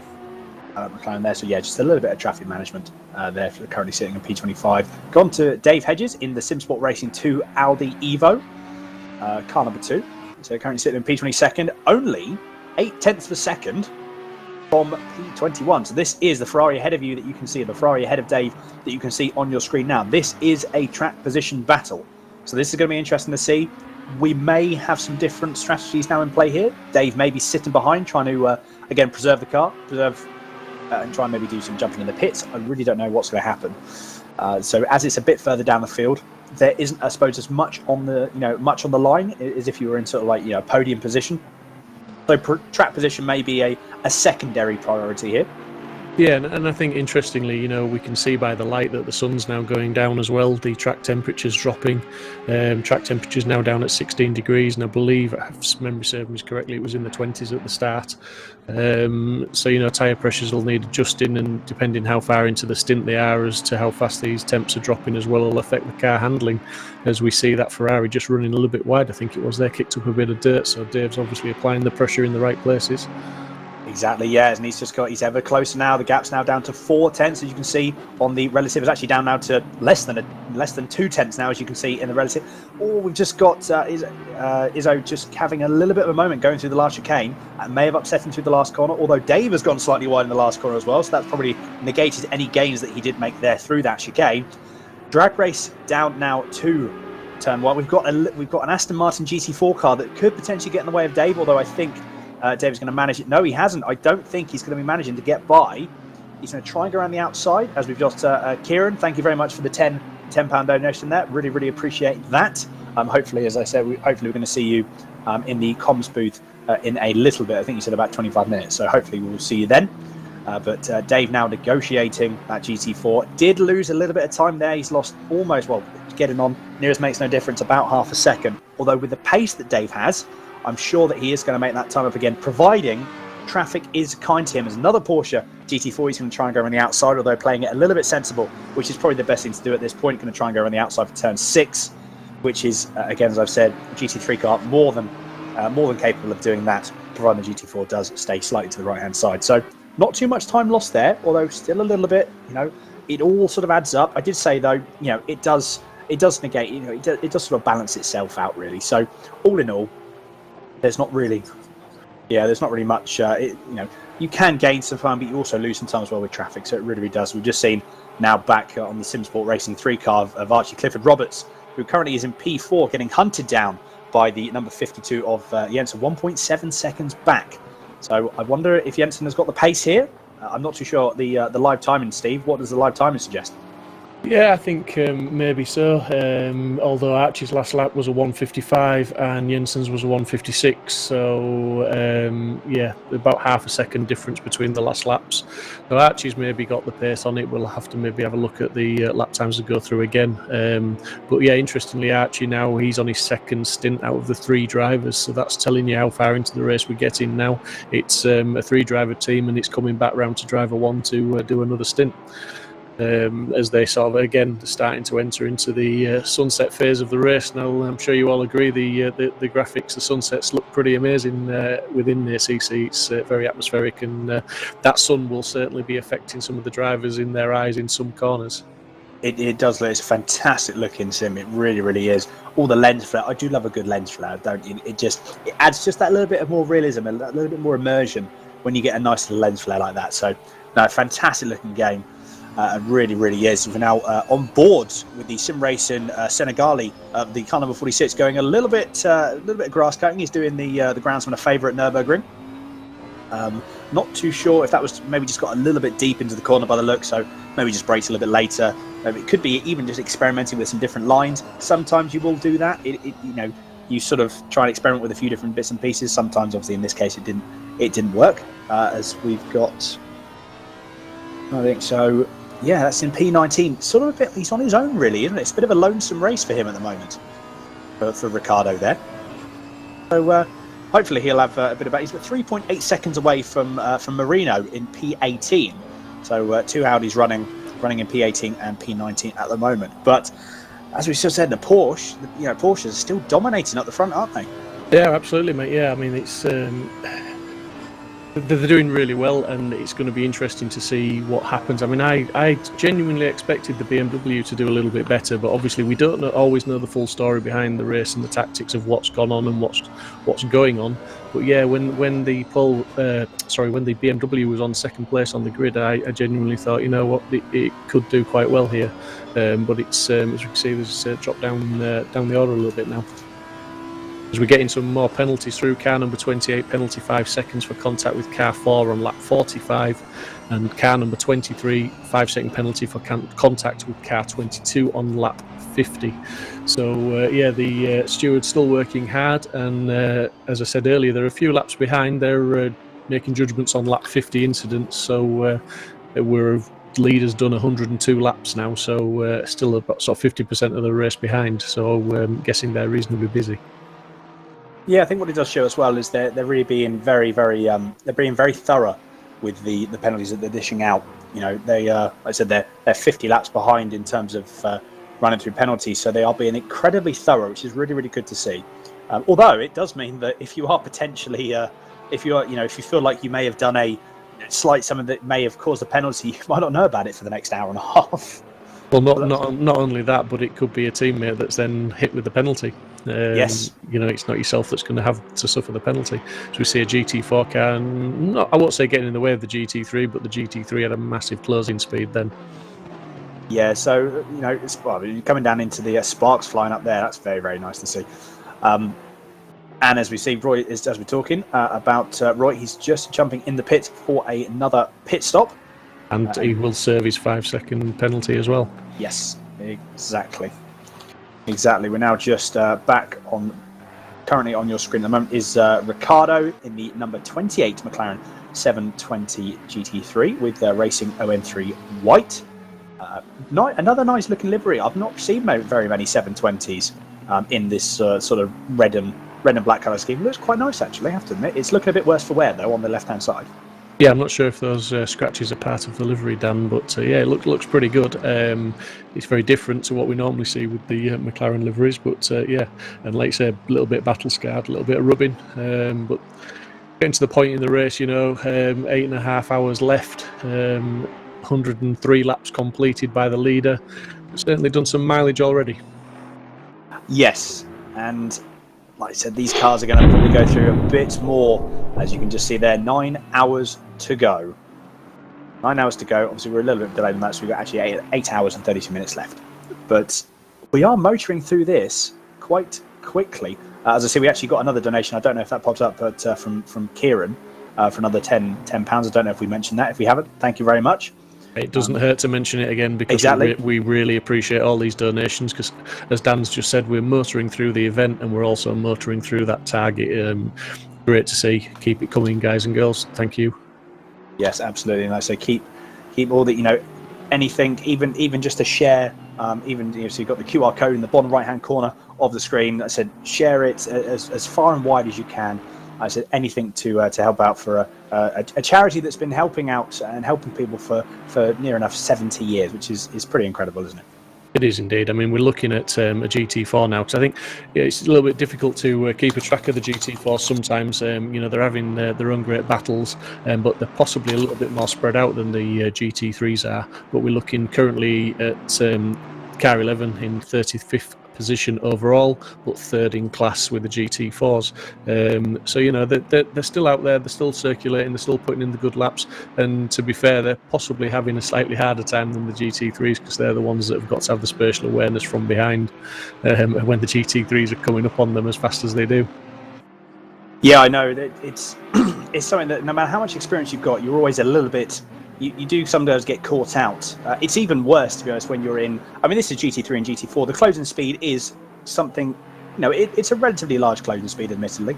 Although, when you get into some other endurance races and you're sitting there and you've got... you know, you've got sitting there and you've got the GT3s, GTEs, LMP2s as well. I mean, the closing speed is just ridiculous on those. It's...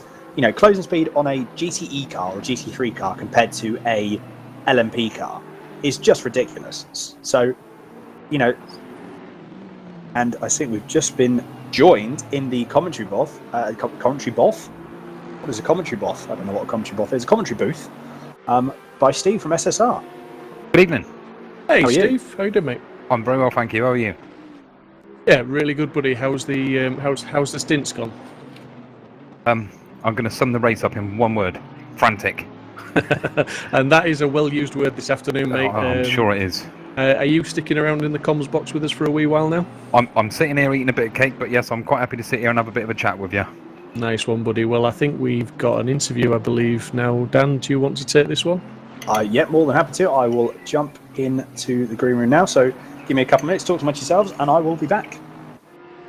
What's the highlight of the race so far then, Steve? And don't say the cake. You took the words out of my mouth there. No, it's been really, really good, and I have to say, the GT3 drivers have been really respectful. There's a couple that are trying to muscle their way through, which is, it's expected, trying to sort of gain places and stuff, but it's been really good. The guys have been really respectful. The racing's been really quite clean and stuff from what I've seen. Highlight at the moment, I guess, seeing Jensen Button in my review.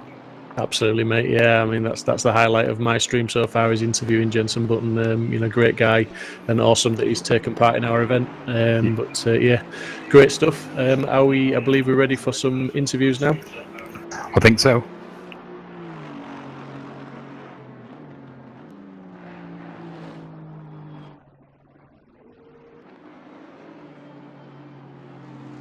For some reason, I've been muted. I can't unmute myself. I'm here. So I believe, yes, we are. We've got Aaron currently in the session. Aaron, how are you? I'm good, thank you. How are you going? Good. Great job, by the way. Thank you. Is the stream been going okay for yourself? Yeah, I've been listening to it as I've been racing. Oh, good. Oh, that's good. Oh, brilliant. No, fantastic. Well, no, glad you've been enjoying it. That's it's really good to see. It's quite nice as well, I suppose, having a little bit of sort of white noise in the background, something to keep your mind occupied, isn't it? Yeah, especially when you're talking like a 12-hour span, and it's just great to you guys because you keep it so engaging, and it's for a great cause as well. But yeah, great job. Ah, fantastic! Thank you very much.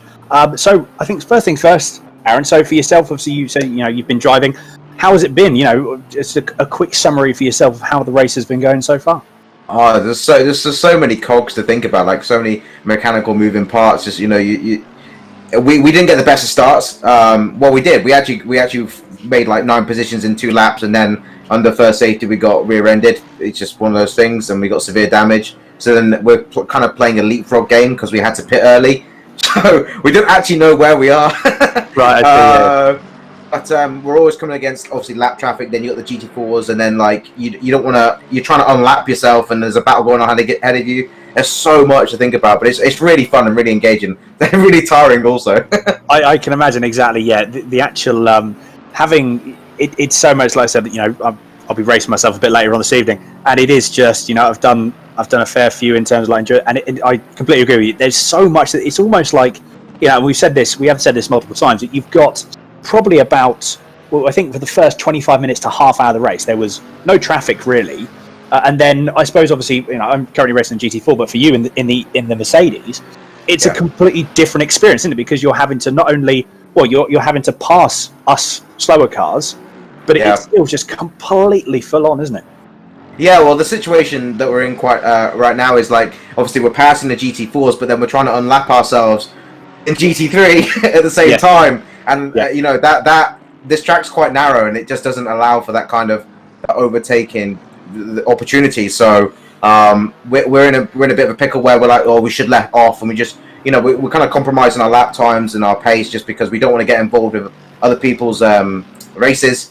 We're just trying to unlap ourselves, but it's a weird ingredient. It is a weird situation to be in. I know exactly. No, I can imagine. Another question, because I've not really done much in terms of GT3 testing. I've done a little bit on ACC, but obviously most of the time it's been plugged into a GT4. In terms of the GT3, was there any particular for the team when you were deciding? Was there any particular sort of thing that you were looking out for in a car, or was it one of those things you tested all the cars, felt more comfortable in the Mercedes, and then went with that? What was the thought process behind it? I'm not going to lie here. I was kind of like I joined late. That was like a last minute decision to join the team, but I know that the reason that they chose to Merc my teammates is just the passion for the Merc. They really enjoy it. It's a nice car to hear when it echoes down the that echo chamber down the start finish. It feels nice. It actually feels really nice to handle as well. And because I went from the Aston Martin, which just has incredible handling capability. This kind of feels more like a boat, especially with a full tank. It's actually really nice to listen to and pleasant to drive. It kind of makes you a little bit sleepy. It's like ASMR in a Nürburgring. Yeah. No, it's very much like I said. I know what you mean. It's a bit more relaxed, isn't it? It's a bit more of a relaxed sort of experience when driving something like this. I mean, to be fair, in an 8.5 and a 12-hour endurance race, I think maybe having a car that's maybe slightly more relaxed isn't a bad thing. To be perfectly honest, I think you're right.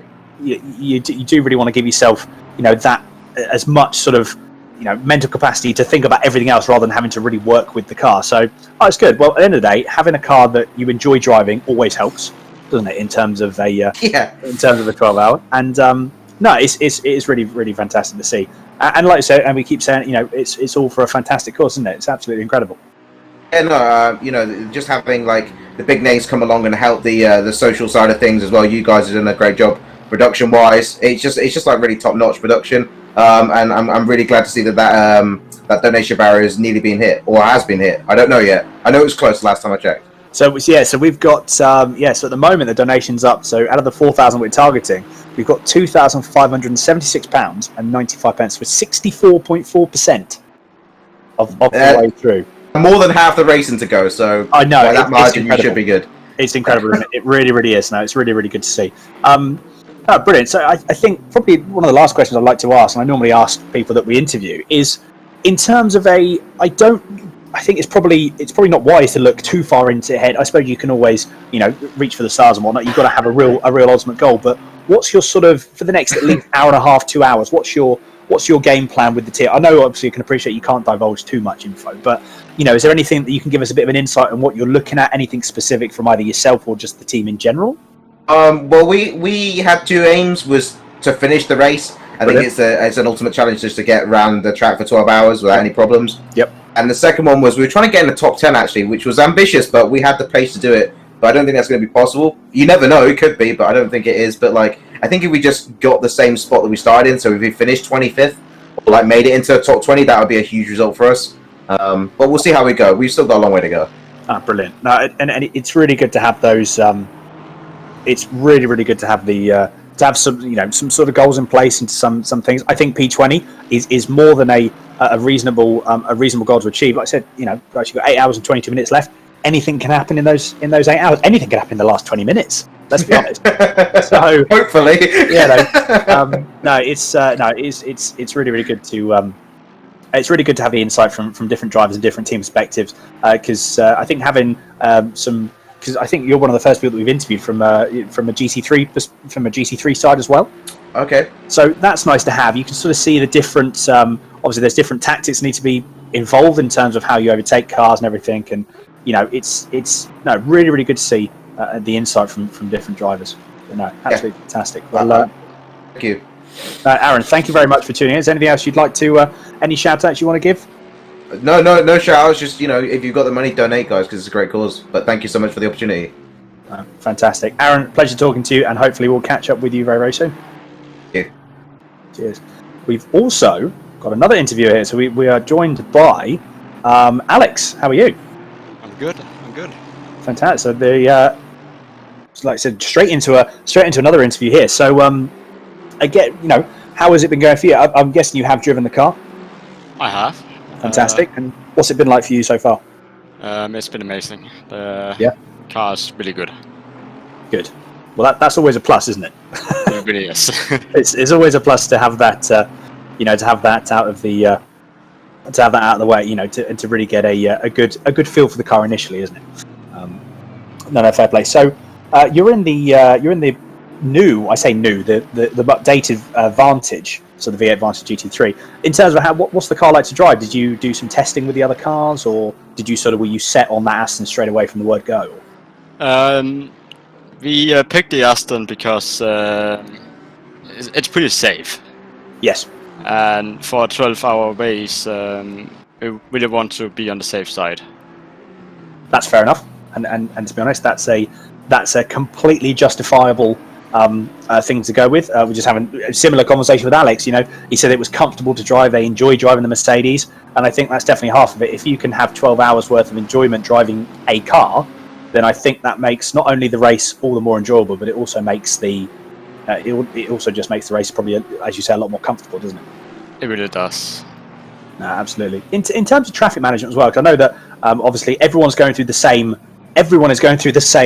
is in the same boat at the moment. In terms of traffic management for yourself, not only going with GT3s, other GT3 cars, but also the GT4s. How has it been for you? Because I know there's been a few. It's been relatively clean so far. You know, there have been a few incidents here and there, but what's it been like from your perspective? Well, yeah, it's been pretty clean. There was some times where they really didn't pick their line, so we had some close calls, but we did our best with the situation, and I think we got pretty good through it all. Brilliant. No, great stuff. So you qualified, was it P13? Your team qualified, wasn't it? That is correct. Brilliant. So in terms of, did that give you a really good sort of foundation for, as we're just going, but we're just going to go back to another full course yellow, as you can see on the screen now. Yeah, Alex, in terms of, did that give you a good foundation and give you a bit of a confidence boost? Were you expecting that sort of pace? Were you hoping for a bit more? For what was going to get up the quali?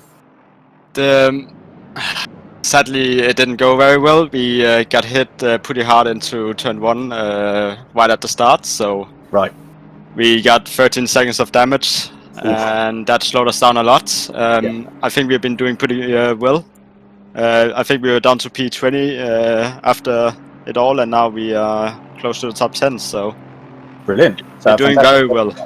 No, brilliant. A really good recovery drive there, which is always good to see. So it goes to show. So the car has still got pace, even after that incident. Does the car feel fully repaired now? Is it all good from what the team have been saying? Or all I can say is, man, it drives like a dream. It really does. Just sticks around the corners. And even when I get behind other drivers, I can, even the top guys, I can follow them with ease. So it's very, very good. Good. No, fantastic. Sounds like you've got a very well set up car then. So definitely kudos to Yas Heat for setting up the car clearly, because it sounds like it handles like a bit of a dream. No, absolutely fantastic. Well, Alex, thank you very much for jumping in the comms booth. It was really great to talk to you. Anything else any shout outs you want to give? Well, yeah, I can give one to really my teammates. Really been very good and supportive, and the idea for inviting me to this race. Brilliant. Alex, fantastic. It's really, really good to chat with you. Feel free to pop back into the comms room and to the green room a bit later on. We'd love to be able to catch up with you again after a few more hours have passed. It's fantastic. Yep. Brilliant. Cheers. Cheers. We've got a couple more people as well, so this is going to be a right old train of world champion, the Simsport team. Right. So we have been joined as well. We've got Kieran and Dave have joined us in the comms booth. How are you, gents? Yeah, good, mate. You? Good. Yeah, not too bad, thank you. Not too bad. It's I tell you what, it's been these 3.5 hours, they've flown by. I don't know about how it's been for you, but it's absolutely flown by for me and for us in the comms booth. The first hour for me was spent doing some of the stewarding. It was pretty hectic, and yeah, it did go by pretty quick. But then the next hour slowed down because I was literally just waiting for my stint. Yes, no, it's always one of those things, isn't it? You're always having that bit of time. You're sitting there going, you want to go. You sort of get, you really get quite excited to jump in the car, don't you? It feels like it takes absolutely forever. Yeah. So no, fantastic. How has it been? How was the car feeling for you? Has it been going okay? Because I know you're in the Audi R8 GT3, I believe, aren't you? Yeah, the car's really stable. Towards the back end of my stint, I was behind Sean Arnold and matching his pace. When it was in clear air, so I was pretty happy with that, and only going forward really in terms of unlapping myself and getting past a few cars. So the balance is really good at the minute, to be fair. Brilliant. Really fantastic. Kieran as well. for yourself as well. How has it been going for you? Yeah, it's pretty alright. Had a lap 1 incident, but nothing we can't make back in a 12-hour race. Exactly. No, good positivity to have. Really, really good positivity to have. Also, as well, thank you very much for the donation. That's no worries. Fantastic. It's really, really good. It's amazing. We do keep saying it, but the amount of support that we've got over this, and we've still got 8 hours and 50 minutes left, is pretty insane. Yeah, put on a good race, and good people will come. Right, exactly. I mean, in terms of the production value, the race itself, it's been organised fantastically. So, no, really, a credit to everyone. I think everyone can agree. It's credit to all the organisation and the production. It's been fantastic.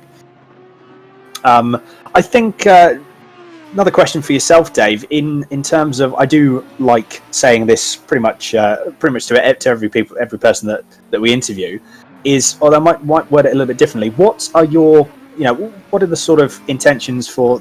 Basically, where do you want to? What in 8 hours and 15 minutes? Where would you like to see yourself? Where do you want to be? What is a real? What's the main goal for yourself? I think, to be honest, with the first lap incident that we had and lost 20 places, I think just getting back to our starting position of 18th is probably realistic. Cause we are seemingly faster on our lap times than those in front. So we've got a lot of time left in the tank. So those 6 places, hopefully there should be an achievable goal. No, absolutely. No, fantastic. No, I completely agree. We just had another anonymous £30 donation. So that brings the total to just over 2,600. So thank you very, very much, whomever that was. Yeah, it's awesome. No, it's 2,600. I mean, originally we set off to do 2,000, and just to blast through that, it's brilliant. It is incredible to see, and like I said, we've got so much left of the race. It really is incredible. Kieran, as well for yourself, what were the main goals actually going into this race? Was it one of the ones where you just I just want to finish and go from there, or did you have a specific sort of goal in mind? Going into the race, podium was a good goal. Yep. After the lap 1 incident, I think we want to just try and get back to our starting position of 6th place. Okay. And then anything after that is maybe top 5. Actually, probably is the really the up there goal. That's fair enough, and to be honest, that's something that's that's again some good realistic goals. That's really, really good to have as well. So, I know this has been a question again for everyone, but what's traffic management been like for yourself, Kieran? Has it been difficult to sort of deal with? I know that there's been some pretty clean and pretty generally clean and tidy passing and traffic management, but what's it been like for yourself in your shoes when you've been out on track? For me and the team, we've stick to our racing line as a GT4, let the GT3s go around us, and it's usually been pretty good. Maybe some of the slower GT3s taking a bit longer to get around us, and maybe that's making them a bit more upset, but no, especially the top guys doing a really good job of lapping us and keeping it clean. Being very sensible. Good. Which we've said before, it's the general sort of consensus, isn't it? That it's a 12-hour race. There's still 8 hours left to go. We don't want to be doing anything too silly, do we? Yeah, for sure. Dave, do you share the similar view in terms of what it's been like for yourself? Yeah, it's been pretty good. I think from a perspective of having a faster car, it's much worse when the GT4s especially do something unpredictable. Like don't go onto the racing line and move across off it. When you're expecting them to stay there. But generally, it's been good. And they've been respectful, and obviously, when I've been driving, especially, you make your intentions known very early, so they know what you're going to do, and everything goes pretty well. Yeah, exactly. No, again, completely agree. It's very much sometimes can get a little bit. We have seen it a couple of times where you've had drivers that, they have. There's been quite a sort of close battle. I think we had it once within the infield section, or the Mercedes arena. And there was about 6 or 7 cars, people racing for position, people were being lapped, people were lapping people, and it all sort of got a bit confused. Everyone just got a bit confused and a bit sort of, how do you both best, I think, Dave, we'll start with you. So how would you best deal with a situation like that then? To be honest, you've got to just take your time and go through, in turn. Obviously, if you get an incident where I think we actually had one where Reese Wiggin come together with a Porsche in front of me, and that's the only time really you sort of take the opportunity to move through. But the rest of the time, there's a long time to go, and you just wait, bide your time, get through, get back on the race with the cars that you're actually racing, rather than trying to fight through and have an incident with cars that are slower than you and not in your race. So it's completely pointless, really. Yeah, that's fair enough. Kieran, again, I imagine the same question for you. Is that something that you'd sort of agree on a point of view for that as well? Yeah, completely. As a GT4, yeah, you just stick to your racing line and you wait for the GT3 to make their move, come alongside you, and then if they're alongside you on the turning point, you don't turn in there. It's very simple, really. That is, when you put it like that, it is indeed. It's pretty simple. No, I would agree with you on that as well. No, like I said, it's a long old way to go. Anything can happen. But no, gents, I wish you both the best of luck. And feel free to pop in to the green room again. See, we'll have Steve that's going to be here for the next 8 hours. Sort of with a few people. So yep, keeping him company would be fantastic. So hopefully we'll be able to catch up with you on the stream again. Yeah, I think I'm going to drop in and do some commentary with Steve, just to rest his voice. Yeah. No. Brilliant. Cool. Fantastic. Well, gents, good luck for the remainder of the race, and thank you. I may see you out on track. Thanks, mate. Have a good one. Bye. Cheers. Take care. Bye. So I think we also, as well, we've now got Tobin that's quickly joined. Actually, we've got so we've now got Tobin Lee, and we've got Darren as well from Team Forza. Gents, how are you both? Very well. Yeah, doing great, thank you. Good. Well, I think to be honest, I think Toby, we'll start with yourself. Like, what's been? I know there's been some interesting. For the your first 4 hours of the race, it's been interesting, I think, to say the least. Is that the best way to describe it? Yeah, I think interesting is a very nice way to put it. It's been. I don't know. I mean, we're out, and I think that speaks volumes. It was a pretty tough beginning for at GT4, the number 87 Aston.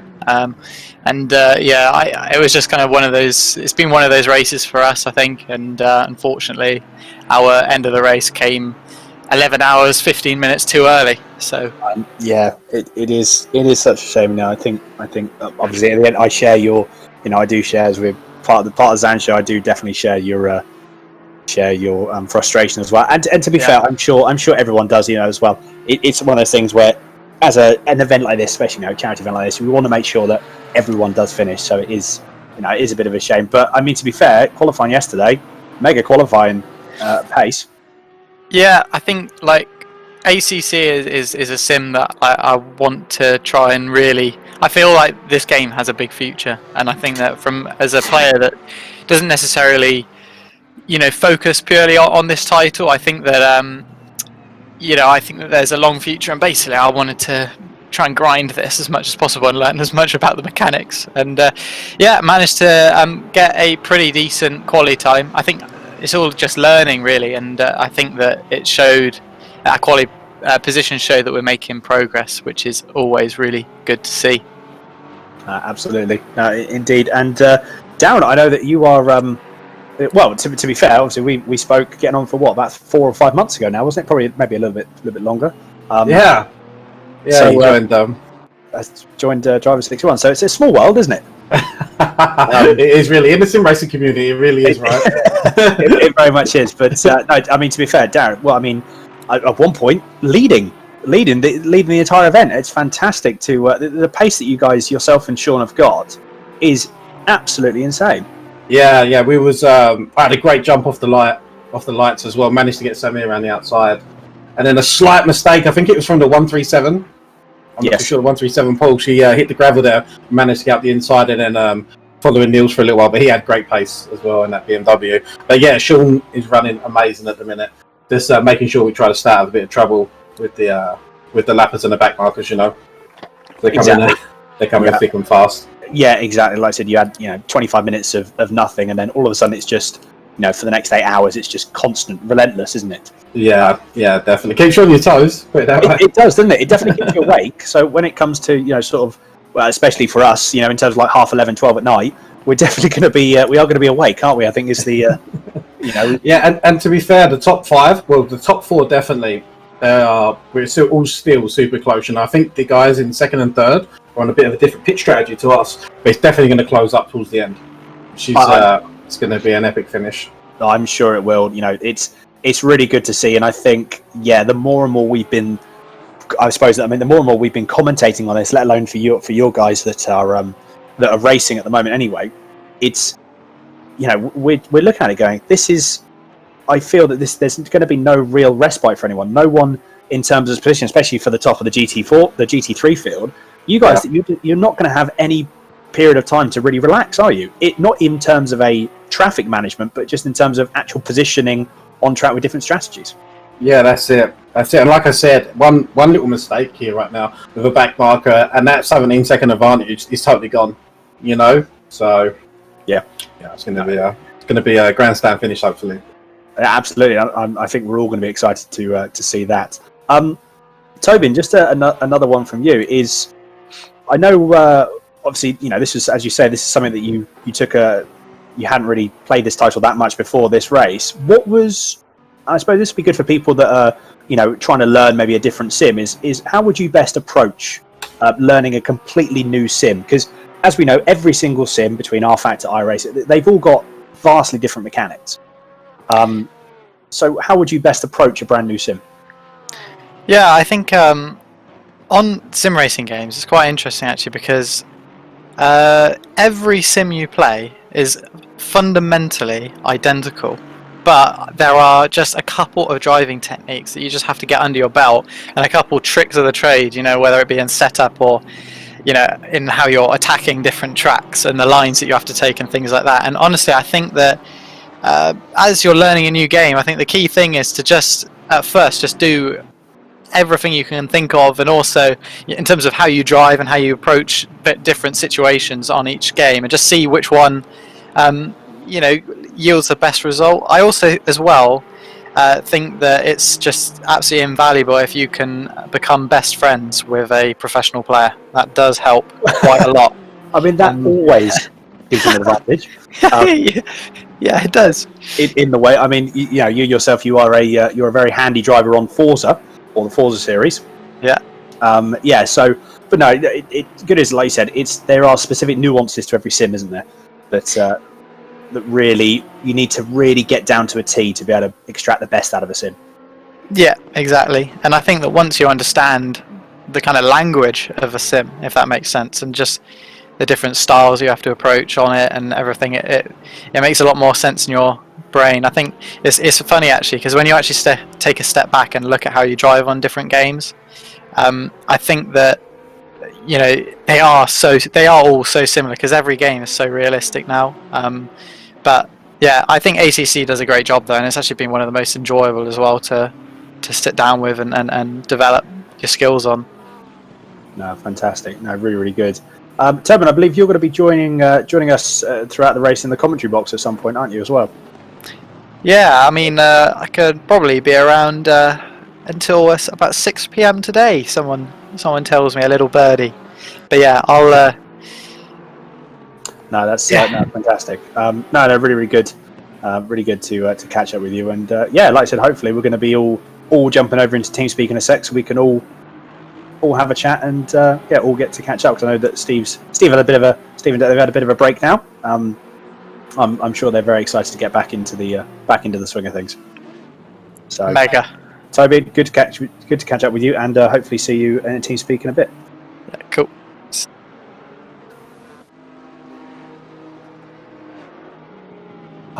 Right. That was a nice little break. Thank you very much, everybody else. Awesome. They just kept coming. I know. I saw that. It was just, we've got the, we've got production directors in the ear go, okay, cool. So we've got Darren, I'm sitting there going, oh, this is, I'm sitting there like this has turned into a 30-minute interview. It's, but no, it's really good. Like, it's nice to have all those different you know, it's all having all those different drivers on the street, different perspectives. As we can see on the screen now, I'm sure, Steve, you've been eager to get involved in this conversation here. The battle for P6. Yeah, the BMW's back in action, isn't it? It's trying to claw its way back up as we see somebody taking an alternative line. Yes, I think that was a little bit of a... I think Neil's decided that he wanted that position, and it was sort of one of those things where it was up to the GT4 to not have an accident. Yeah, absolutely. He's focused on the rear end of that car in front. He's after that Porsche very much, and I think he's got the legs to do it as well, whether it's into T1. He's having a look, isn't he? But he's going out wide. He's trying for the cutback maybe, but that's going to put him on the outside for T2, which, as we've said, is not advantageous really. Yeah, he's just going to settle back in now and just keep the pressure applied at this point.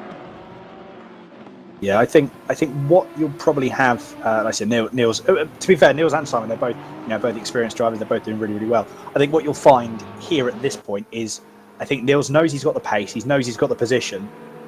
I think what you may find is Niels will be trying to look, and you saw that move on turn one. It didn't look like it was going to be a move that actually was going to be made. Although I think he was trying to gauge maybe what Simon's going to do. If he's going to defend, is he sort of going to be quite an aggressive defender? What really is going through Simon's mind at the moment. So I think we may see that Niels will maybe sit behind for another lap or so and really trying to gauge where the best position is going to be to overtake if he can get the legs.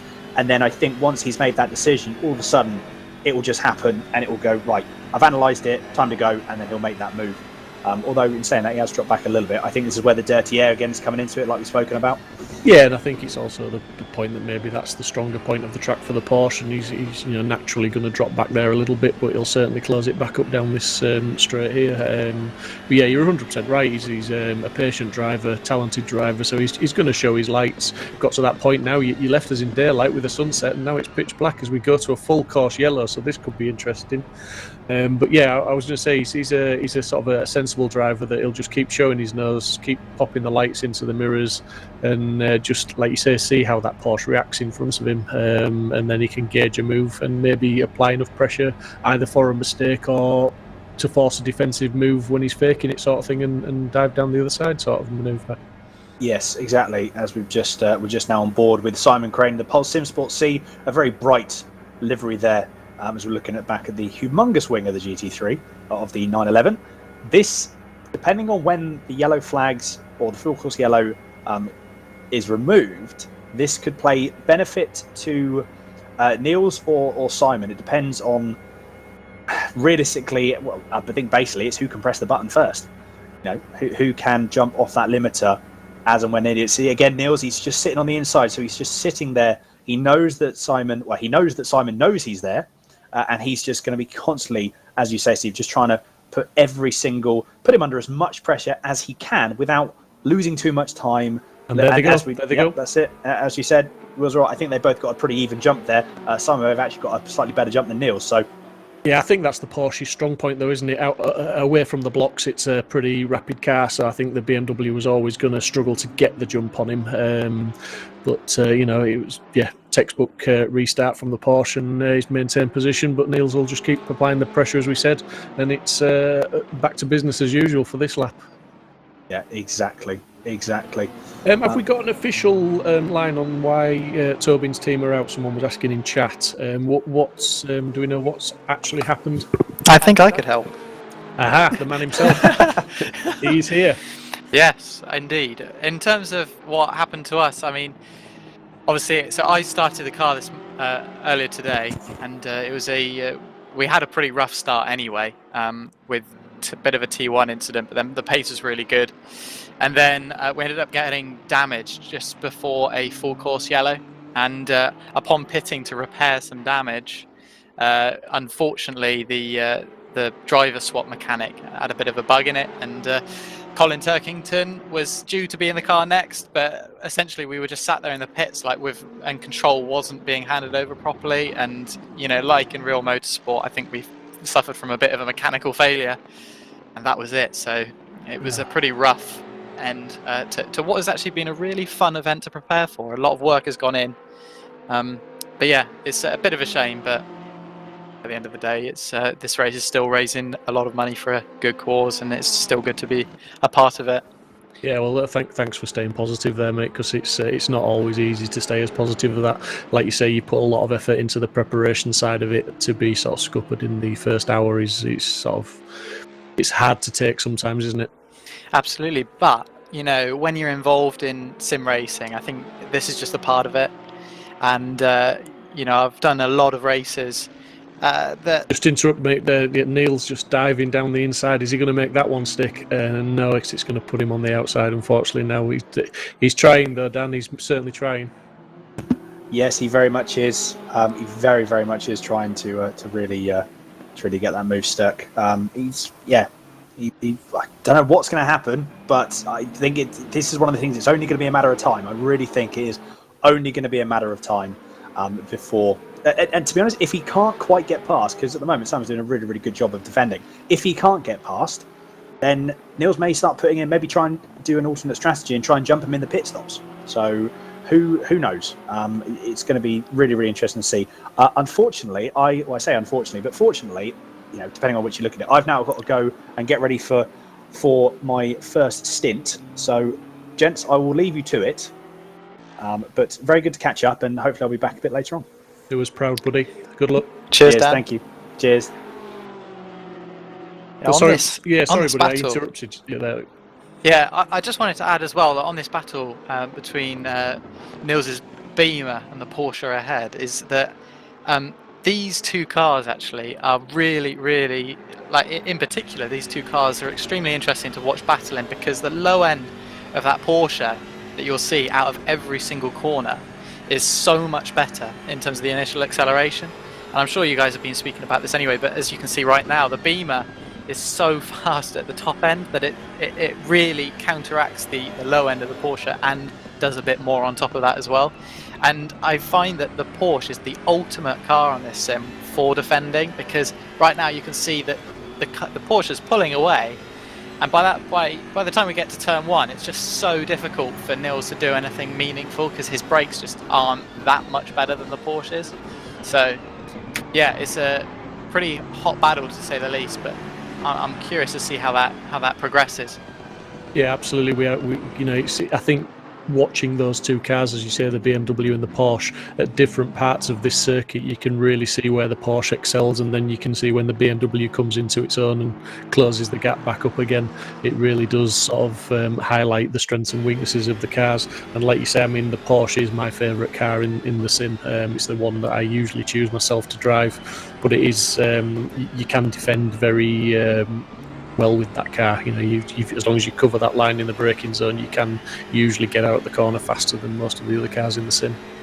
Yeah, I mean, Niels is actually, he's looking all over the back of the Porsche. Oh, and there's a mistake. Yeah, that's a big mistake. Yeah, that's what myself and Dan said a few laps ago. We thought Niels was just going to keep him under pressure and maybe force that mistake, and he's done just that. But credit to Car 52, he absorbed that pressure for a good few laps from the BMW, and the best thing he'll do now is just get his head down and try and tag onto the back of the Beamer and keep the relative as small as possible. Yeah, I mean, I think Niels had a big enough of an advantage, so that it's probably not worth fighting too hard, to be honest, considering how long we have left. There's so many X factors that affect this kind of racing that probably not worth it, but a good respectful fight nonetheless. Yeah, interested as well to see how Luca's getting on, actually, because I think this is for position as well for P9. Yeah, and that car potentially, I know when Jensen got to the wheel of it, he was guilty of speeding in the pit lane, so he got a stop-go penalty and he dropped down to 20-something, I believe, overall. Yeah. So fantastic recovery drive from the whole team. I know Jensen got them back up to around about 15th, I think, and then the guys have carried on that battle. So to get back into the top 10 after a stop-go is pretty impressive, to be honest. Yeah, I think it's super impressive as well on that. I was lucky enough to have driven with Jensen in an endurance before this, and it is so shocking to me that he can be so good at the sim as well. Yes, yeah. I mean, it's fantastic that he's joined us for this charity event, and it's credit to him and to the guys that have put this in place with us and helped us, the Simsport admin, sort of make this event what it is today and raise this money. But yeah, for everyone, we've got guys that just do this for a hobby, to esports drivers, to real world drivers, and just all mixing it up on the same racetrack is absolutely awesome. Yeah, it's good as well, because I found that Jensen does such a good job of getting into the sim racing and really embracing this world. Yes. And obviously it's something we're seeing more and more of as as esports and sim racing develops and becomes more noticed. And but to have someone like Jensen just pioneering that and really pushing out on all his socials and stuff and getting involved in our community, it's insane, basically. It is, yeah. It's absolutely it's fantastic. It's just noticing all the plus 5 seconds. I'm seeing the stewards are still very busy handing out a few penalties. Obviously, the live stewards this afternoon into the evening, so they're with us for the full 12 hours, not letting any crimes go unpunished, as it were. But those 5 seconds, the guys are going to have to start being careful, aren't they? Because we've seen an awful lot handed out, and they obviously do add up, and they're going to cost the guys positions if they're not careful. Yeah, absolutely. But this battle right here is still hotting up. I'm really interested, actually. I don't know too much about how the Aston behaves. As far as I'm aware, it's extremely good in the corners, right? It's a safe car, I think it's been described as today, and I wouldn't disagree with that opinion of it. It's a very safe car, but again, like the Porsche, it's probably going to be reasonably difficult to overtake, I would imagine, because it's going to go where he points it and he can keep it on the racing line. Absolutely, and we've got traffic getting involved too, which is very, very interesting to see. I think Matt Richards in that Zancho GT4 is under the same kind of wing of Zancho Simsport that Luca is in the McLaren, so potentially a bit of an advantage there for the McLaren when getting through that member of traffic in particular, with the Aston being a bit more favourable, knowing that they are both associated with similar teams. Yeah, absolutely, a little bit of an advantage, like you say, with the team, but we've got some penalties on the screen right now. We've got car number 16, penalty 5 seconds for contact with car 135 on lap 72, and car number 119, 5 seconds for contact with car 24 on lap 78. But yeah, the stewards are still busy, still reviewing incidents, and like you say, with that McLaren is pretty tasty on the brakes compared to the Aston, it has to be said. It seems to close up in those braking zones.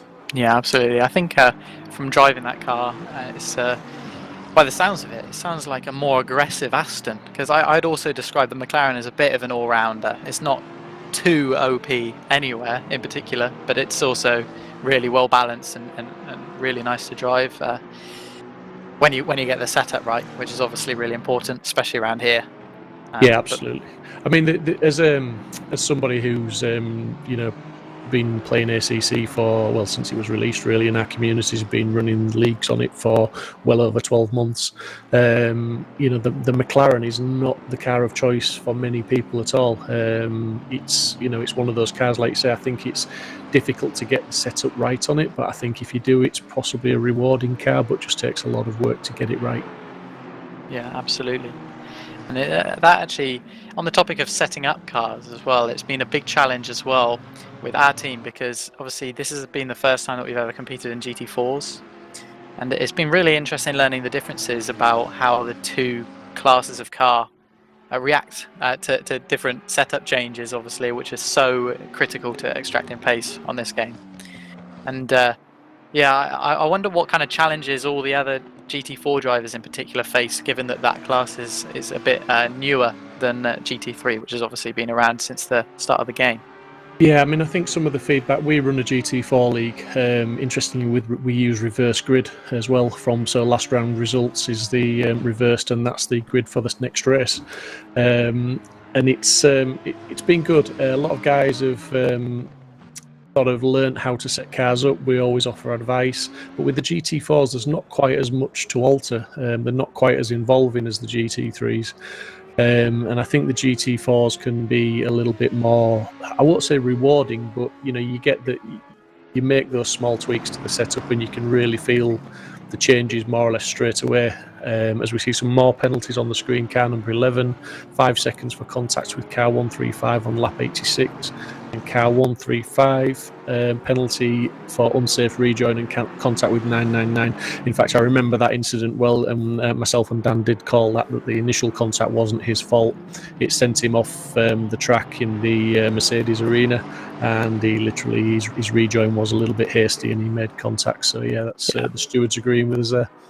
Yeah, this battle though is really starting to hot up now. I've noticed that the Aston's taken some more aggressive lines towards the apex to block the McLaren of Luca Burke, and he's trying to get through. And with the nighttime looming as well, this is quite an interesting fight. I'm really actually quite surprised that it's still going on. I was kind of expecting a bit more fighting to have happened already, and much more aggression from this McLaren, given how many places that car's made up to this point. So obviously not hanging about too much, but potentially a bit of difficulty as the Aston goes a bit wide there. But yeah, as Nils, and Nils has dropped back, potentially caught up in an incident there, as you can see at the bottom of the screen.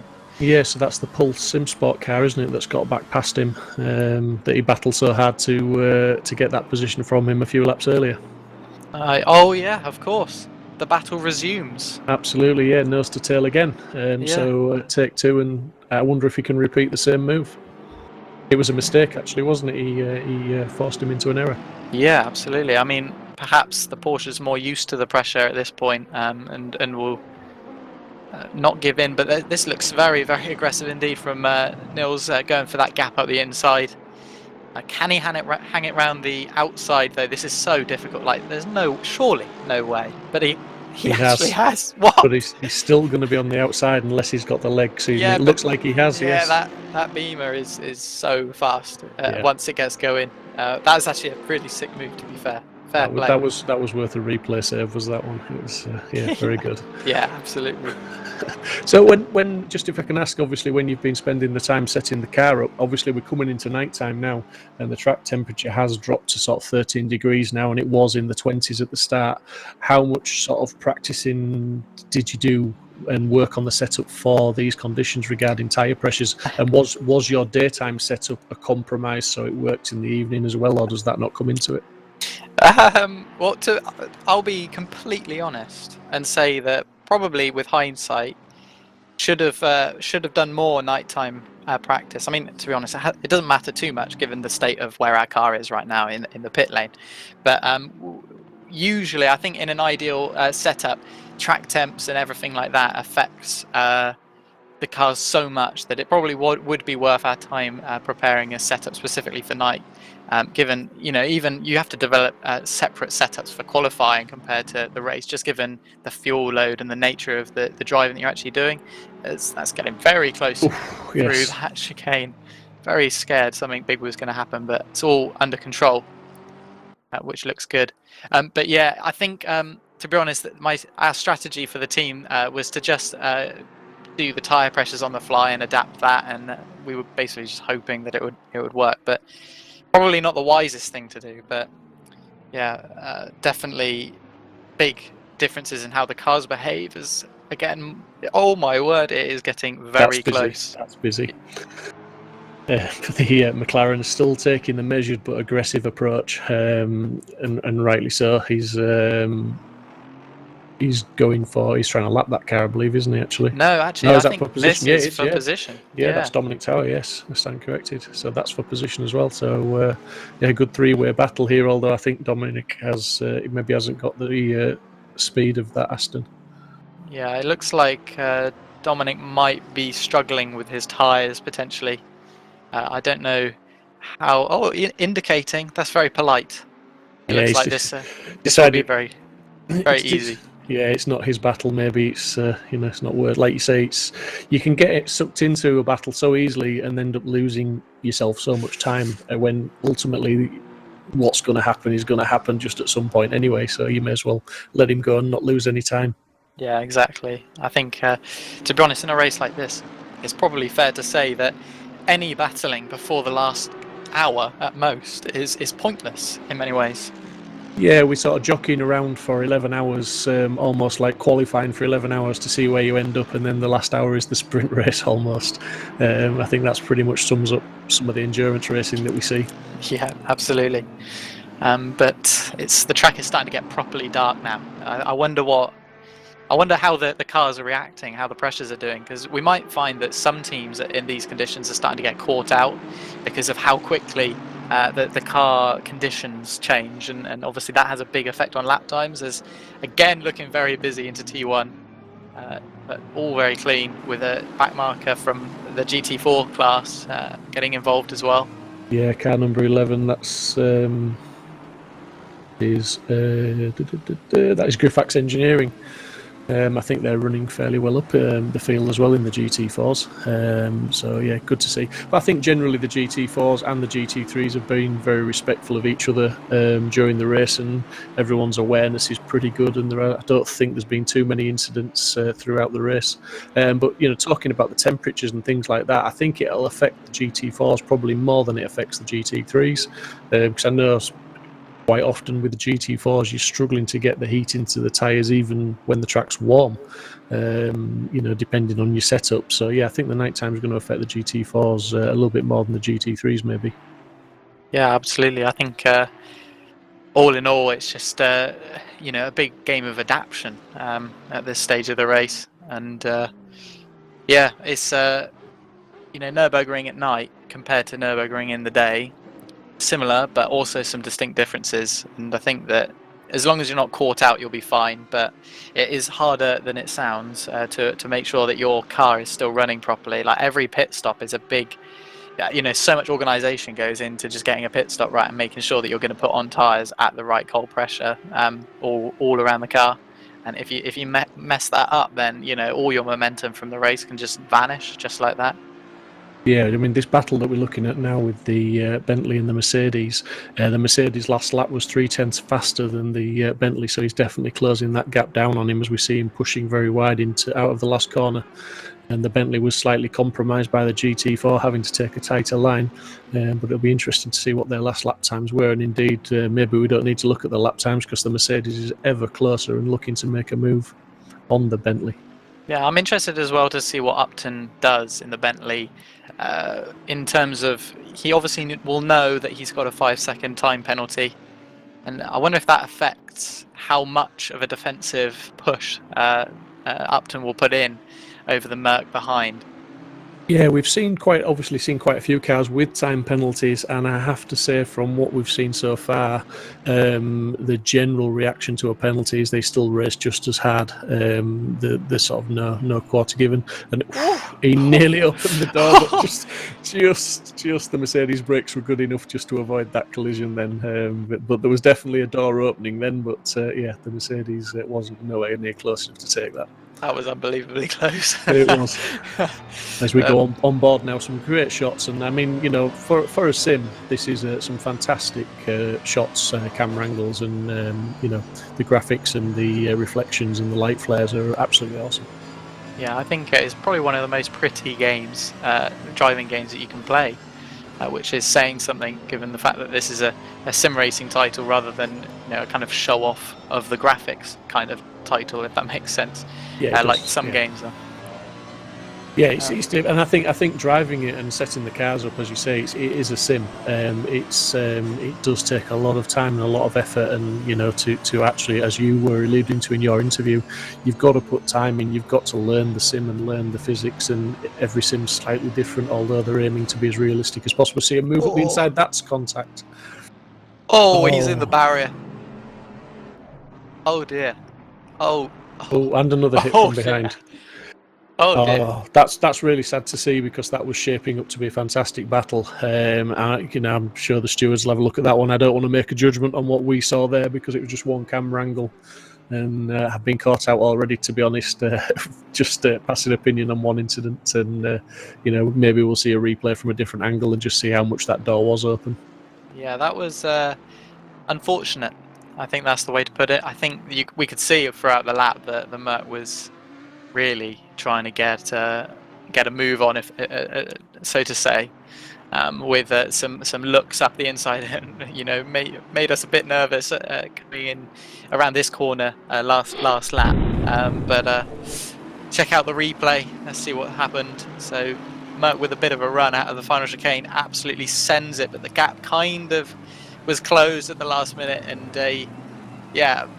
It's one of those moves around the Nürburgring where it's always going to be a massive risk going for a move like that, but unfortunately I don't think that risk paid off that time. Yeah, and I think to be in an endurance race like that, was it worth the risk?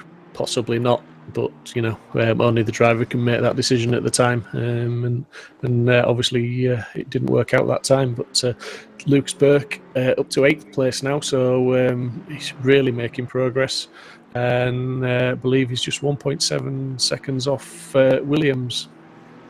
Yeah, big shout out to Luca, because I know that this guy knows how to drive. He's been in SRO, and he's definitely one to watch in this field for making up progress, as he is. He's already proven he's making up loads of places. But I would be quite optimistic that car will pick up even more to come, which is saying something given the caliber of drivers around. So yeah, I mean, I have watched watched some of these the endurance races before and seen some of the performances from this McLaren, and like I say, you can't write it off. Not with 7.5 hours to go. We're not even halfway through yet, so it's still anybody's race. Anything can happen, and there's a very long time to go. And we are just entering what is probably the trickiest phase of the race as we come into darkness. Unless it rains, that'd be nice to see a little bit of rain maybe on the track and just spice things up a little bit more. Although the drivers will lynch me for saying that. It's very, very much open, and I wouldn't put it past that car to actually possibly even achieve a podium. But looking at the times and the gaps, I don't think a podium would be out of the question. No, absolutely. And I've just realised as well just how dark it is out on the track right now. I think it's unbelievably quickly how fast the time is moving. It's on a ×2 scale, isn't it, for this race? Yeah, it's just ×2, so technically, it's not too unrealistic, should I say, but it's certainly, like you say, it's moving on very, very quickly, and we are almost falling to pitch blackness as that's a GT3 struggling with a GT4 there. Yeah, absolutely. That's Team Exiled, another great community out there who focus on sim racing titles like RF2 and ACC, as well as Race Room, I believe. Yeah, absolutely. But they managed to get through that chicane relatively smoothly in the end. A bit of trouble, but yeah, as I was saying though, in terms of the progression, I think it is on a ×2 scale. Not to say that it's unrealistic. Oh dear, that's not good. That Audi looked like it went a bit deep there. It certainly did. It almost looked like it had maybe left the pits and was coming down the inside, and he backed off maybe to try and allow the others to go past, but reached the corner a little bit earlier than he expected. I'm not quite sure, but again, maybe a replay at some point. But not ideal. Yeah, that was kind of last minute bit of action there. It really caught me by surprise, as I was about to. It just came out of nowhere. I think Tom was Tom involved in that? No, he was making the move before with the GT4, wasn't he, in the chicane?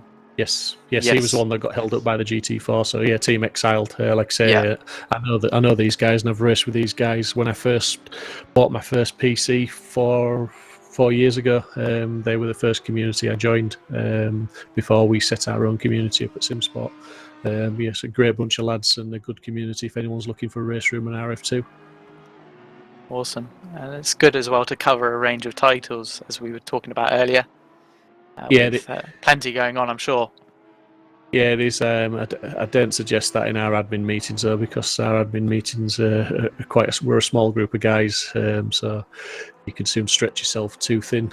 We obviously try and put the emphasis on quality of the events, and we stick to ACC at the moment. Yeah, awesome. It's interesting as well to see how Sean's getting on in that Porsche for Fordzilla up the lead. It looks like they have a mega gap, doesn't it? He's been putting in some fantastic lap times. His last lap was a 56.6, and P2 was a 55.9. and third place was a 56.2. So basically, the second and third lap did do the last lap quicker than him, but he's got 31 seconds ahead. But Boothby's in the pits. Yep, it's into the pits for Boothby. Interesting as well. It seems like an unusual time to me. I mean, I think that we in our car had a very linear, planned pit strategy as Luca goes quite deep there. I was just going to say, Luca's really on the attack now, isn't he, with Williams? I mean, it's only a couple of laps ago that we said he was closing, and he was about 1.7 seconds back, and he's got that gap down to half a second. So that McLaren is really on the move, and as you said, Luca is a driver on the charge, and he's obviously very talented, and he's going to put Williams, another talented driver, under a lot of pressure very soon. Yeah, absolutely. I think. To be fair, though, it's getting to the stage now where Luca's been behind and looking at the rear of that Aston for such a long time. I reckon it'll be interesting to see what happens here, as we actually have a replay of the T1 incident that we saw a couple minutes ago, with the Audi coming out the pits onto the brakes, and it just looks like the cold tyres maybe were misjudged a bit, ding-donging about off the pit exit, but a little bit unfortunate there. It'll be interesting to see if the stewards have anything to say about that. Yeah, I think you'll agree. It's always difficult when you're coming out of the pits. It's one thing I personally practice is the pit exit, because it's just as important as the pit entry, because obviously your braking distance is totally different for T1. You're on a different part of the track, and you've got to be aware of those other cars. And it looked to me like like you say, possibly cold tyres, cold brakes, but he also just braked that little bit too deep for T1 there. Yeah, it's interesting as well, because when you leave the pits here, there's so many marbles and things that are taken from the cars on the racing line and thrown into the tarmac that isn't quite as commonly used, which is on the pit exit. And so I found in practice actually that whenever I left the pits, my car would always pick up marbles, and that would probably contribute to incidents like what we just saw being a bit more likely. Yeah, definitely. I mean, like you say, when you go onto the marbles, the grip and everything is totally different, and the braking zone possibly changes every single time you go over it, depending on the debris on the track. But we just got the GT4. I won't say getting in the way. He's obviously on the racing line, and the GT3's got to get around it. But certainly he's done that now, and he'll close back up on Williams again, I'm sure. Although he has lost a little bit of time, the gap's extended to 8/10 now. Yeah, this is a cool view, isn't it? Look at that. Yeah, I mean, Mike, who does our cameras now from Simply Race, he's really giving us some angles as we just Spartan Racing GT4. I think Mike Williams is trying to use these GT4s a little bit to his advantage. I think he's feeling the pressure, and he's sort of trying to force himself to get past them as early as he can. But yeah, the camera angles are absolutely awesome. As you see that's fantastic. Yeah, it's just insane. The view that we get, it's probably actually one of the most immersive games I've ever played, like across the board of all genres, ACC. But yeah, it's an awesome view.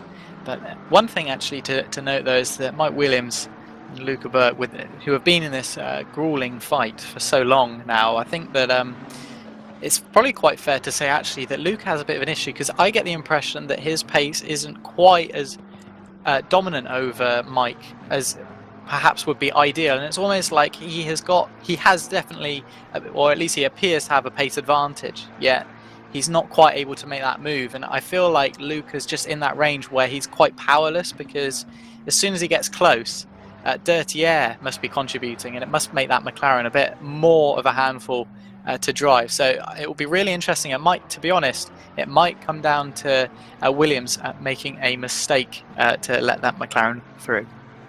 Yeah, and the stewards have just been a little bit busy again. We've got car number 53 with a 5-second penalty for an unsafe rejoin and contact with car 16 on lap 87, and also car number 46, 5 seconds for contact with car 33 on lap 89. So the penalties are still coming out and being issued. But yeah, I think the McLaren, he's certainly got the pace to close the gap up, but I think when you're racing somebody like that, if you're only a couple of tenths a lap faster than the car in front, it's not enough to make a clean overtake. You know, you've got to force a pass, you've got to force the door open, or you've got to force a mistake. You don't have the outright power to have the outright route. When I can speak, to have that outright power to pass, you potentially need maybe, you know, a good half a second to a second a lap faster than the guy in front, really. Yeah, and that doesn't really go hand in hand with the fact that this is an endurance race, because to go for a move like that, it adds an element of risk that might not actually make sense. So it might literally be that the play here for that McLaren is to just sit there and just continue doing as Luca is doing, and just wait, like in the fight we saw earlier with Nils and that Porsche ahead, and so the BMW versus the Porsche, just being sat behind and just trying to look scary. It might be the play here. Yeah, absolutely, and also let's not forget, you know, Luca Burke, that McLaren's come through the field and it's made good progress through, you know, from 20-something up into the teens, and then it's clawed its way into the top 10. And obviously, the higher up the field it gets, the higher the caliber of driver it's coming up against. So, you know, these guys are no pushovers; they're all very talented, as we see them coming into the pits. Yeah, indeed. So this is a chance to get an overcut for Luca if he absolutely lets it rip from here on in. Yeah, Tries to get his lap times. Yeah, he needs to nail those lap times now for the next few laps. Obviously, depending on how long he's staying out as well. It's become a little bit difficult now to actually predict when people are pitting, because obviously they're all playing out to slightly different strategies. As we see, another penalty for car number 888, penalty 5 seconds for contact with car 999 on lap 89. But yeah, you know, the strategies, all we know that's set in stone is that you can do a maximum of 70 minutes, and you have to take tyres or within that time, and you can swap drivers if you wish, or you can double stint. But there's nothing to stop you pitting at 55 minutes or 60 minutes. So, you know, if you start adding up those 10-minute variations over the period of the last sort of 5 hours or 4.5 hours, then obviously the pit stop starts to get spread out a little bit. Yeah, absolutely. And it looks like this McLaren as well, P15, car 888, this is actually the car that received that penalty, isn't it? It is indeed, yes. He's got the 5-second penalty, which he will have to serve at the next pit stop. Yeah, absolutely. I think, 5 seconds in a 12-hour race, you wouldn't really, you know, to an untrained viewer or to someone that's new to sim racing and motorsport in general, it might be a bit, you know, 5 seconds for a crash or whatever incident that occurs might seem a bit lenient, given how long the total race is. But I think you can really not underestimate just how big of an effect a 5-second penalty actually has. Like, that is the difference between a really good result and a less so amazing result. And yeah, it will be interesting to see how that affects car 888's overall result. Yeah, what will be interesting to see at the end of the race will be, you know, the stewards' reports to see, for example, how many penalties each car got, because obviously 5 seconds, 5 seconds, 5 seconds, you soon get in 15, 20-second penalties, and you can very quickly be up to a full pit stop. Yeah. You know, so those are the things. Well, like you say, while 5 seconds doesn't look much, if you compound that with the fact that some of these guys, I can't name any because I don't know at the moment, but I'm pretty sure that some of these guys have had a couple of penalties so far. So, and as I say, we're not halfway through the race yet. So, yeah, I think that obviously penalties are to be avoided if at all costs, if possible.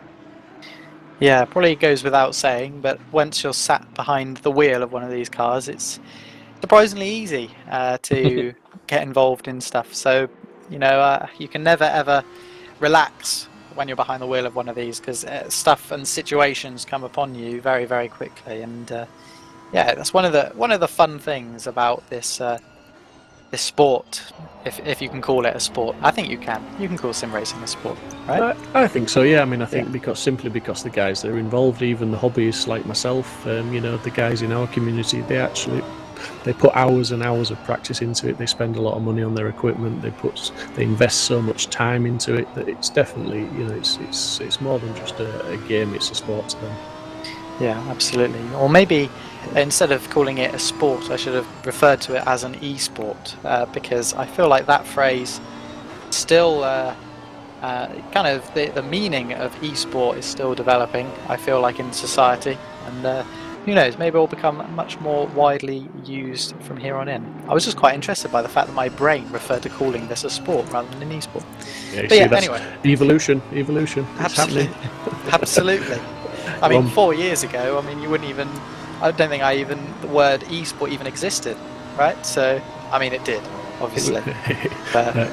Somebody was still inventing it at that point, but we're on board with Dean Riley now, who's battling for 23rd and potentially close enough to be almost involved in the battle for 22nd as well. There's 3 cars there, reasonably close together, and Dean Riley I'm not sure if that is the only Lamborghini in the race, to be honest. It looks like it might be. It is, yeah. So he's in the sole Lamborghini and putting on a good show, really, in 24th. As we keep alluding to the quality of the field, that's a pretty good position to be in. Yeah, absolutely. I think it'll be interesting to see how that battle develops, actually, because once again, is that Luca? Is that Luca behind? Yes, it is. So Luca is getting involved in this fight as well. Obviously, not for position. I think 1 lap ahead, I do believe, or maybe a couple of laps ahead. I'm not really too sure, to be honest. But it'll be interesting to see how this little, if a Luca loses any time here. Yeah, hopefully not. Hopefully the guys will be respectful, as we see. Yeah, it looks like he's just gone down the inside there. And very respectful. Yeah, very good. Almost costing himself a position, I think, in the process. Very generous, though, but that is what this is all about. Obviously, being generous, especially for mind. Isn't that right? Absolutely, yes. And while you have led me onto that segue quite fantastically, just remind people that obviously this is a charity race. The charity we are supporting is Mind for Better Mental Health. There is a link in the description to our Just Giving page. We are, as you can see, at £2,606.95. The target for today is £4,000, which we have we've increased it to £4,000 when we hit £2,000 relatively early on. So if you could please donate what you can, share the link and get it out there so other people can donate. We're at 7 hours 19, so let's see if we get down to £3,000 before we get to 6 hours halfway through, just to give ourselves £1,000 for the last 6 hours would be really good. So so I'm just going to lead us on now, take a very short break while we play you another video from mine to let you know what it's all about. We're trapped at home with anxiety, depression and all sorts of other mental health problems. To save lives, we're enduring uncertainty, fear and grief. The impact will be long-lasting. One thing seems certain. Our mental health, yours, mine, our friends, family and frontline workers will suffer. Please, give £10 to Mind today so that their mental health support services can be there for everyone who needs them.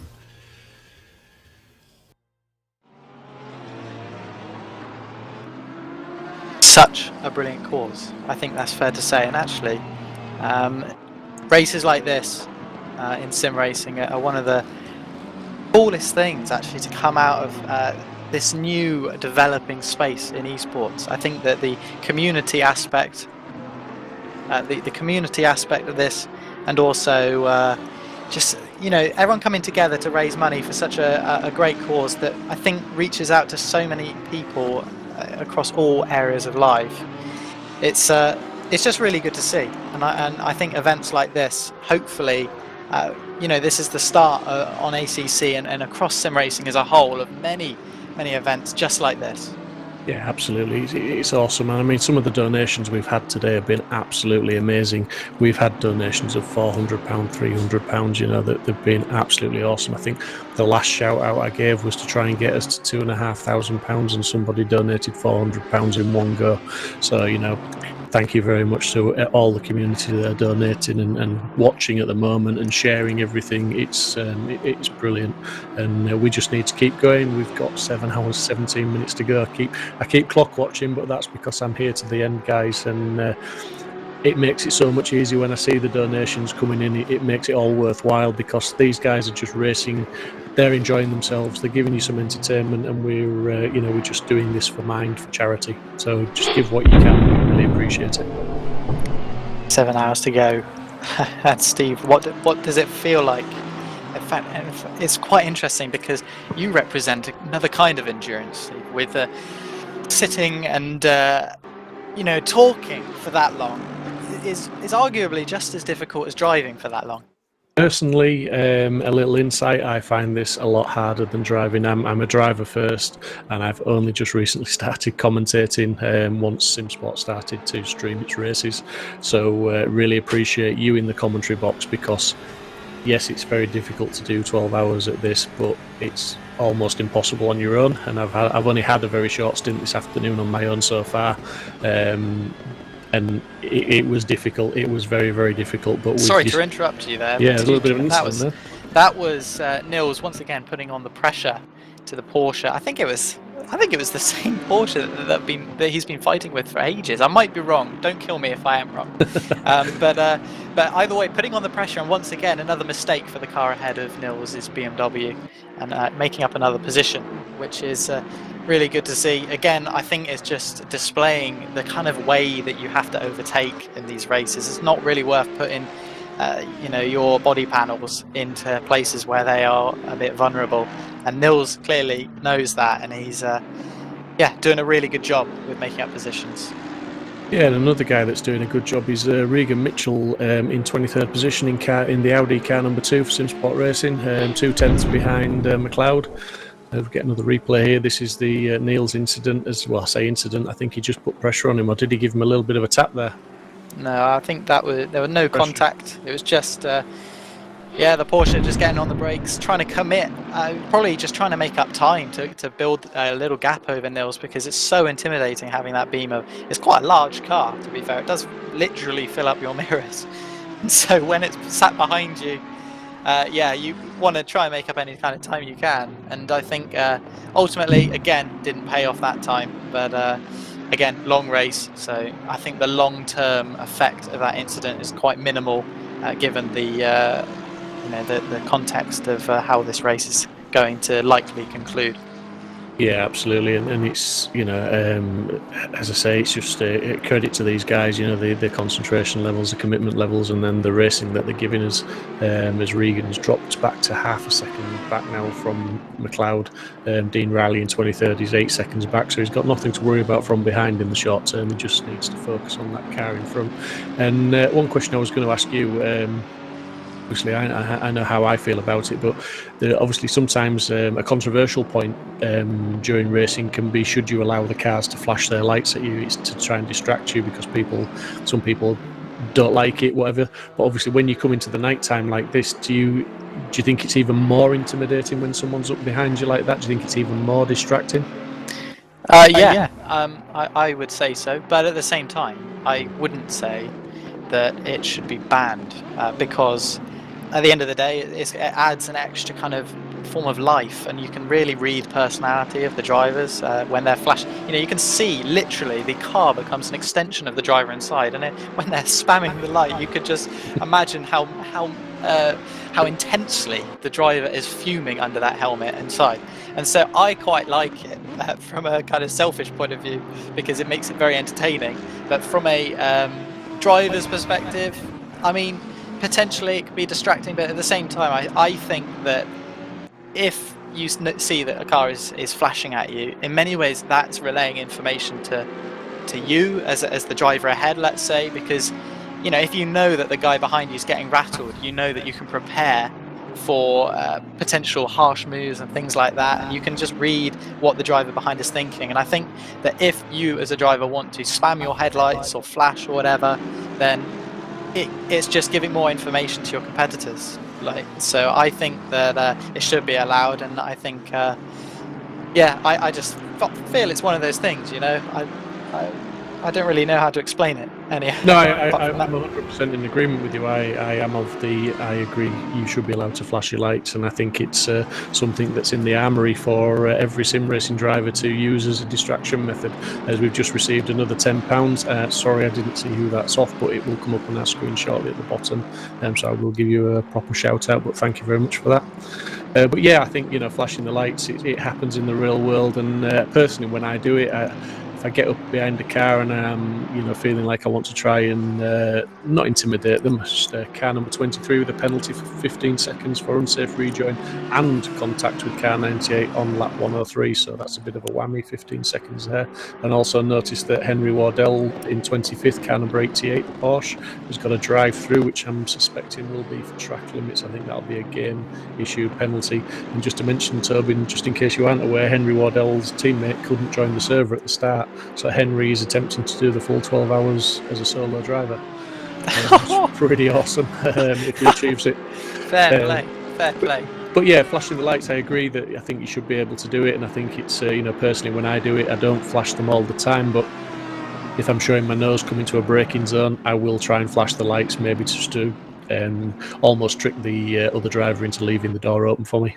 They've got another £10 donated, anonymous. Thank you very much. If you do want to shout out, please go into chat on YouTube or whatever media you're watching us on, and we will pick that up and give you a shout out. But we do appreciate that. Another £10. Thank you. Yeah, absolutely. I think the race is hotting up, isn't it? Really, I feel like. I mean, to be honest, actually, I think we're hitting that stage of the race now where I'm going to completely backtrack on what I said when I said it's hotting up.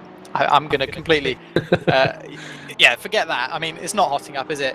We're all in the kind of cruising zone of the race now, and it's again, this is the part of the race where it's really telling to see kind of what people's expectations are of the race, if that makes sense. I feel like if people are pushing at this point, I think often you can read that teams are maybe displeased, or they feel like they're trying to make up for things that have happened early on.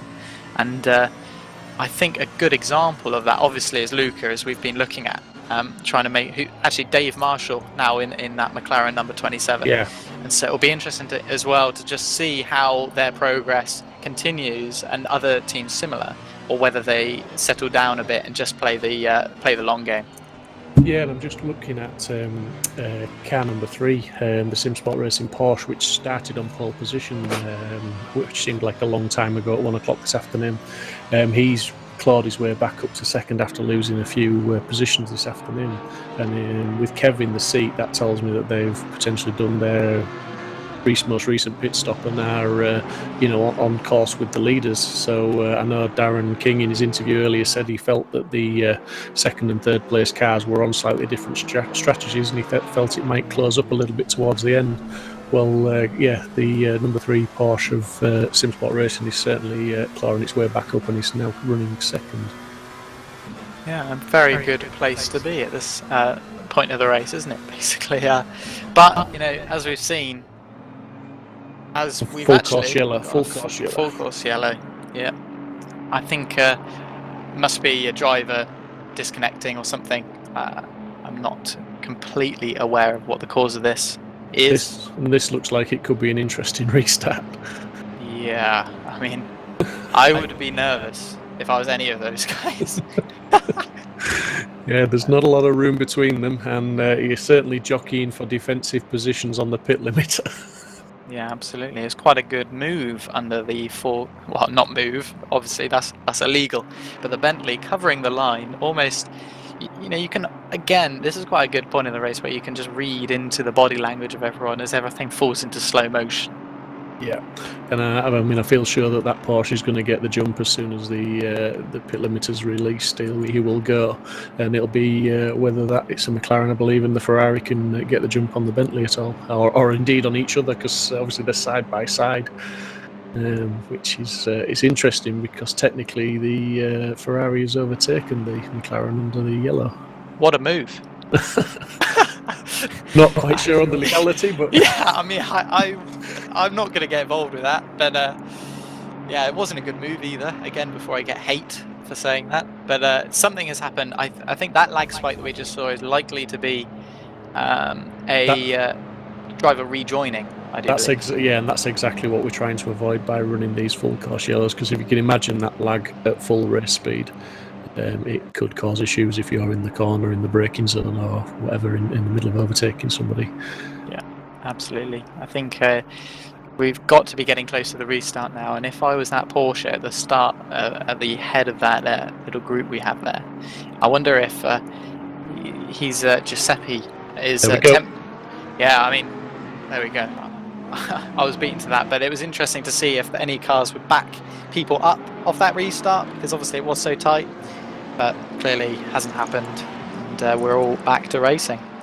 Yeah, I'm wondering, I mean, we've got car number 46 in the pits at the minute, and discussed it earlier, you know, you can stop under a full course yellow, you can carry out one of your pit stops. So I'm wondering if any of the teams dropped lucky, you know, recently and made up any positions by doing that. You know, it's certainly advantageous if you can do a pit stop under a full course yellow. You're not going to lose as many positions, and you're certainly going to gain.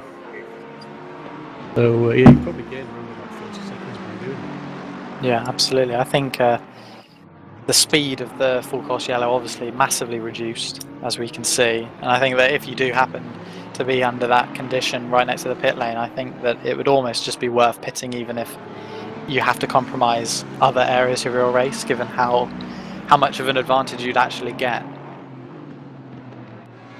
Yeah, I mean, that's it. I mean, 30 seconds is 30 seconds. It's a massive saving. Obviously, if that's timed ideally for when you can come in, but just looking at how long some of the full course yellows are, they're certainly long enough for you to make your way around to the pits from maybe the backside of the track, get in there, get the stop done, and get out again before the lights go green.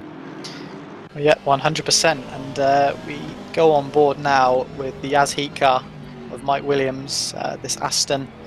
And by the looks of it, Dave Marshall is ahead, which is progress again. And he's right up behind the BMW, which is exactly. Yeah, absolutely. They're going to be banging the pressure on here, as we see Williams is really flashing the lights, and as we were discussing, he's using that tactic to try and distract Dave. But I think Dave's a very seasoned driver, and I don't think he'll succumb to that sort of pressure easily. No, absolutely. It'll be interesting to see if Dave makes some solid progress on the BMW ahead of him. Looks like he's got good pace, actually, with a gap forming ever so slightly over the Aston behind him. And yeah, it's really, really hotting up, isn't it? All these cars so close after such a long period of time, as Dave actually looking to the outside of the BMW. And will he make it stick? He's still got his nose up the inside, and what a move. Like a really good move so far. Is it over?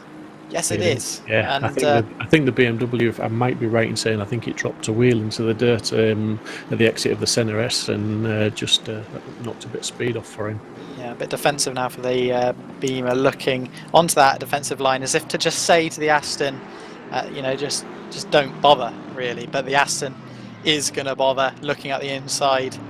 There is a gap there that's slightly formed. But again, covered.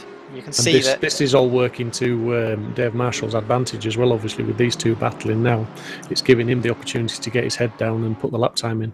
Yeah, and you can already see that gap's there. But to be honest, Mike looks like he's just going to do whatever at this point. I think he appears anyway to have quite a significant pace advantage over the BMW, and it will be interesting to see when he chooses his moment. Will it be soon? I wonder. It looks like it probably will be.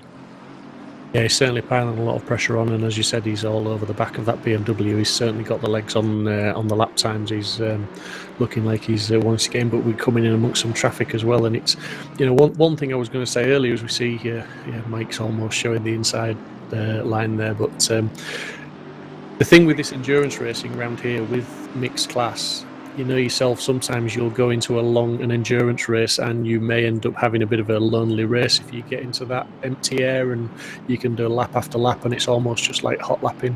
Well, there's no danger of that this evening around here. I mean, the cars are just, I won't say they're tripping up over each other because they're not. They're being very respectful of each other, but it's just car after car after car at the moment. It's nobody should be having a quiet race. We see another car go off there. Yeah, but I mean, there's a cluster. There's so much going on right now. It's very, very difficult. Oh my word! Look at this. It's like the M25. What's going on? It's moving a bit freer than the M25, but yeah, it's a little not bit. far off. The speeds are probably about the same though, given how people drive on that motorway. Absolutely, but yeah, Mike's flashing those lights. He's trying to force a move, but obviously they're dealing with the traffic at the same time, which is putting them out of position, and it's just potentially giving the BMW a little bit of breathing space. Yeah, and once again, just an opportunity to breathe in these graphics. Like, look at the light from the red lights, you know, the brake lights on the back of the BMW, just reflecting through the mist and all the different features in the air behind being kicked up by all the cars. It is so cool. But yeah, a bit of a gap now.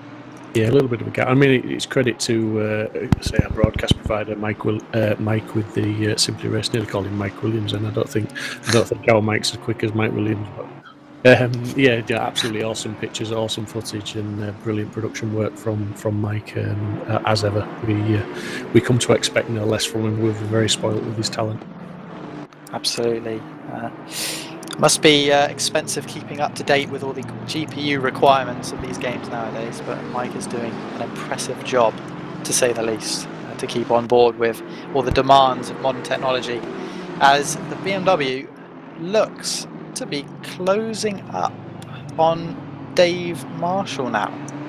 Yeah, seems to be a little turn of fortunes. Whether Dave's got held up behind a car or not, I'm not sure. But yeah, he's certainly closed that gap down a little bit again. Half a second it is now. Mike Williams, obviously, he's not had the run of the traffic, and he's 1.5 seconds back. Such is the, it's a luck of the draw pretty much with the traffic. I think sometimes you can sort of try and work your positions, but you come across the slower cars where you come across the slower cars. Yeah, 100%. But Dave, in that McLaren, looking to deliver some really, really good results, but it looks like the fight is about to start brewing as the McLaren takes the inside line into the final chicane, which, trust me, by the way, is quite scary when you're sending this through at race speed and you have to factor in all the different tyre wear elements that slightly affect how the car might react to different curbs and everything like that. But a really good job from both of them to get through pretty quickly. Once again, still retaining the gap, in fact extending the gap of the Aston of Mike Williams. But now backmarkers getting, well, I say backmarkers, probably not true, GT4 cars, a different class getting involved now. And it's going to be, I mean, it's all just shambolic really to an untrained eye when you're just looking in on the action. There's so much going on, but Dave looks to have done that really superbly around that traffic, and he's actually built up a bit of a gap again. Yeah, I suppose it's all about, it's not just luck of the draw, it's racecraft as well, isn't it? It's creating the opportunities when you want them, and being able to take advantage of those opportunities when presented. And Dave's done that, and he's, as you say, he's created a little bit of a gap for himself. But Williams, interestingly, is now 2 seconds behind the Beamer of Stevenson. So he's losing ground hand over fist at the moment, probably about half a second a lap.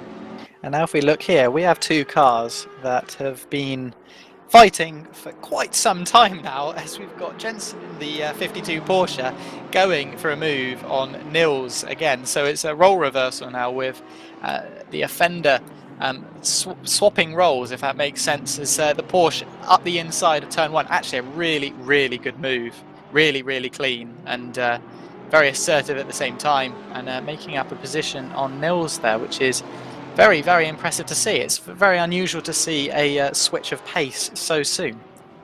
Yeah, it's definitely. I mean, it's that move into T1 is not without risk. Obviously, the camber of the corner and the how easy it is to over-rotate the cars as you dive in for that apex. But the 52 Porsche Pulse Simsport actually managed that move very cleanly and very effectively. But the BMW is certainly not giving up on him. He's giving him the old flash of the lights and letting him know, I'm still here and I'm going to come back at you. Absolutely. And on that note, that is my time. I think I have a replacement lined up. And I wish you all the best, Steve, for the remainder of this race on the comms. And yeah, it's been a pleasure But no worries, I'm buddy. excited to see what's going to happen next. Thank you very much for your time in the box with me. It's been an absolute pleasure, and if you ever feel like joining us again, please don't hesitate. It's been more than professional, and it's great. Thank you. Mega. Cheers. I'll catch you guys soon. Thank you very much. I believe, have we got Steve Hinden in the box with me now? Correct. Good evening, Mr. Proudly. How are you, Steve? How's the race going for car number 42, Porsche GT4 of Simsport Racing? Got off to a bit of a shaky start, but yeah, we're clawing it back. I've just recently left Aris doing his stint, and I went away to have a cigarette. I came back and he'd made up about 2 or 3 positions, so yeah, it's going really well now. Great, good. That is always good to hear, buddy. And just to introduce you, I have mentioned a couple of times on the stream, Steve is responsible for quite a few of the liveries on these cars, which he did free of charge, so to speak. The guys just made a donation to our charity Mind in return for some fantastic looking skins. Esports Designs, you need to give them a look up on Facebook and on the internet for their website if you want to have a look at some more screenshots of what they do, and indeed if you are looking to get a livery for a car you're racing yourself. Thank you very much, mate. Yes, it would be nice to get a few more designs going. I really enjoyed doing them, and it was a real pleasure doing them for the race. I know sort of dealing with a lot of the drivers, just the fun of dealing with the drivers and getting to know some of them. I'm just going to interrupt, sorry Steve, we've got car number 46, penalty 5 seconds for an unsafe rejoin and contact with car 127 on lap 123. Also car number 46, penalty of 5 seconds for contact with car 33 on lap 122. So that will, by my reckoning, car 46, as we can see in the standings, has got a 10-second penalty to serve at his next pit stop. So yeah, sorry Steve, interrupted you there, buddy. That's right, naughty. But yeah, just saying, getting used to sort of meeting some of the guys. The Bentley team, PSR, I had quite a lot of interaction with them with their car and designing it for them, and it was just really good fun getting to know them and meet them and sort of talk over how they wanted to design their car and stuff. And yeah, that part side of it was really entertaining for me, and a great thing that I can do to sort of raise a bit of money and a bit of awareness more for Mind and get some of the donations and stuff up. But I really enjoyed doing it. Great, good stuff. I mean, we've got 6 hours and 55 minutes left on the clock to go. We're server time is 10:27 p.m. The track temperature's down to 11 degrees, so we're obviously in pitch black. Everything has changed massively from when we started this race. Server time of 12 o'clock. But one thing that hasn't changed is the close racing. As we've seen, Niels is still battling hard with that 52 Porsche of Pulse Simsport. He lost position to him a couple of laps ago, but he's not given up the chase. And Niels, you know, he's a man that will be on a charge, and he's going to. I can't think how long these two have been battling for the race now. Lap after lap after lap. We've left them alone, come back to them, and they're still nose to tail racing. So it's fantastic to see, and I think that's one thing we can take away from this whole event, Steve, is the quality of the racing. There has been incidents, but there's not been, you know, a lot of silly incidents that we've seen. The lapping of GT4s was always going to be a bit of a worry when we were setting this event up. We weren't quite sure how the closing speed would be handled, but it's all been handled very, very well and very respectful, and everyone's shown great awareness on track. Yeah, I have to agree with you. I sort of said earlier, I popped on earlier that I had to go and sort of help the team out. But yeah, being in a GT4 car, I have to say that the respect from the GT3 guys has been exceptional. It really has. There's been a couple of sort of incidents, which, I mean, you've got nearly 50 cars on a small GP circuit like this to be expected. But yeah, I mean, overall, a lot of the drivers, they're being very respectful. They're being very patient, and they're giving room. And from a GT4 driver's point of view, you can't really ask for much more. The racing has been so close. Oh, unfortunately, saw one of the PSR guys there. I was just talking about with the livery driving very slowly. I wasn't quite sure what happened there. Maybe we can look back at that. Yeah, maybe. I mean, we're just focusing on Williams and Stevenson, which has been an ongoing battle for a few laps. We've certainly got a few of these cars now that have been locked together, battling private battles between two cars for quite some time. And you know, I think some drivers will be thankful of that. It keeps you tuned in and stops you drifting off concentration-wise, I think. And it helps you keep a rhythm. But what we are seeing is the traffic management. As I said, everyone's been respectful, but you hit a GT4 in the wrong part of the track when you're battling with the GT3s, and you can soon lose half a second or so to the guy you're chasing. Yeah, for sure. definitely, and it's the same with GT3s as well. Sorry, GT4s as well.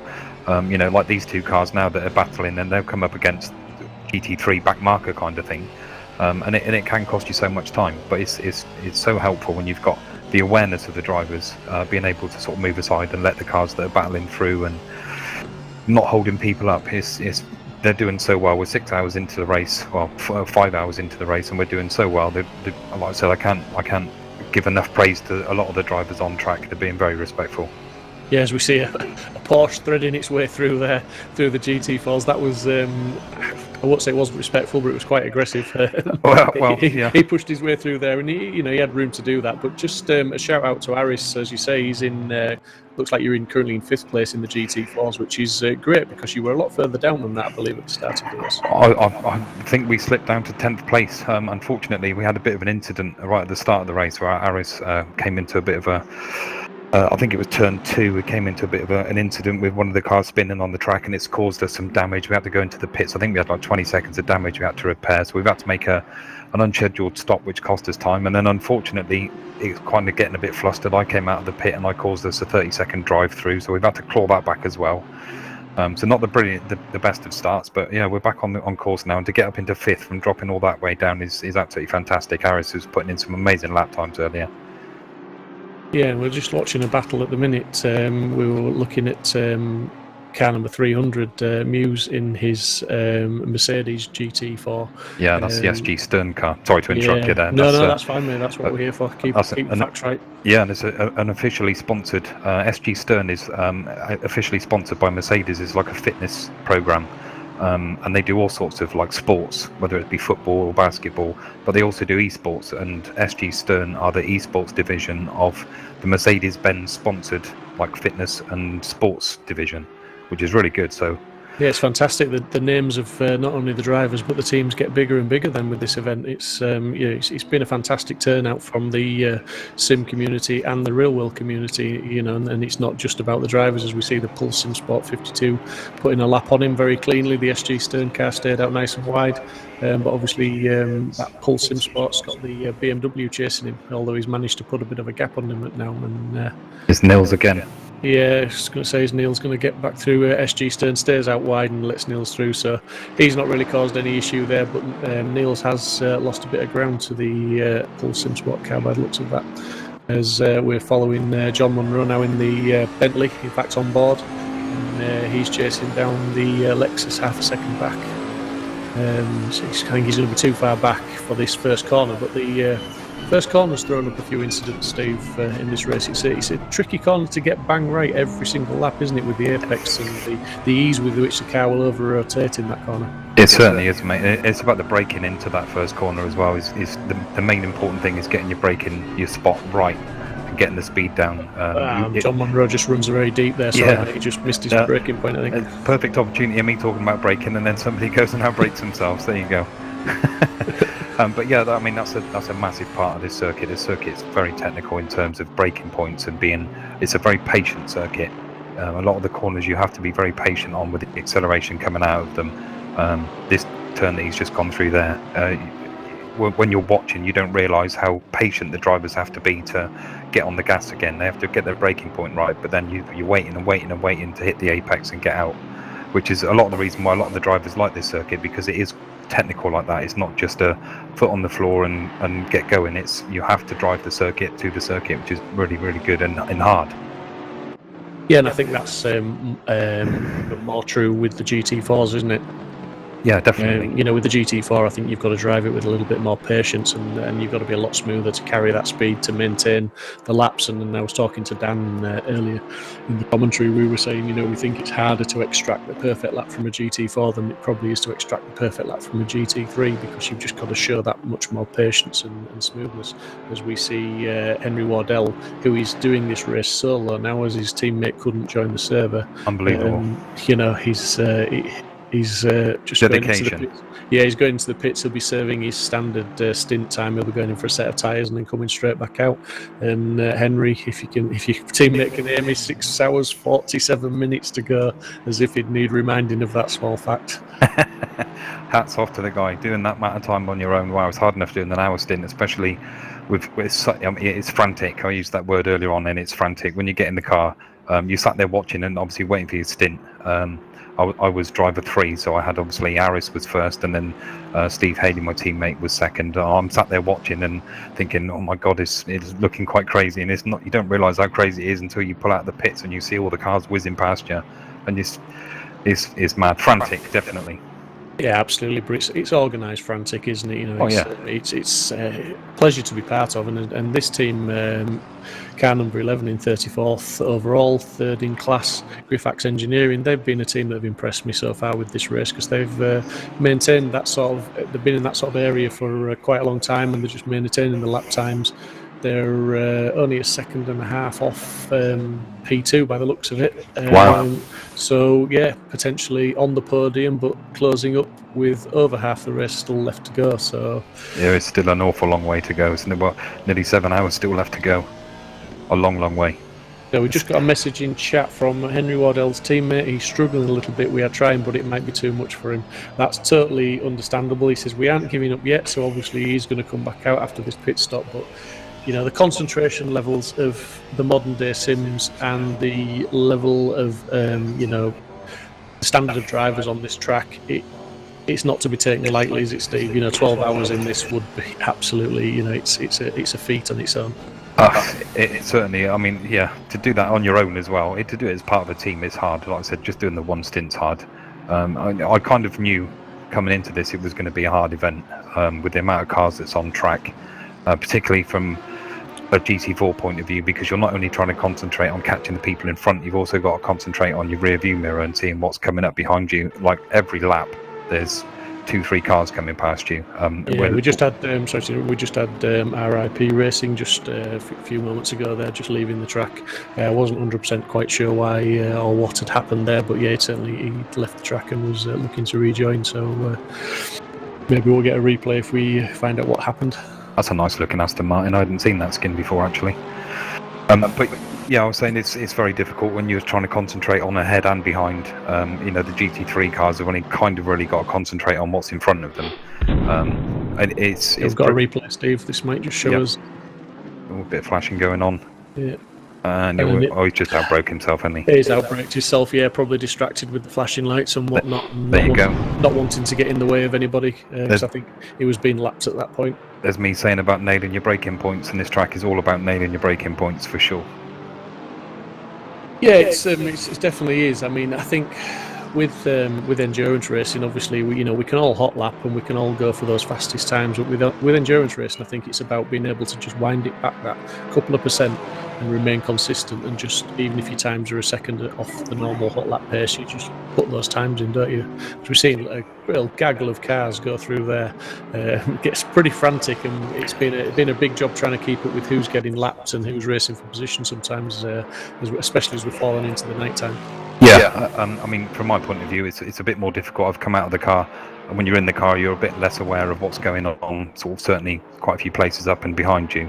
I'm sort of trying to catch up of what we're doing further on up the field. I've been keeping an eye on some of our sister car and like the GT3 with Archie Crossman and Mr. Critchley seem to be doing very well. Like you said, they dropped back to, I think it was about 8th place, and they've managed to claw their way back up the second, which is just amazing, Yeah, and still holding the fastest lap, which I think Archie put that in the first few laps of the race.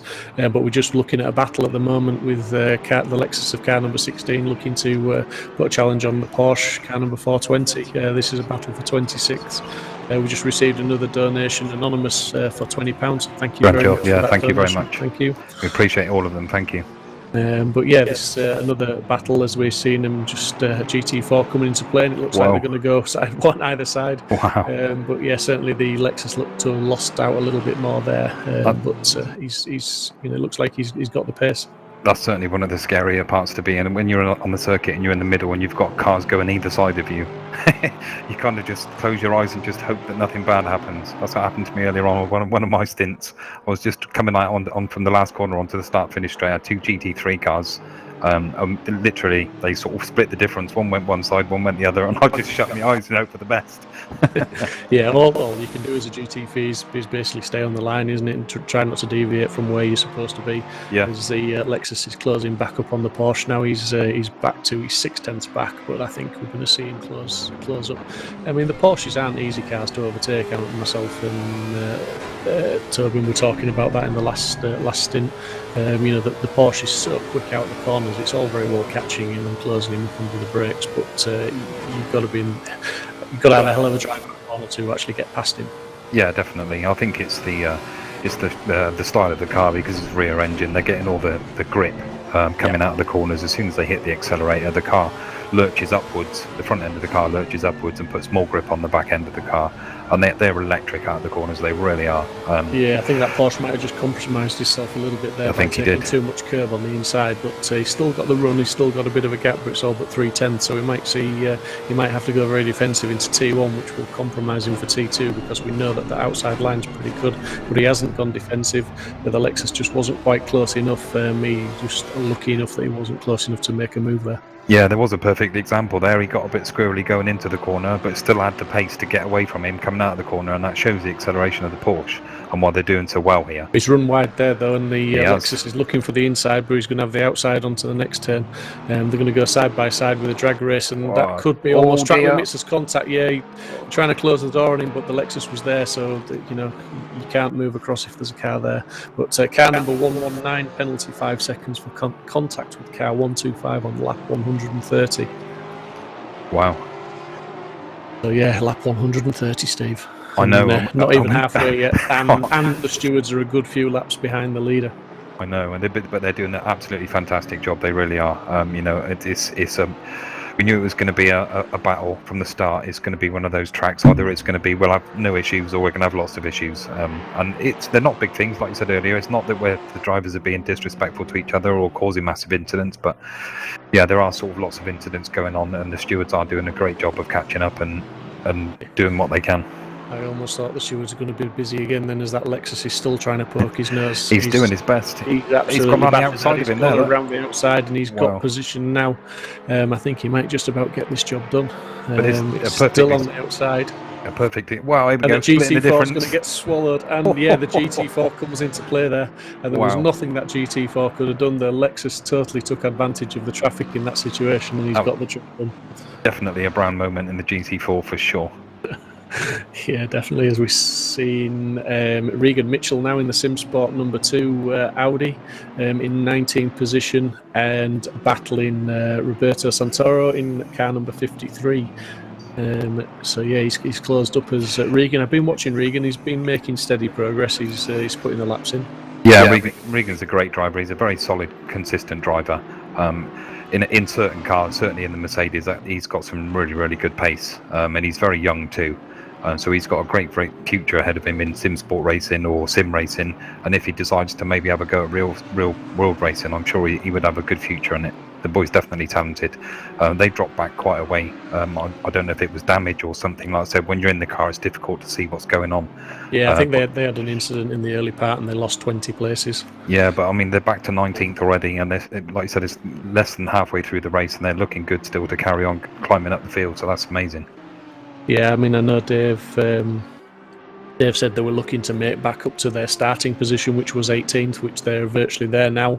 So I think they're going to improve on that if they can keep the noses clean, because obviously, as we say, they've got more than half the race left to go still. So the donations have been coming in fantastic. We're at £2,716.95, which is absolutely awesome. Wow, that's amazing. Yeah, I mean, we have set a target that when we get to 6 hours left halfway through the race, it'd be nice to have £3,000 in the bank. So if anyone's thinking of donating or not yet donated, please do.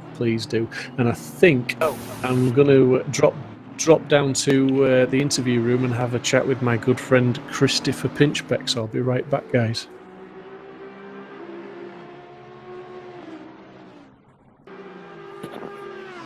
Good afternoon or good evening, or I'm not quite sure what time of day it is, Chris. Can you enlighten me? Hello, Poppet. How are you? I'm good, mate. How's your race going? Yeah, good. We're up to 4th. Well done. Yeah, I saw last time I looked you were up to 5th, and just remind me, how far down did you drop at one point? 12th. So that's a fantastic recovery drive for the team. Yeah, because there's 14 in all, so we went right down to 12th, and we've clawed our way back up. So yeah, it's really good, really good. It's exciting. Yeah, we've got your teammate Steve Hindens in the commentary box with us at the moment. He's sort of bubbling with how well you're doing as well. Personal opinion of your stints, everything going to plan? You happy with your performance, with your pace, and with everything that's going on? Yeah, I had a very clean stint. No problems, no damage. Everything went to plan. I probably maybe wasn't as fast as some of the others, but it's difficult with the GT3 cars coming through. You just have to accept that some of your laps you look at and you think, oh, I'm 2 seconds down, but you might have let 5 GT3 cars through. So, yeah, I mean, generally, our opinion in the commentary box is that everyone's showing pretty much great respect for each other and good spatial awareness. Is that pretty much how you're seeing it on the track? Yep, definitely. There's the odd mistake that you expect over 12 hours, but like exactly what you just said, I think there's a lot of respect, and it's all been done very nicely. And just from a personal point of view, obviously, we all race solo races and quite regularly. Very rarely do we do endurance races where we're swapping cars as a team.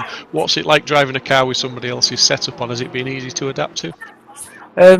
Yeah, we've had a few setups, to be honest. Aris did a setup for us, and we were running it for quite a few weeks, and then we did qualifying the other day. And we noticed that we were struggling a little bit, and our sister team with Adam, he gave us his setup, and we ended up sort of doing a bit of an evolution of that setup, and we're running a lot more consistently now. Great stuff. So, I mean, the big question would be, where do you see your team finishing now? What's the sort of realistic expectation? Well, I realistically now, I'd like to see us in the top 3. Being optimistic. A podium. Yes, yeah, that's what we're going for. And stint-wise, are you lined up for quite a few more stints this evening? I think I've got another stint to go. Maybe, possibly another 2, but I think definitely another one. We've got Mr. Haley going in very shortly. So we've just got Harris in there at the moment, and he's pushing really well. And then we've got our superstar coming in next, Mr. Haley. So great stuff. Yeah, is Mr. Haley setting the pace of the team? Is he the? Oh, he's phenomenal. He's phenomenal. No worries. Well, I'm going to get back to the racing, buddy. You go get yourself ready for your next stint, and when you've done that, if you want to actually pop in the commentary booth proper and join us for a bit of commentary, that would be great. No worries, mate. Well done. All right. Thanks, Chris. Speak to you soon. Take care, buddy. Bye-bye, mate. Bye.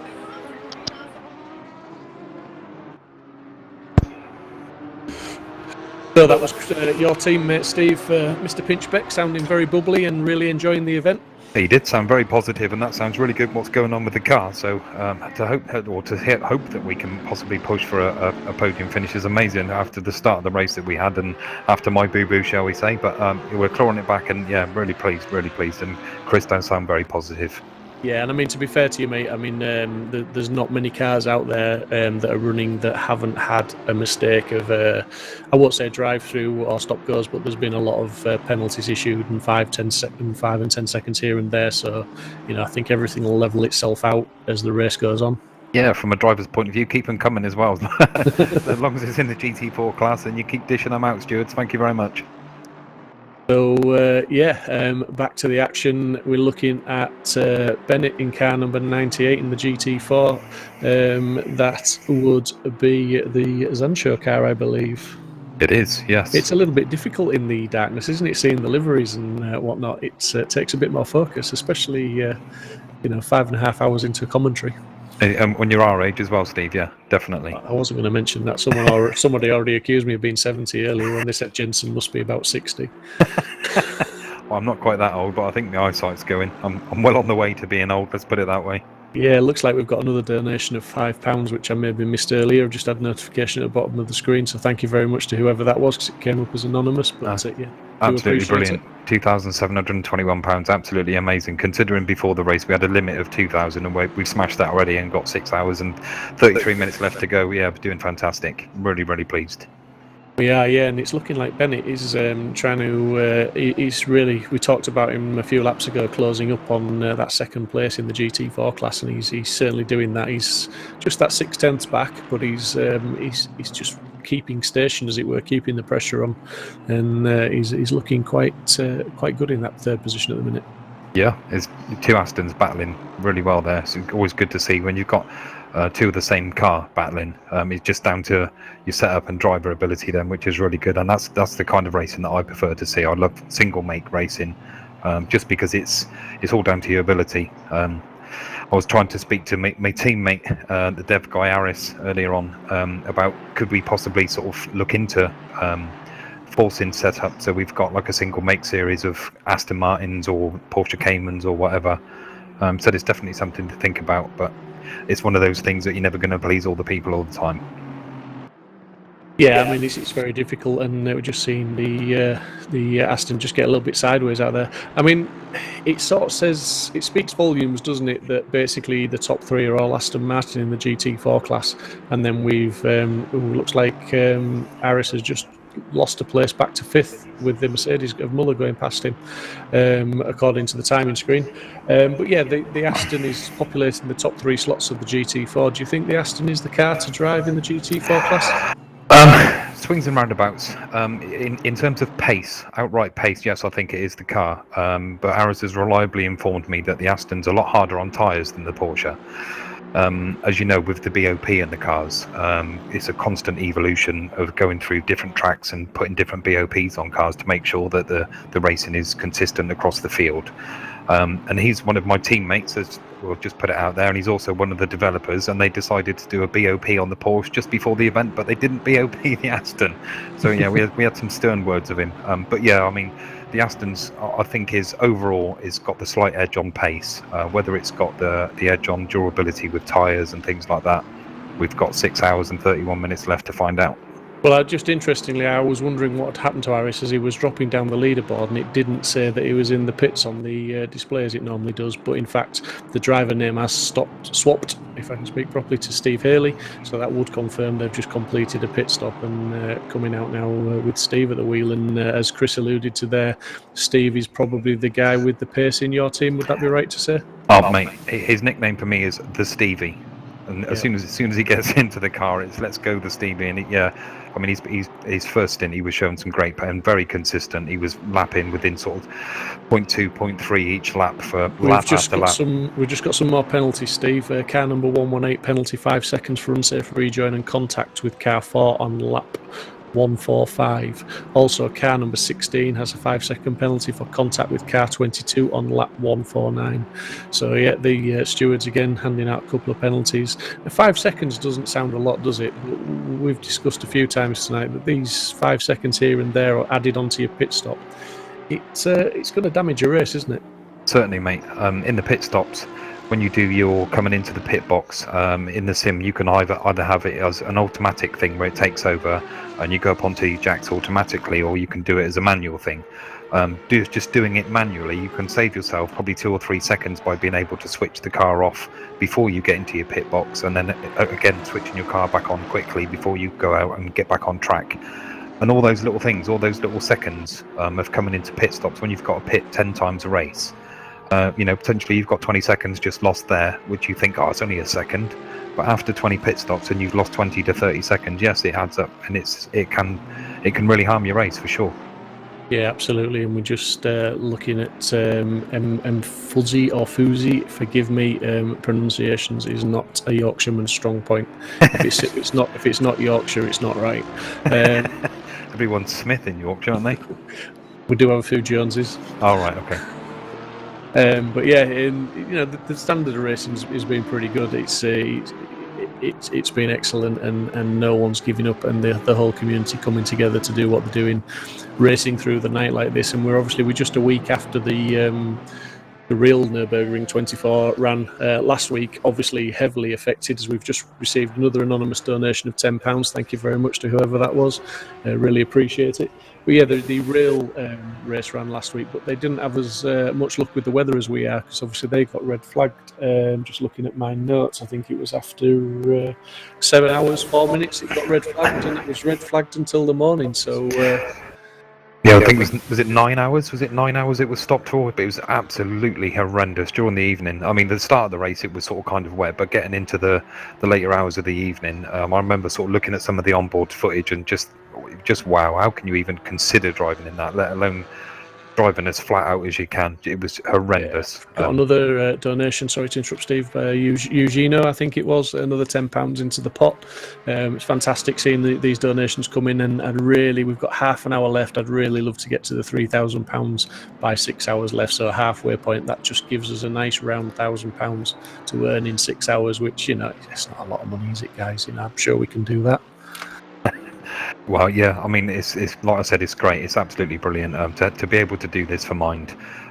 Just sort of from my own personal experience, not that I want to go into too much detail about it, but from my own personal experience, I've had a couple of friends who unfortunately are no longer with us anymore, which could have really helped with Mind. They could have got a lot of benefit from it, and it's something that's really sort of close to me personally. So anybody that's donating towards it and that can help, thank you. It really is much appreciated. Yeah, I think it's one of those things, mental health, that there's not many people that aren't affected in some way or don't live with or know somebody that is affected by it. And it's been the hidden illness for so many years in the past that it is coming to the front now. And it rightly so. And supporting this charity is the best thing we could have done this year. I think it's the most worthy cause we could have donated the money to. As we see, Mr. Clements has got 5-second penalty in that Bentley with the livery that you really like, Steve. Yes. I think he's putting a lap on this car, or he's unlapping himself. We can't quite work out which yet, to be honest. Is that the Simsport car? It is. There, yeah.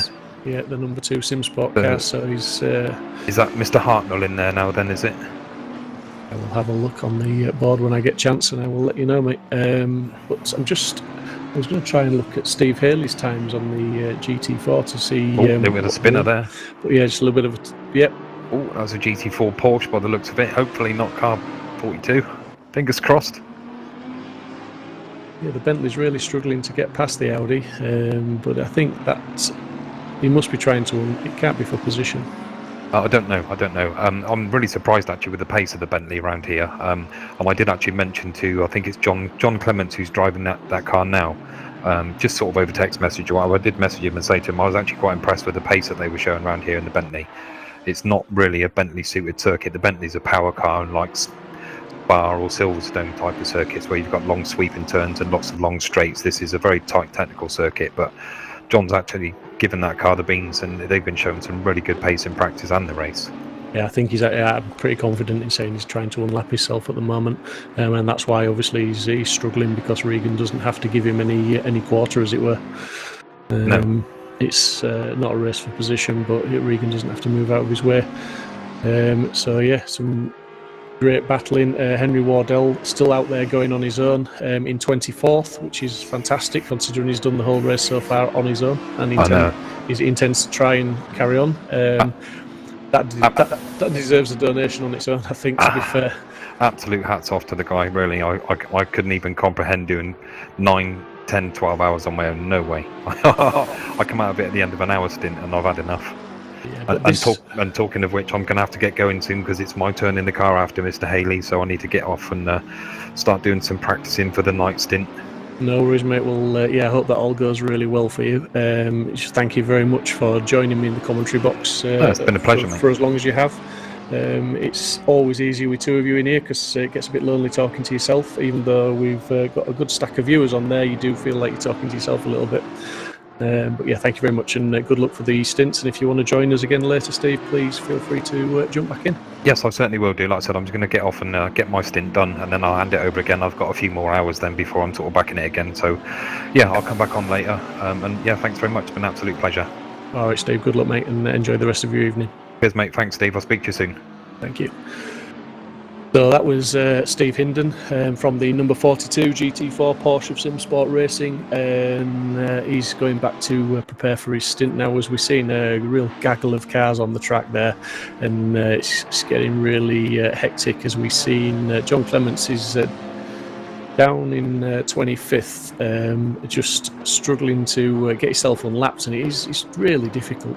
But I believe Dan is coming back to my rescue, and I've literally only been left alone for a few seconds. Dan, are you back with us?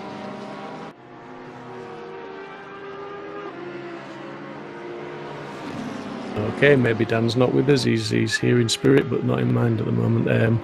Not to worry, but yeah, John Clements is really struggling to get himself unlapped a little bit, and you know, that just puts another twist on the whole endurance racing thing. That if you're unfortunate enough to drop back a few places, people aren't always quite so sympathetic when you come to trying to unlap yourself and make those positions back.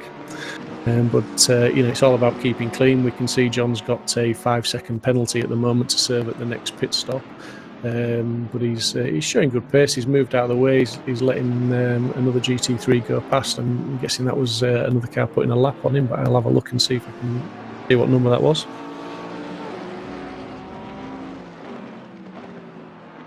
You know, guys, and you know, we're really the event's focused on raising money for Mind, and the £2,741 we're currently at is a fantastic total. But we do want to push that up a little bit higher if we can, and you know, if we can hit £3,000 by 6 hours left to go, that would be absolutely awesome. As we looking at Jensen in the 52 Porsche of Pulse Simsport. This guy's been involved in some great battles earlier on in the race, some really long battles, lap after lap, and he's good to see he's still maintaining 6th place. He's got Dave Marshall running in 7th place, and the timings will update soon and give me a relative time, I'm hoping, with Mike Williams running in 8th place, car 253 9th, and 96 in 10th. We're just going to go to a short video now and just give you some more information regarding the Mind, the charity that we are raising money for.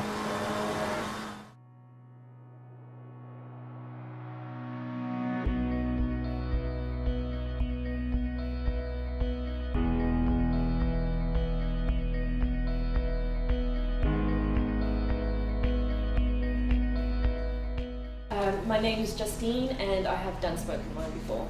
I'm Fran. I haven't done it before, but I do talk quite a lot for my job. It was the first place I'd come to for 8 years. I spent 8 years in my house. It was with social anxiety that was so bad that I couldn't actually leave the house even to go to the shops. And within weeks, it changed. The writing, the process of writing and being able to share with people in a safe environment had a knock-on effect to my life outside.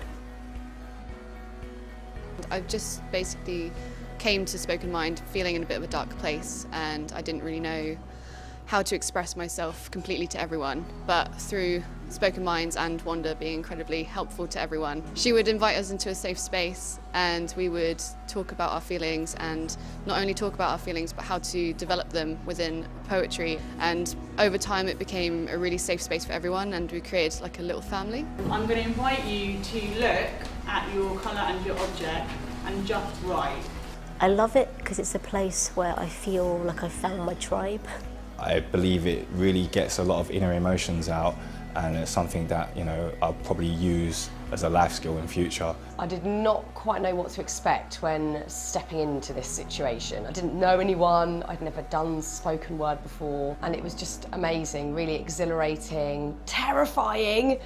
But I guess the main thing I've come away with is that really glorious feeling of connection when you walk into a group and you don't know anyone, and then you come away feeling really part of something. That doesn't happen that often, I don't think, in this day and age.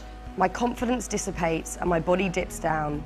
My shoulders slump, I feel like a clown. That was really magical, just hearing the stories, experiences and opinions of others, and written in such beautiful ways. So thank you so much to this brilliant local mind. It was just the bestest of bestness. I loved it.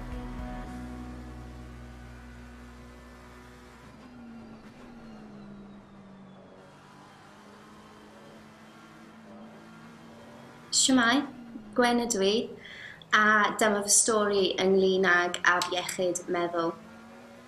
Fi ys i'n dioddef ers i mi fod yn tua 19 mlwydd oed.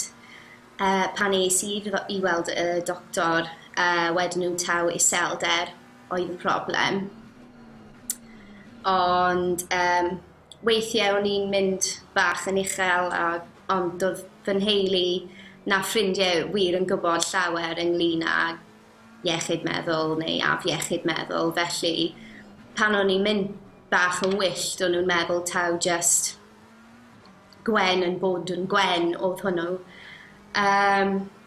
Ond wedyn pan o'n i'n tua 25 mlwydd oed, can fod o'n nhw taw anhwylder deubegwn oedd y broblem bipolar disorder. O gwmpas yr 11 hefyd, lladdodd rhywun o'n i'n agos atyn nhw eu hunain, achos oedd hwnna problemau enfawr i fi yn meddyliol. O'n i'n sal dros ben, roedd cylchredau cyflym a phenodau cymysg o'r anhwylder deubegwn gyda fi, ac o'n i ar cymaint o tabledi ar y pryd. Hefyd o'n i'n hunan anafu. Felly, penderfynais i, achos o'n i mor sal, o'n i ddim wir yn deall beth oedd yn mynd ymlaen. Penderfynais i geisio ymchwilio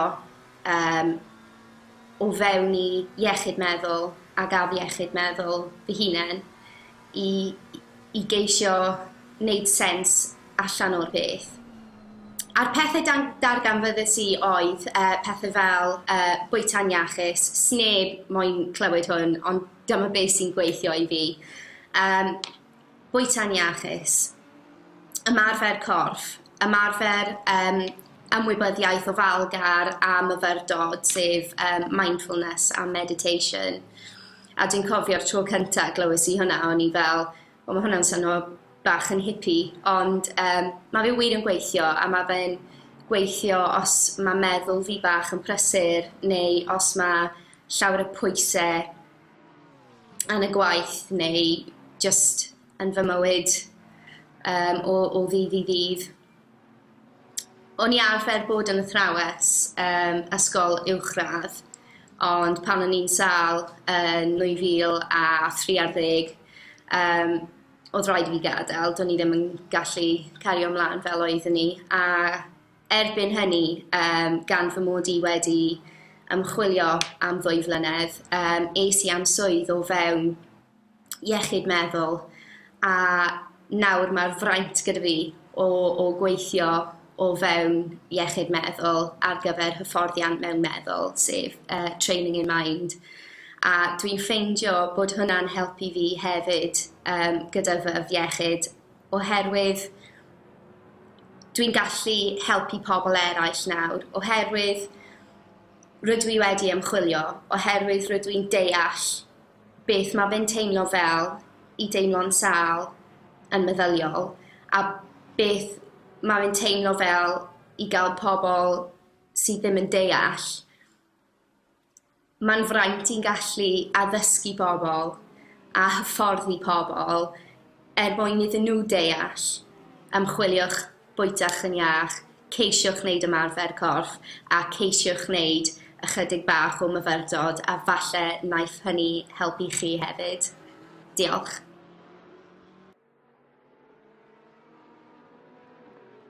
Welcome back, Dan, to the commentary box. How are you doing, buddy? Good evening, everyone. I'm doing very well, thank you. How are you? Good, mate. Good. We're well into the night now with the race. The temperatures are down to 10 degrees, but the racing is still hot, hot, hot. Indeed, yes. I know. I had my had a quick break, but watching the stream as well. And no, there's been some really close racing. It's still quite close out on track with a few parties, further further down and up the field. To be fair, it's not. Let's not forget that it is very, very close throughout the entire field of both GT3 and GT4s. Yeah, how's this for a figure? Darren King in car 38, the Fordzilla, in P1 has completed 171 laps. Chris Crossman in the Porsche number 3 of Simsport Racing is around about, last time I looked, was about 30 seconds behind, as we've seen a little bit of a battle there. Looked like Neil's there, to be fair, the car number 92 that looked like, Neil's team, the car number 92 BMW M6 having a bit of an issue there. Not too sure what happens. The only problem with commentating at night is it's a bit more difficult to see anything. I've just mentioned that, to be fair, but yeah, it's great racing. I'm just waiting to see what that gap is for second place. Yes, it was Carlos. Incident with Carlos. Not too sure. I think car behind tried to make a bit of a move. Obviously, was successful, although it was a little bit argy-bargy. So I'm sure the stewards will be looking at that and trying to review what happened there. Carlos said the G2 Esports seems to have stabilised now. So they dropped down the field. They seem to have sort of stabilised in P6 now. So interesting to see what they're doing in terms of pace, if they've changed strategies or anything. But I've actually noticed as well, Jensen Button now back in the car after a pit stop. He's back up to P7. Yeah, absolutely. The guys have been doing a stellar job in the McLaren. Luca Burke and Dave Marshall. They brought it back up to. They carried on the good work that Jensen started, to be fair, in his first stint, and they brought it back into contention. And when I was talking to Tobin, we aren't discounting that car from a podium finish, to be honest, with the pace it's showing. Don't discount anything, but look at the top 5 now, still Porsches, with that BMW in 6th place and the McLaren of Button in 7th. So yeah, it's an interesting top 7, and it wouldn't surprise me if we don't see a McLaren badge on the podium. 100%. It does go to show that small incident that they had at the start of JB's first stint. What we were talking about before, mentality, put it behind you, crack on, and the team have done a stellar job. We've got a replay here. This is for the it was the 00. This was for the 62 car, and the 99 car of just sort of argy. And he got hit again. So Carlos got hit again after he spun. To be fair, at his point, he stopped in the middle of the track. He can't do much else. That's the safest thing to do, unfortunately, is to sit there and almost hope that everyone can manoeuvre around you. So the 62 car having not the 62 car, the Porsche there. I think at that point you need to. Yeah, I really don't know. I think there's definitely going to be a few more angles that the stewards will be looking at, but because that's, I think that's one of those incidents you have to look at it from several different angles to really see who was or what actually happened there. So it looked like a racing incident in certain scenarios, but in other scenarios it looked like it could have been avoided. Just to mention, I've noticed on the timing screen that Darren King's lapping in the 54s again, which is awesome. Still not quite cracked the fastest lap, but Dave Hedges on the last lap did his fastest lap of the race of a 55.1. And he's down in 19th place. So it's certainly, we talked about them not getting a clear track. We've also talked about the track temperatures dropping, and maybe it'll be a little bit more difficult in the dark. But some of the guys are going against what we're saying and setting some pretty fast times still. I know, it's the times that are being set, they are not too shabby at all, are they, to be fair? As we're still currently on your main screen now, you can see Jensen Button for the Jensen Team Rocket RJN car, number 27, plugging away 22 seconds behind Carlos. Obviously, was a little bit further since that incident that Carlos had in the latter half of the lap. That's obviously now decreased by a good 10-15 seconds. As we're now currently on board. And another bit of contact for Carlos there. He's not having the best of stints there. Not entirely sure what happened. Really, that looked like he was... I think he just went a little bit too deep trying to overtake Sebastian in the number 11 Aston GT4 for Grip Packs Engineering. Yeah, I think he just went a bit too deep, and Seb was not expecting him to really check up, pretty much almost stop on that Dunlop hairpin. You do still carry at least sort of 40-50 Ks around there. So I think it's the GT4 battle though is, I think at the moment, obviously at this stage in the race, nearly halfway through, you've got Luke Bennett in the number 98 Zansho Simsport car, 11.3 seconds back from Seb, And this is the battle, I believe, this is for P1. Sorry, this is for second places. P2, yeah. Yeah, as we just got a couple more penalties. Car number 177 and 53, both 5-second penalties on lap 151 and 163, respectively. So it seems to be as well the viewers are catching up with actually how many laps we have done now. So they are working through the incident and the penalties at a fair old pace now. So probably, I think that as well, that could indicate that the drivers, there's some cleaner driving going on. People are getting a bit more used to, track limits, and they're driving potentially a bit more sensibly now. But also could be as well that everyone's just getting used to the cars, the sims, the other drivers as well. So. Yeah, I mean, just looking again, I'm watching the timing screen as much as I'm watching the stream, and P10 Porsche of 253 Motor Demic has just done a 155.1. The guys further down the field at the moment are lapping faster than the guys in the top 10, albeit maybe apart from Darren King, because the rest of the guys are sort of in the 56s. There's a couple of 8th and 9th have just scraped into the 55s, but the rest of the guys are in the 56s. So some of the lower field, I think is it a case that some of the faster guys have, with the bad starts and getting mixed up and pit stop strategies are finding themselves a bit lower down than they maybe would have expected? Yeah, it could be. I think as well that you'll naturally find that, I think in a way, the further down the field you go, you may have people that are really trying to make up as many positions as they can, and they're trying to make up as much time as they can. So you'll find that maybe more risks are being taken down the lower end of the field, and which would also potentially indicate the fact that you have got